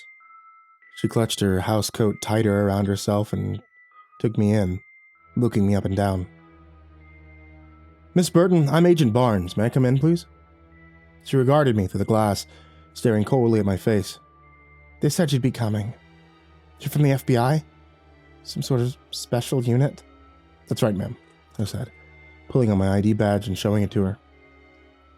After examining it for a while, she turned the handle, pausing to take a quick look. Hopefully look around the neighborhood before finally holding the creaking screen door open for me. I stepped up the wooden staircase and entered the house. The home was well kept.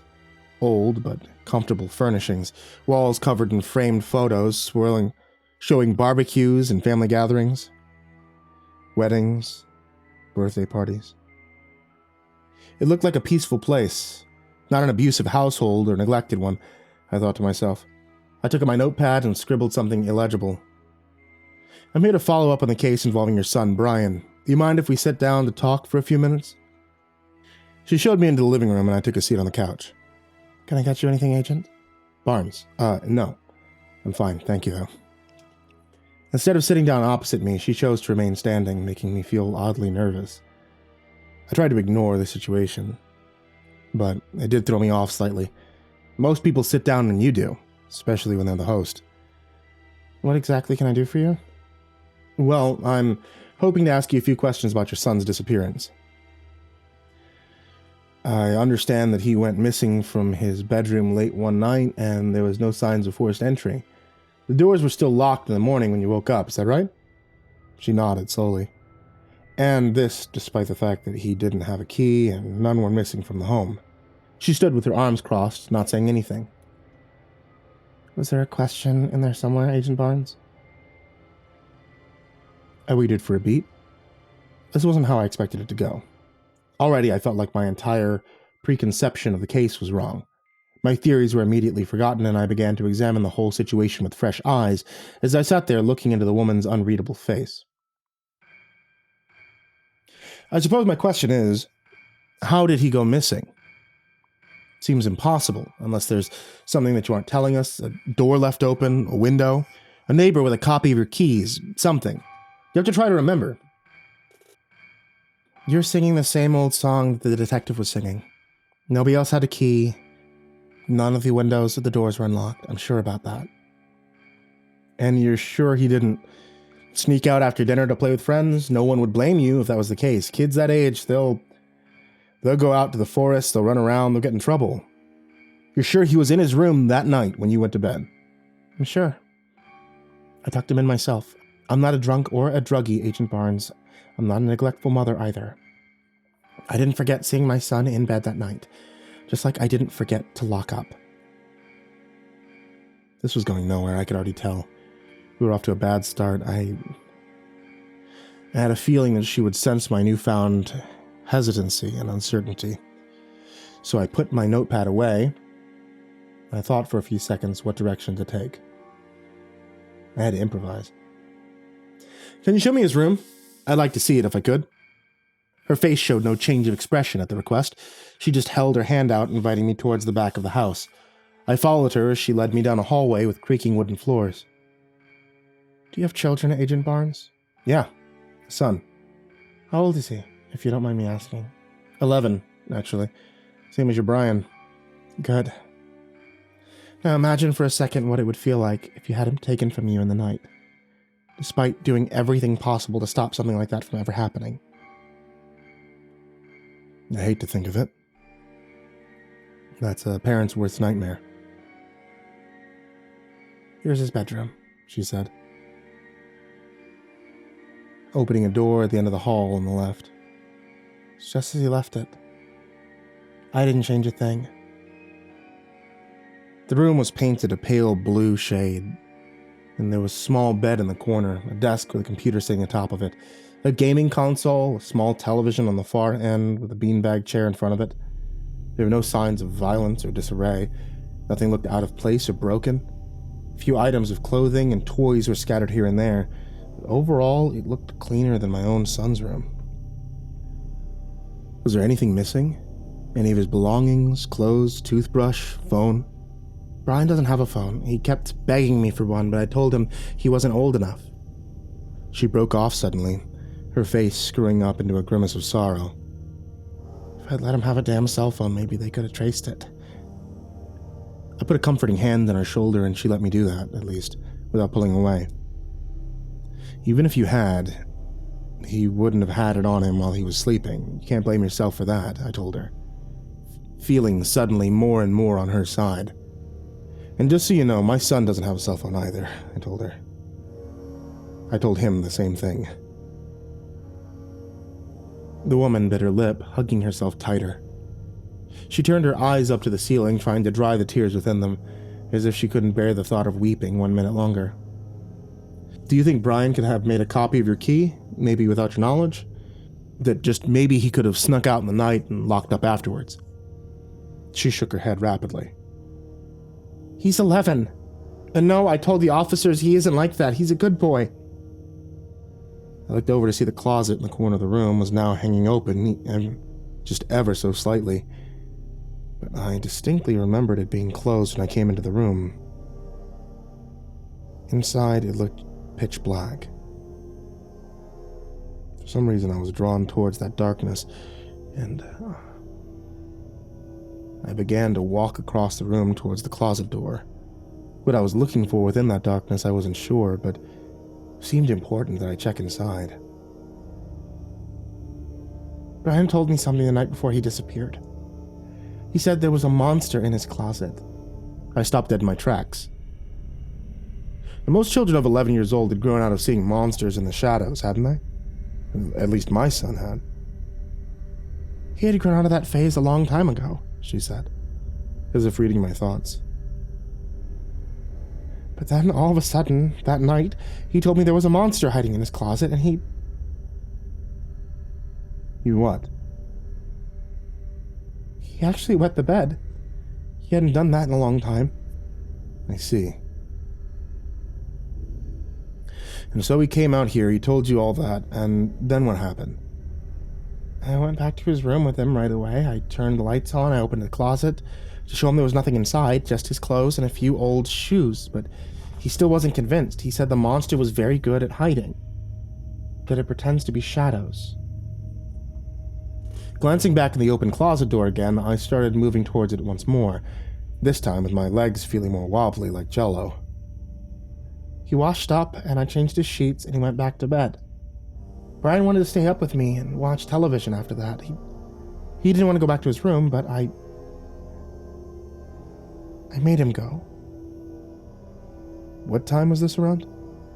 2 o'clock in the morning, and then he had to get up for school the next day, she said, then broke off sobbing once again. Opening the closet door, I peered inside. The darkness permeated the whole space like a thick, oily cloud of smoke. Far more black and terrifying than it should have been. As if the darkness were a living thing camouflaging itself there, pretending to be just a closet, just like the missing boy had claimed. I shook my head,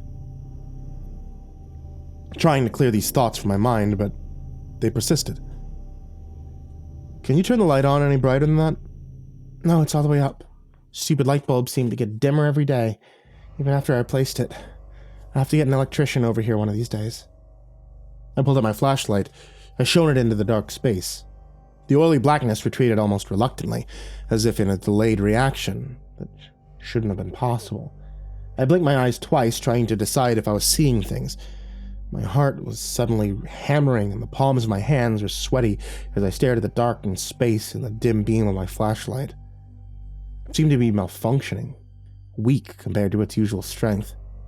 I smacked it a few times and tried to remember when I'd last replaced the batteries. Can you feel that too? She asked from behind me nervously. I wanted to turn around and look at her, but was afraid to leave my back exposed to the darkness. I know it's crazy, but ever since that night, I can't help but feel like maybe he was right. Can you feel it? Something staring at you? she let out a nervous titter, which broke me out of my stunned silence. "No, ma'am," I lied. "Just looks like a regular bedroom closet to me." "You feel like there's something in there looking at you?" "Not just me, at us.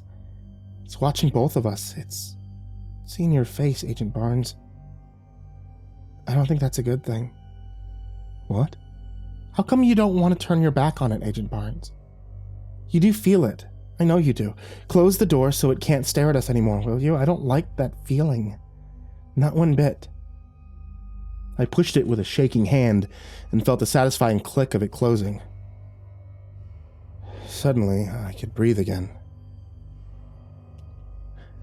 We both left the room in a hurry, and I excused myself momentarily into the bathroom. I looked at my reflection in the mirror and didn't recognize my own face staring back. There were bags beneath my eyes that hadn't been there before, and my skin looked yellow-gray, sallow and jaundiced. I felt sick to my stomach. Before I could do anything, the nausea overcame me. Getting down on my knees, I retched into the toilet bowl. Pure black bile like molasses poured out of me, sticky and tenacious like tar.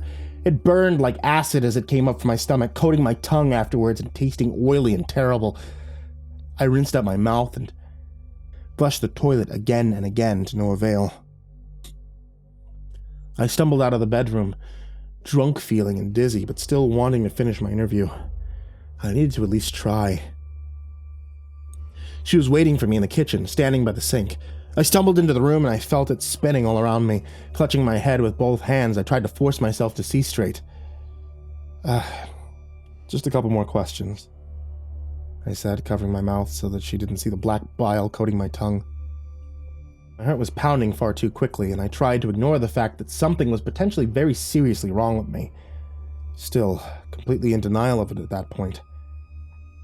"You don't look well, Agent Barnes. You look gray in the face. Are you all right?" Fine. Now, can you tell me about Brian's father? I understand he passed away several years ago. Did he have any family, close friends?" She shook her head at me, as if none of these questions mattered. And she was right. In a way, they didn't. The interview didn't lead anywhere, and I couldn't focus on anything that she said. Soon I was blackout on the street again. The memory of the end of the interview gone entirely from my mind. It was like I had been on autopilot without realizing it, and I didn't like that feeling, as if someone else had been driving the car and I had been asleep behind the wheel. I had a very strong suspicion that whatever had happened to Brian would not be a solvable crime. And if it was solvable, those findings would not be suitable for an official report. This had redacted written all over it, assuming it even made it up to the chain of command. If I told my superiors what I had just experienced, they wouldn't have believed a word of it. The case had gone cold months before, so I wasn't expected of me to solve it, only to try to lend a hand if I could. Most of the cases ended up remaining unsolved, so it wouldn't require much explanation if I wasn't able to do anything useful. I really didn't feel like I would be able to do anything useful. I had terrible brain fog for the rest of the trip, getting contemptuous looks from the local police detectives whenever I suggested anything that I thought might be useful. Everything had been tried before by the sounds of it, and began to feel as if I had overstayed my welcome. My flight back home was a red-eye. I tried to sleep through it, but found my dreams were plagued by nightmares. I kept dreaming I was a kid again, back in my childhood bedroom. Not only that, but my closet door kept squealing open in the night, creaking loudly, the wood swinging back and forth as if blown by an impossible wind. I stood up on my child legs to go over to it, but found myself frozen with fear, staring at the blackness within the closet.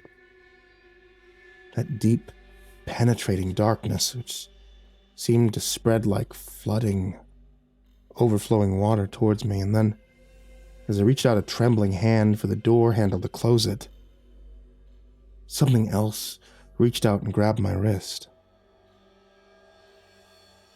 An ice-cold, gnarled hand, rotten and emaciated.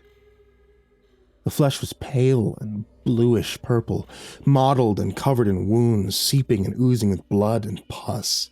As I tried desperately to pull away, fighting it with all of my strength, it pulled me deeper into the darkness.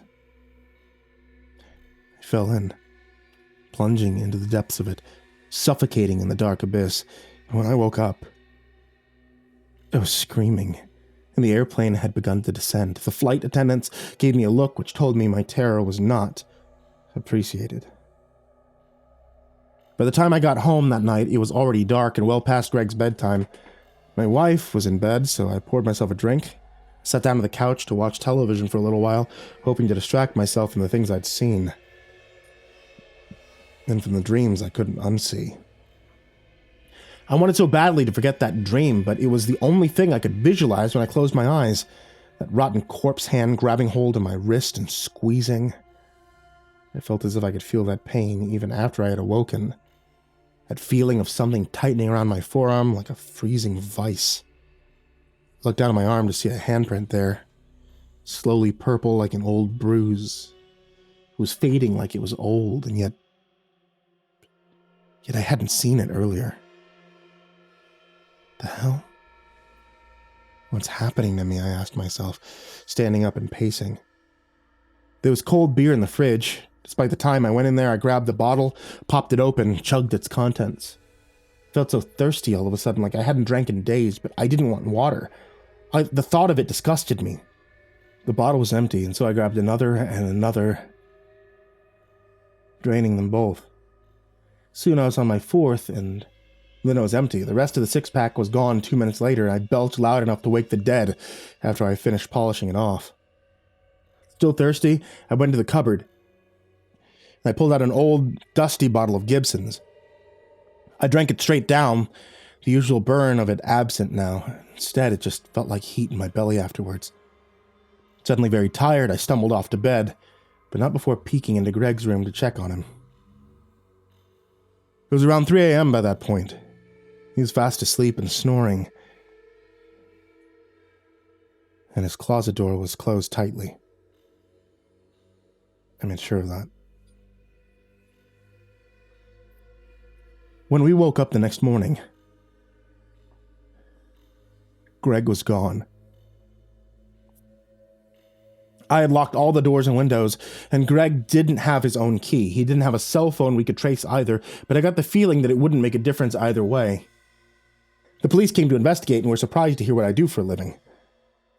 They were even more surprised to hear about the case I had just been investigating. Think it might be a copycat? One of the detectives asked innocently. If only it could have been simple. Or maybe the same guy. You might be right, I said, unable to deny their logic. But I knew that wasn't what had happened. Not really. Let's take a look around his room, they said. And I led them down the hallway towards Greg's room, showing them inside. I left it exactly how it was. We didn't touch anything. The closet door swung open an inch, then stopped. It opened an inch wider and stopped again. Does the closet door always do that? The taller detective asked. No. Why don't you take a look?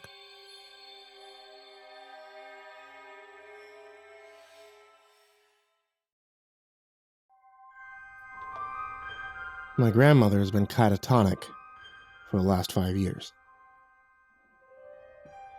On the night that Grandpa died, her neighbors called the police to come check on her.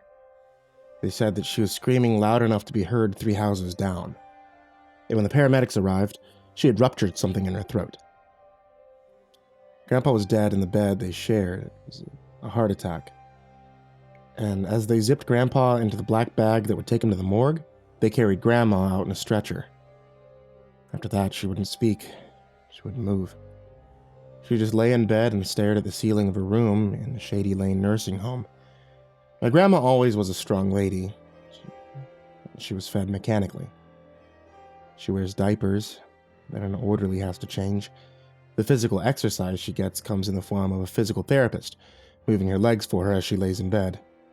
If she leaves the room, it's because Denise or Reggie, the only 2 orderlies who seem to give a crap about the residents, lift her into her wheelchair and take her outside or to the resource room, which is really just a fancy word for the TV room. I begin my story this way so that you'll know how weird today's events were. I'm a 35-year-old father of 2. I've been married since I was 27 to the love of my life. I thought that after 8 years of marriage and raising children, nothing could get to me like it did today. I'm sitting at my computer with a bottle of scotch by my elbow and a sinking fear of returning to my marriage bed. It all started when I went to go visit my grandma today. So my family has a system. Mom and Dad go to visit Grandma on Monday. I go to visit on Wednesday. My little sister Lisa goes on Friday, and we all go to visit on Sunday after church. My wife doesn't go every time, but she comes with me sometimes. She's known Grandma since we were 17, and she remembers her before her current condition. She wasn't particularly close with Grandma, but I think that she likes to be there for me. My grandma and I have always been close. I love my grandma, and I don't want to waste the time I might have left with her, whether she knows I'm there or not. It's a thought that counts. I owe her that much. I went on my lunch break today to see her. Reggie was there when I came in, and he gave me a big smile as he finished fussing with her pillows. "It always warms my heart to see you and your sister coming to visit your old Gram," he said. He let me know how her vitals were, told me about the doctor visit that she'd had last week, and then he said that he'd leave us to our visit. Just me and my grandma. I took out my lunch, made some one-sided small talk as I ate. I read somewhere that coma patients are aware that someone's talking to them, and in some cases, it sometimes helped them come out of their coma. My grandma wasn't in a coma, no one really knew what was going on with Grandma, but I like to think that maybe one day she'd come out of it and thank me for all the lovely visits. She'd say that it was my voice that had kept her going all these years. Pretty sure my sister just played on her phone the whole time that she was here. And I'd feel like I had helped Grandma in some way while she was going through this troubled time. Be careful what you wish for, I guess. I was just telling Grandma about a client I had helped at work when she suddenly inhaled sharply and exhaled in a rattling skeletal way. I paused, my hand still holding hers as it usually did. I was about to get Reggie, and suddenly the hand tightened spasmodically. She made another of those rattling breaths, her eyes rolling wildly. She was like a frightened horse looking for an escape. And though it was the middle of the day, I felt a cold chill run through me as she shuddered and gasped in pure terror. "His hands," she breathed out. "The hands of the dead." I pulled back suddenly, letting go of her clenched hand. "Grandma, are you okay? Listen to me, I don't have much time, Bug." She was awake. Her face was pale and thin, her hands little more than fleshy claws, but she was awake. She was looking at me in that way that people look at fire exits in an inferno, and I tried to get up. She reached out again and took my hand in her cold, damp embrace. I wanted to get Reggie. Reggie would know what to do, but the naked want on her face held me in place. I knew I wasn't going anywhere. She'd called me Bug. That had always been her nickname for me, and when she said it, I realized how much I wanted to hear her say it again. "Please, Bug, I need to tell you what he said. You need to know," she said frantically, almost pleading, and my knees set me down without thinking. This is what she told me. They had been in bed together when it happened. Both were at that advanced age where laying together was just that. The two were in bed sleeping, just being with each other, when Granddad's shuddering had woken her up. His arms had been around her, and her back had been against his front. I know from familiarity that this was how they'd always slept, since they were married at 17. The position was as natural as sleep itself. His shuddering had woken her up. His hands were grasping at me. His fingers were together like a pair of mittens, and he was opening and closing like slow, pained machines. His mouth was against my ear, and his breath was raspy and panting. He sounded like he'd been running, and as he bucked around, I knew he must have been having a heart attack. Your granddad's health hadn't been good for a while, but as I tried to break free of his arms, he held me tight, leaned his mouth in close. "No, Ellie, don't go, please. I'm scared, Ellie, I'm scared," he said. And God help me, he sounded terrified. "Don't be scared, Roy," I told him. "You'll be okay. I'll call Dr. Stevens and he'll..." I can't see, Ellie. That's what he said to me. I can't see, Ellie. They say you see the light or you hear a voice, but I can't see, Ellie. It's all black. It's all just black. And I can't see his face or hear his voice. He gripped me then hard. I felt his nails through my nightshirt, and as he did it, his heart attack was bad. I was terrified that he wouldn't come through this time. I tried to break free. I tried to get loose, but his arms were so rigid, I couldn't get away. The whole time he was just panting and telling me how there's nothing there, and it's all just black, and he knows. He knows there's nothing there. He kept right on repeating it, even as his voice went out, and then he leaned in close until his lips were on my ear, and he breathed one final time. That was the first time I screamed. I screamed because I was in the arms of a dead man. He was gone, Bug. He breathed his last breath, and that was that, but now I was caught in his last embrace. Her voice took on a tenuous, hysterical sound, and I remember thinking that somewhere a machine must be going off. Somewhere telemetry must be telling someone how her heart was racing along too fast. Someone, somewhere, must be on their way with a crash cart or a doctor or a shot to calm her down, because in this room, she was so close to hysterics. I wanted to get that shot. As many times as I prayed to God to hear her speak again, I wanted to see that man come through the door with a shot so that she would slip back off again. As much as I wanted her back, I knew this was not okay. At that moment, I wanted her back in her catatonic state. I wanted this jittery, hysterical creature out of pain. I pulled at his hands, those strong hands that would take mine sometimes, and they were hands of stone. They'd locked in death, and now I couldn't separate them. His weight was a stone around me, and I was afraid, Bug.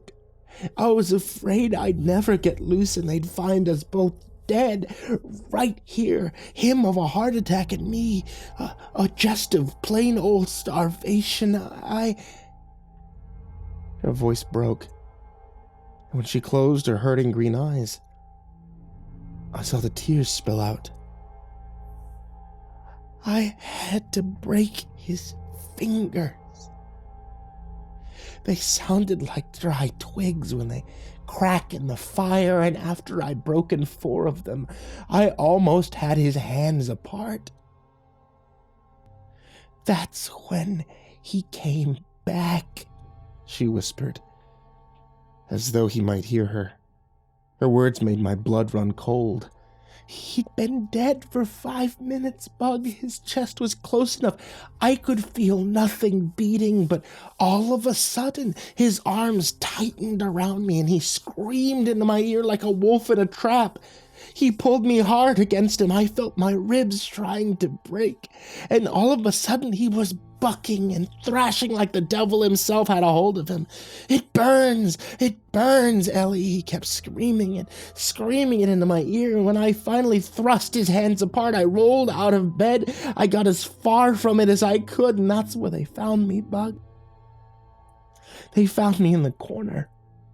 They found me screaming. I don't know what was burning him, but I saw his last few minutes before he went out again. He writhed, he screamed, he died in agony. What kind of place had he been in that would make him scream like that, I thought. What kind of place? What kind of place? What kind of place? She kept right on mumbling that phrase again and again and again until I couldn't take it anymore. I got up, I walked out as fast as I could, and I never looked back. I don't know what I'll do next time I have to see her. I didn't want to go back to work. I called my boss. I told him I wasn't feeling well. I needed to go home. And he let me. He's a good man, and when I called Reggie later that afternoon, he told me that she was right as rain, as usual. When he'd given her her meds that afternoon, she was still lying in bed, staring at the ceiling as always. He never hinted at any change in telemetry. Never said a word about abnormal vitals, just told me how much he knew it meant to her that I came and visited. And now I'm sitting in my computer. I don't know what to do. I've been sitting here for about an hour and contemplated how I'll get on with the rest of my life, knowing my grandfather's agony and my grandmother's terror at the end of his life. I've been contemplating how I'm going to climb in bed with my wife tonight, a problem that seems to be more here and now. I see the thought of her wrapping her arms around me, placing her chest against my back, making me want to shudder right out of my skin. What would I do if she woke me up in the throes of a heart attack?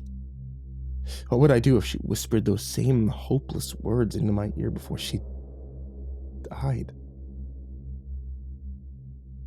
What would I do if I found myself trapped in the embrace of my own dying love?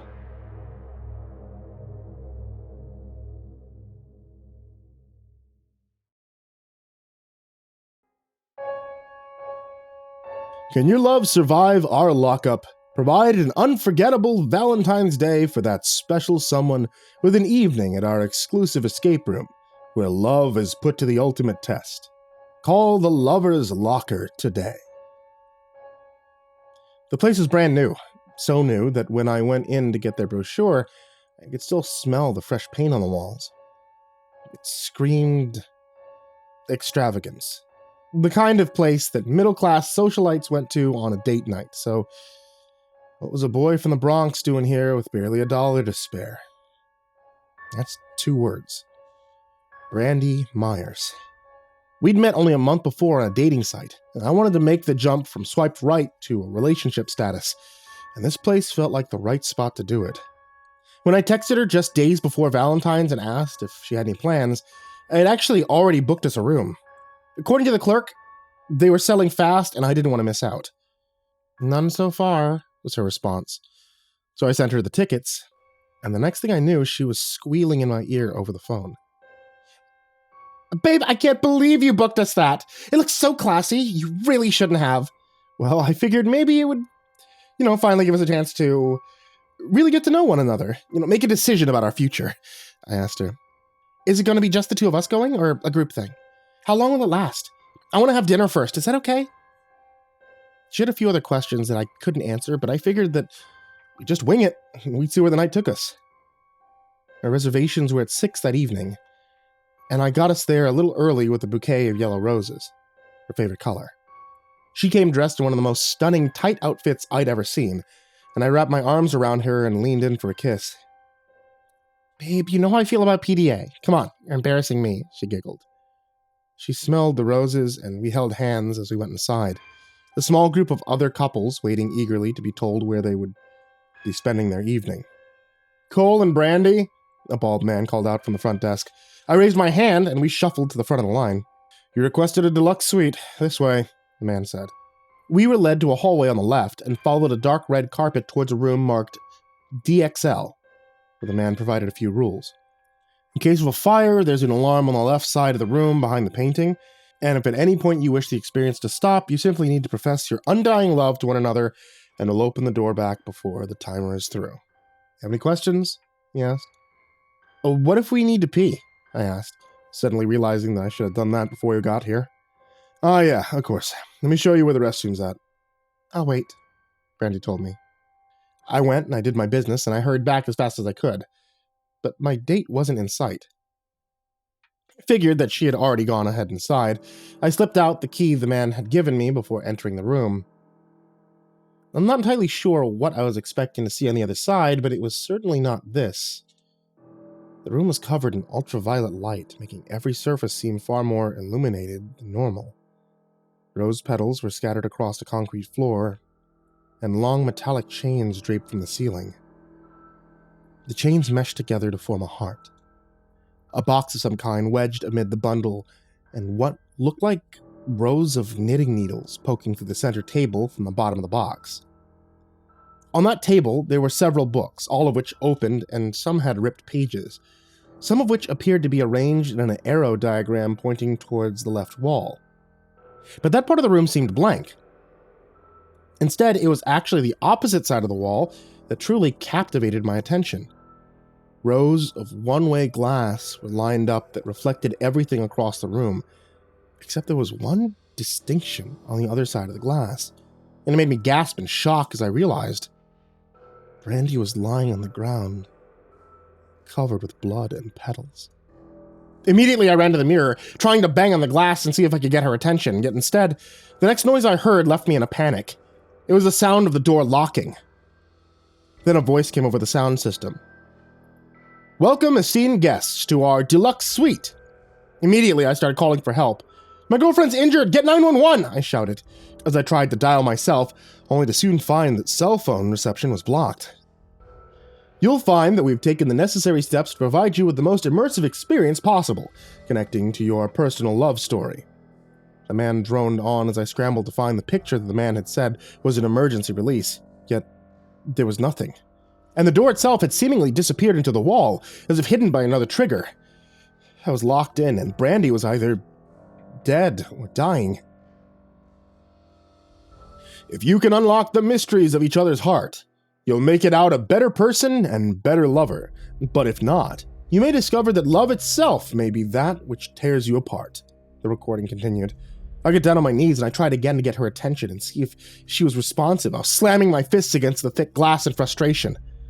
I glanced up at the ceiling and realized that one of the chandeliers above the chains looked like it was a survey camera, and I shouted, "Is this your idea of a sick joke, man? My girlfriend is in need of medical attention!"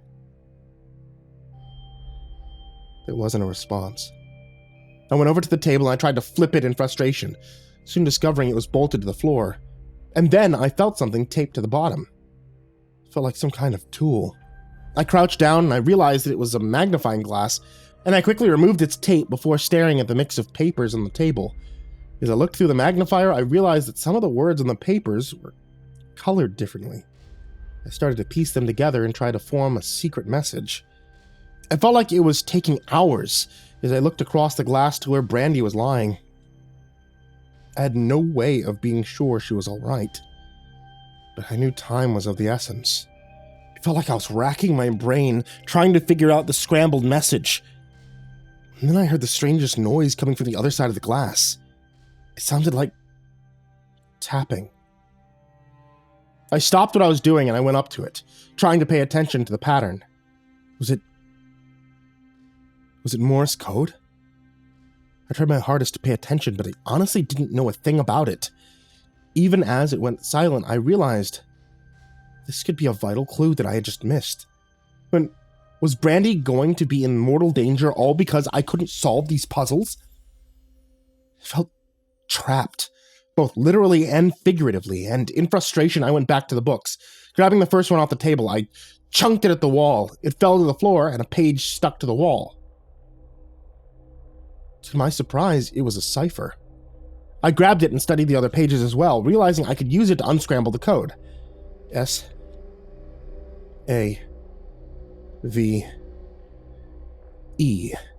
was one word. Panic set in and I tried to understand the rest. S-A-V-E. Save her and you save yourself, it read. Did it mean Brandy was still alive? And did that mean I was in danger too? A moment later, the tapping returned, and I realized I might be able to figure out what that meant as well with the cipher. It was a stretch, but maybe the two were connected. As it finished, I managed to write down the one word I was sure that had been sent. K-E-Y. Key. There was a physical key somewhere in the room, maybe the way out of here or something else. The question was where? I got down on the cold floor and I pushed pedals out of the way, trying to see if maybe the object was hidden somewhere.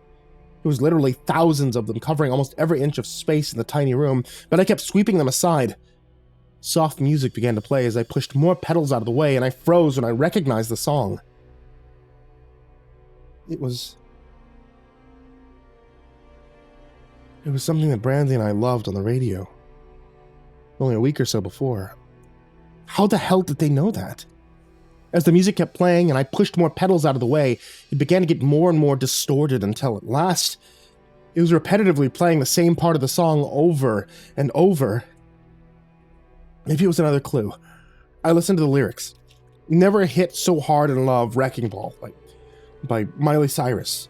Immediately, I reached for the chains, tugging on each one of them to see if one of them might collapse. The fourth one did, and at the end was in fact a small key connected directly to the main chain.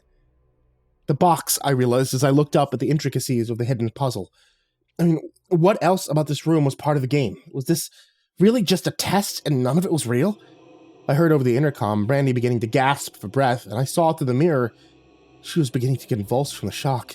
Hey, I'm right here. Okay, I'll help you. Just hold on, I shouted as I tried to get the key loose from the chain. Instead, I realized I'd have to carefully pull the chain towards the box, but it still wouldn't reach. The only way would be to dislodge the box from the needles, I realized. Wrapping my hands around the ripped up paper to protect myself, I began to push at the needles to reach the sides of the box. Even with the added layers of paper, it felt like sharp cuts directly against my wrists as it took all of my power to not stop. Brandy's gasps were the only thing keeping me going. I know that it was my fault that she was in this mess to begin with. I could hear her now begging for my help. Cole, pull the alarm. Get us out of here, she demanded in desperation. I don't know where it is. There's no portrait on my side, I yelled back as I finally found the strength to push the needles deep into my skin and grab the box. It tugged out rather easily to my surprise, and I managed to unlock it only mere seconds later. I was expecting something inside to help us out of this hell, but instead, as I opened the box, the lights went completely out, preventing me from ever seeing inside of it. The sound was canceled too. I couldn't hear anything from her side as I scrambled to find my phone. Surely it was somewhere on the table? I fumbled down on the ground and blindly began to search. And then I heard a roaring noise from below the table. It sounded like a growing furnace. A song by Johnny Cash filled the intercom as I felt warmth beneath my feet and panic set in. Were they really gonna burn us alive in here? Cole, I can't move, help me! I heard Brandy scream over the song. I used the glow from the fire to make my way towards the mirror and banged on the glass. I'm trying, babe, just hold on, okay? The flames were shooting up and melting the table from underneath, causing my makeshift footstool to reach the ceiling to collapse. And the rose petals were acting as extra flammable material for the growing blaze. I realized this as I demanded to be let out, but of course, there's no response. Brandy, I'm sorry about all this. I love you, I admitted to her. Don't you fucking dare give up. I want to live, she shouted with a whimper. I stood up, braving the inferno and reaching for the box to try and grab whatever was inside. Photographs of the two of us, driving around, making out, trying to just laugh. Have we been stalked by these guys? What was all of this? Some of the photos showed either one or the other, marked with that black permanent marker, and then at the bottom, etched into the box was a warning. Save yourself, or save her. I had to make a choice, but how was I going to save her? I had nothing to give to her. Brandy, I need you to get up, I begged as I pushed my back against the glass wall. She couldn't see me, but I saw she was now scrambling to find a way out of her own prison. I don't understand what's happening, Cole. What is this? She whimpered, as I saw water was beginning to pour in from the ceiling on her side. Look, I'm probably not going to make it, okay? I think I know what to do to make this thing stop, and I'm really sorry, I said as I covered my mouth, unable to speak. I ran towards the blank wall. I began to claw at it. Anything to ruin the building. If they wanted me dead, I was going to take them down as much as possible. Instead, as I ripped the wallpaper off, I found what looked like a portrait of myself. I pulled the paper off more to reveal the rest of the painting, stunned by the details of my image. The escape switch, I thought, as I pulled it off the wall and saw the way out was right in front of me. But then the lingering question hit me. If I pulled it, did that mean Brandy would die? A message came over the intercom. Congratulations! You found your one true love, yourself. Use the escape lever to end the simulation and rediscover your life, it said in a robotic voice. At the same time, Brandy was desperate to stay above water on the side of her prison, and if I pulled it, I imagined she would drown. There were probably a dozen excuses I could have used to save myself. To let her go. I mean, I didn't really know this girl. I didn't know if we were going to work out or not. I mean, heck, after this hell, if I were her, I would definitely dump me. But I told myself that I had to save her instead. The wall! Rip off the wallpaper! I shouted to her as the flames licked against my skin. She heard me and didn't hesitate, jumping through the rising water to scratch at the different wallpaper.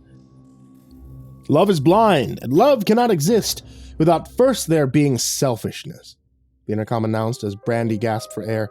You can do it, come on! I shouted. I saw bits and pieces of the portrait show up. Pull the lever! I told her desperately. Both of us were moments away from death. She turned towards me and demanded, You do yours too! You're there too, right? I felt a chill run down my spine. As I realized, she was breaking the escape room rules.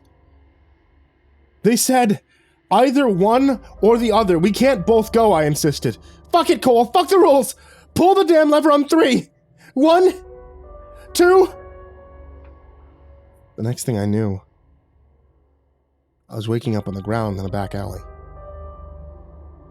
It felt like I'd been hit by a freight train. My clothes still smelt of fire. I knew that it had all been true.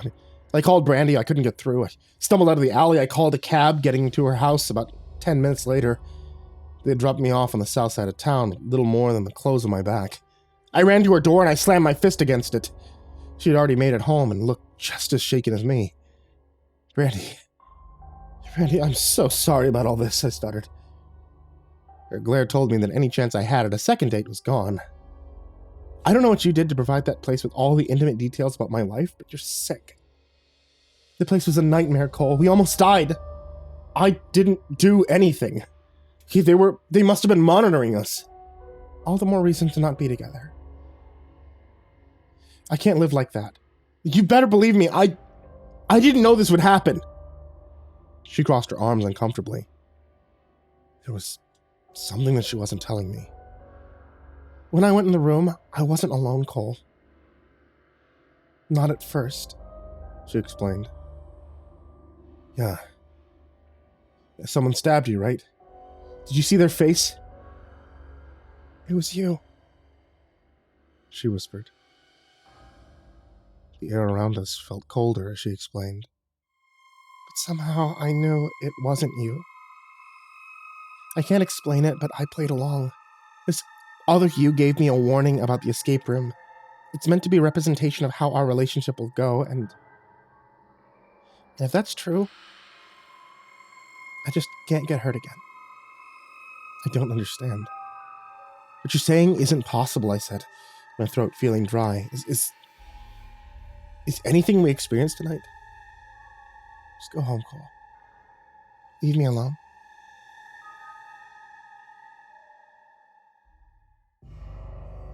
I tried to go back to the escape room today, to complain to the management, maybe get some answers, but the building was already being stripped apart.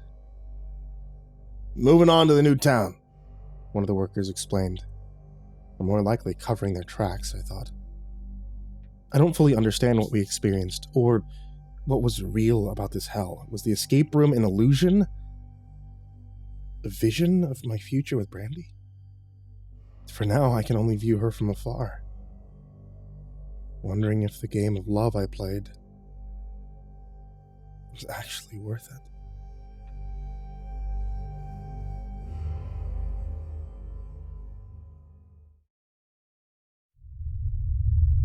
Approximately 334 days ago, according to the Martian calendar, NASA began to use the Perseverance rover for research of the Red Planet. Thanks to the rover, we've learned more about our distant neighbor this year than ever before. But not all of it is for the betterment of mankind. 2 microphones aboard the rover have been recording the winds of the Red Planet for quite some time, trying to determine the acoustic differences between our world and Mars. Mars has an unusual atmosphere, compared to this planet, with very different temperature, density, and chemistry.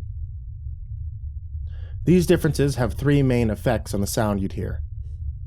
The speed of sound. The sound emitted in the cold Martian atmosphere takes slightly longer to get to your ear.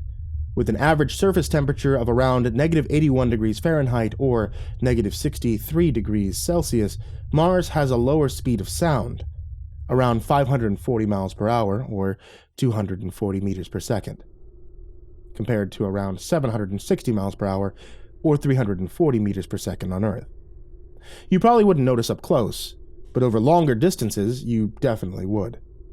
Imagine trying to hear the roar of a fire, only to realize the house that you're getting to has already burned down. The volume of sound. The level you hear will also be automatically lower on Mars.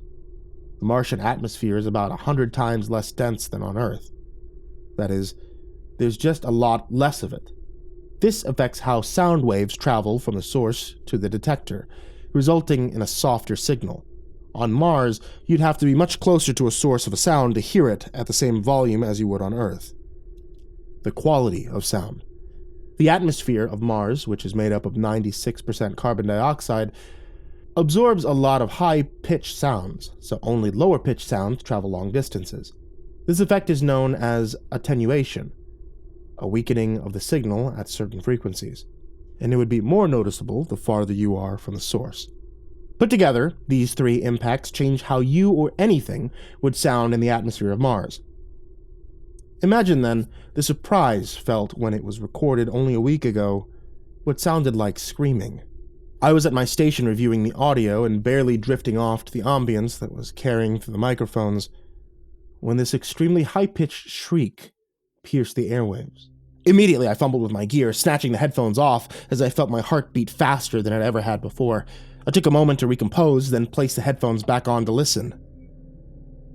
The noise was gone, but it did feel like there were reverberations from it everywhere in the audio. There was this low thrill that filled the void from the shriek. Hesitantly, I rewound the audio, turning the volume to a low frequency so I wouldn't hurt my ears. Ordinarily, to get proper analysis, we were told to not do this, but the situation was unique, and I figured that it would be easier to handle the screams if they didn't terrify me. What I heard disturbed me beyond what mere words can describe. The best way to offer an explanation would be to provide you with an anecdote from my childhood.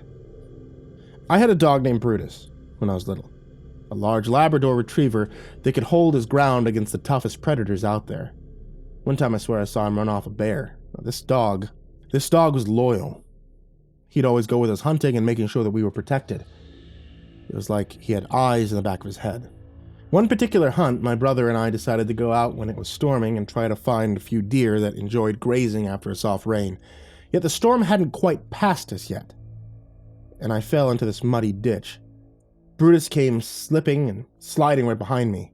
His leg got caught by this gnarly, thorny branch, and he let out this yelp that pierced the rain.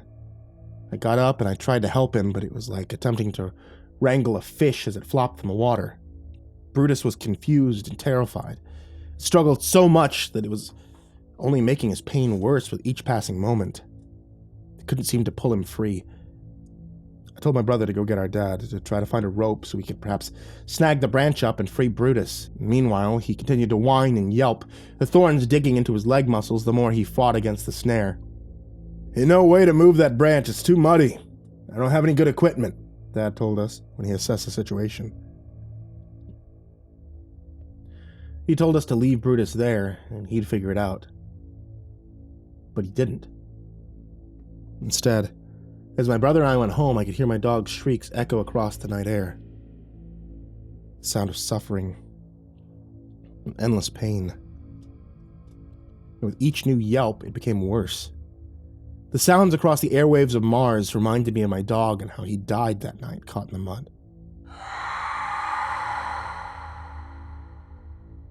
I was helpless to save him, as helpless as I was to find out the truth about these recordings. I pulled up the location data from the rover to give me an idea where the shriek had come from.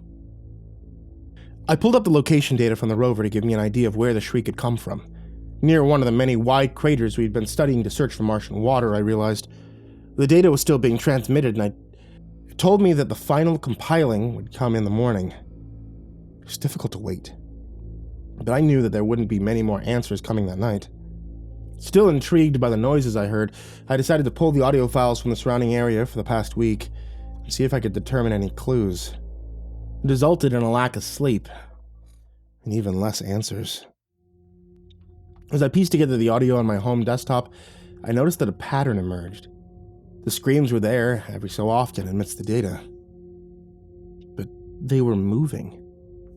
I pulled out a map of the Martian landscape and began to chart a course where I heard them. As the rover moved and surveyed the area, the noise would sound as though it was following the river.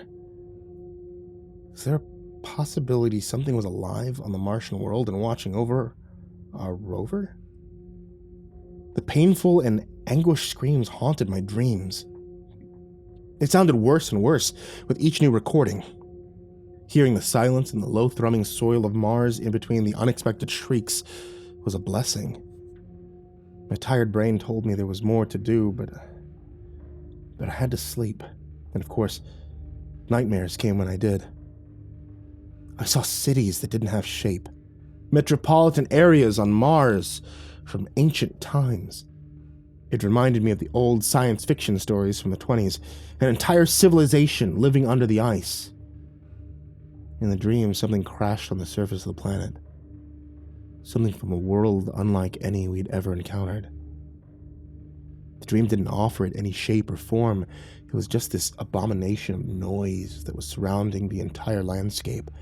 The Martians ran and shrieked, the formless creature mimicking their suffering and spreading its awful noise everywhere.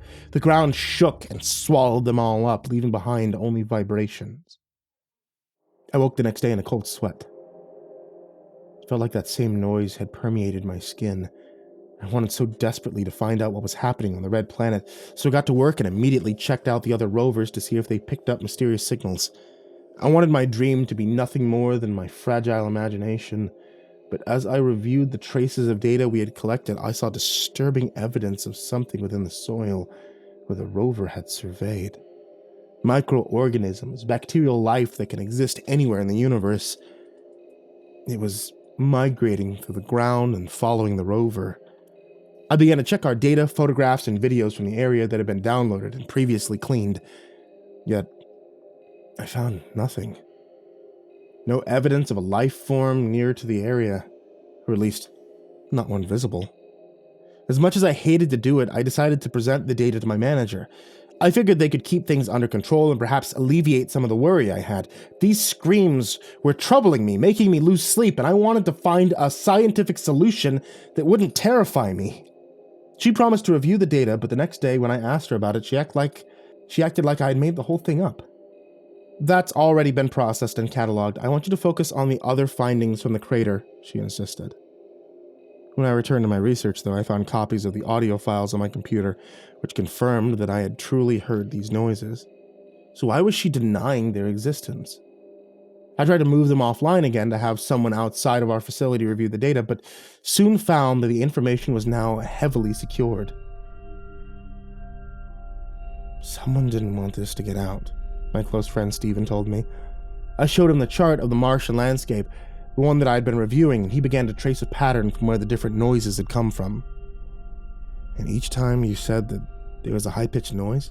He asked. I nodded, and he told me something that should have been plainly obvious. This thing's getting closer and closer. Each time you record it, the pitch is decreasing. The wavelengths are traveling to your slower and slower as well. In other words, something may have gone terribly wrong on the surface of Mars, and we don't even know about it yet.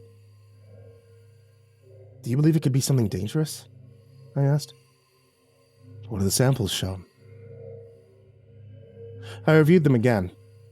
The sudden findings of life that were recorded were now gone, erased completely. Rewinding the trace data showed a shocking result. When the noise came, the bacterial life forms would shrivel as a result. These screams were acting as a pestilence on the Martian world. The next nightmare I had was more vivid. The extraterrestrial parasite which had crashed on the planet was now infecting the ground. I saw a lush and vibrant Mars transformed into the wasteland we knew so well. The civilization that named the planet home was killed in only a matter of weeks, and then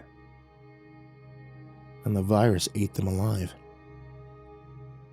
devouring every part of their body and possibly even their soul. I saw the invisible effects of the screams on the planet everywhere I looked in my dream. Scars that ran deep into the red core revealed wounds of dead soil, dangerous invisible parasites that eagerly cling to any life that passes by. Suddenly I felt my legs slipping into the crimson soil, being pulled under, dragged down to this Martian hell. I found myself scraping and grasping for breath as dirt and soil was spilling into my throat and I was drowning on this alien world. I woke up gasping and unable to breathe. I ran to the bathroom and began to vomit. What came out of my lungs were particles of sand and red soil. I looked down at my body, astonished to find that I was covered in the color of Mars, from head to toe.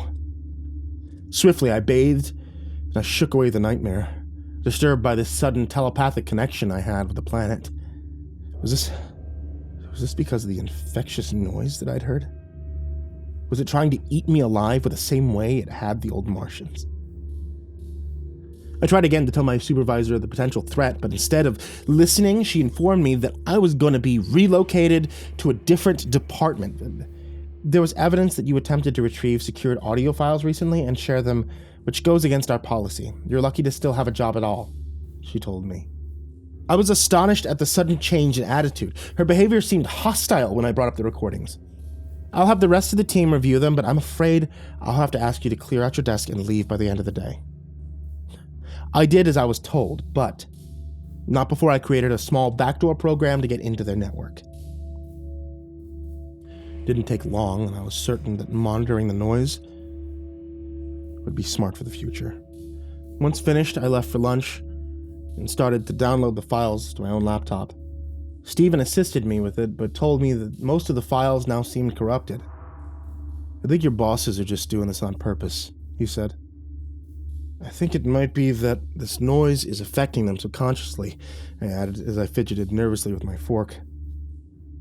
Have you tried to play the audio backwards? He asked casually. The thought hadn't even occurred to me. Are you saying it's like a secret code or something? I joked. No, but it could reveal something about the samples we're missing, he told me. As we experimented with the corrupted audio again, I heard distortions and shrieks again, and he immediately became tense. Jesus, that's a nightmare, he whispered. His hair was standing up on edge on his arm, and he kept listening, and I commented, It gets louder every time the rover is obtaining samples. The samples that are transmitting data here. Transmitting whatever this is to Earth? He asked. Neither of us knew what to make of that implication, but he requested to review the data and try to hack it that evening, so I let him. I called my boss that evening, begging her to listen to reason. Something about all this was very wrong. You need to step out of the way of progress. These samples will show us how the entire planet of Mars has evolved into the Eden that it is today. Wait, an Eden? Are we talking about the same planet? I asked, with a soft laugh, but she didn't appreciate the joke. Her tone was serious. What the planet is offering to our world is greater than anything you can imagine. Terraforming an entire world into a perfect environment. It would be a miracle for Earth. I found myself suddenly uneasy talking to her. But the planet of Mars is dead. We've seen that it's deteriorating, perhaps even dying. How is that a blessing for us? I asked. The silence in the next moments was ominous. Death is only consistency in the universe. Life sprung from nothing eons ago. It's inevitable that one day it will be snuffed out. Our time here is for one purpose alone: to serve as fuel for the next cycle. What? I'm sorry. What are you talking about? Then I heard this low thrum behind her as she kept speaking. It's our every existence that is the problem. Life is meant to only feed death, and death, that's eternal, perfect, beautiful. Michelle,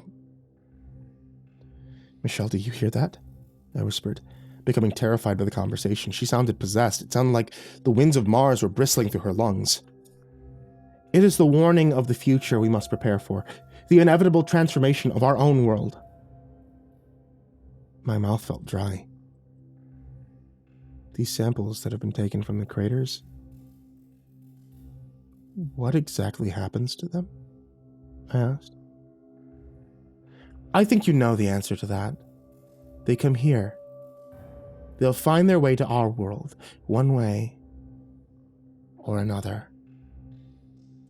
The noise in the background was making my ears feel like they were bleeding. Surrender to evolution. Death is the ultimate phase of all life. I hung up the phone, and I frantically called Stephen, hoping that he was available. Yet I got no answers. I grabbed my keys and decided to race to his house. Those recordings, they were more than just a peculiarity. They were a threat. They were a threat to our world. I tried to knock on his door, but there was no response. I shouted for his attention, yet instead, I heard the same shrill noise. It made me want to cover my ears to get into the fetal position. I pulled myself up and I found a window to crawl into. Inside of his small one-bedroom house, the noise was deafening. My eardrums felt like they could burst as I stuffed wads of paper to soften the intense screams. And then I found Stephen, mutilated on his living room floor. It was clear the injuries were self-inflicted. He had taken one of his kitchen knives, he had sliced off his ears first, stuffing them into his mouth. Then he had sliced his wrists. He let the blood drain out onto his couch, and finally, even as his life ebbed away, it appeared that he had carved open his stomach, letting his guts hang out and dangle onto the carpet. Somehow, despite all of this madness, I saw that my friend had typed a message onto his laptop. A warning. They are listening. I found myself wanting to pick up that same blade, harm myself. This invisible voice, it was urging me to kill, to let death take over my useless body. The blade touched my own neck, cutting into my flesh as I struggled to escape the screams. I managed to get out before I was overwhelmed by that desire. As I drove home, my boss called me again. I panicked and I sent it to voicemail. When I later checked the recording, all I heard was more of the same howling. A slow, methodical, shrill noise. It told me the strange, invisible threat I had heard was now here. I made it home, hardly able to think straight or even focus. Then I managed to compose this warning for others. I've realized that the concerns that Stephen had were even more serious than when he first understood. The dangerous, invisible evil is always on its way here, and worst of all,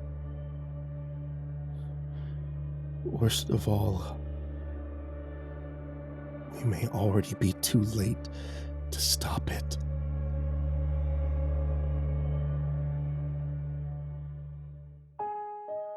Good evening once again, kids. It's me, MrCreepyPasta, and I want to tell you thank you for watching tonight's video, or for listening to tonight's episode of the podcast. That's available on Spotify, or on Apple Music, or on any other places that you can get podcasts. If you guys have loved any of the series you've been hearing on the channel, such as the Neverglade Mysteries, My Tiny Town Has Just Been Put on Lockdown, or Tales from the Gas Station, and you've wondered if there's more, there is. Take a look on Amazon. All these authors and many more have books available on Amazon right now, and some of them I've even done the audiobooks for. Check them out now, see if you can pick up a novel or two, and let them know that I sent you. As always, I want to give a big thank you to all of my supporters on Patreon. You guys are the real MVPs, and you allow us to get a whole bunch of custom stories that are only heard here on this channel, on this podcast. So, a very big thank you to Jordan Alexander Sanchez, Stephanie Butler, Bobby Carmen, Tristan Pelton, Chase Burnett, Diana Krause, Maria Walker, Tanya Oren, Pain Gravy, Inactive Hermit, Austin Johnson, Crazy Kid, Mr. Marcus Blitz, Aka Limchok, Dirt Diver 030, Matt Bach, Jabbles Raz, Voice of Sand, Coffee Zombie, Matthew McNeese, Shelly J, Jeremy H, Raltazal, Ficomel, Nana, The Morgan, Nick Weaver, Melted Lake, Tali Sue, Sky Maria Ravenswood, William King, Reaper 61167, Darth Miver, Micah Ortiz, Satanic Aries, Nessie, Parafa Panda, Bardo Hawk 764, Lambda M98, Harley, Billy Morrow, Sashi Suzaku, My Body Sounds Like Rice Krispies, Miss Xander, Suji Campbell, Stricken, Azarine Fox, Freddy Krueger, Happy Birthday Jason Wilson, Lisa Cottrell, Caspian, Hades' Nephew, Tater Chip, Acid System, Prozac and Pancake Appreciation Society, Cryptic Nightmares, Kiri the Sloth, Tommy Green, Fester's Lampshade, Sky Harbor, Nico Kyle, Rafael Rodriguez, The Ginger Bros, Aaron Stormcrow, Daniel Polson, Trey Smiles, and Corey Kenshin. And of course, everybody who's down there in the description as well, and everybody who can support on patreon.com/MrCreepyPasta for even $1. Thank you guys so much. Thank you for listening, and sweet dreams.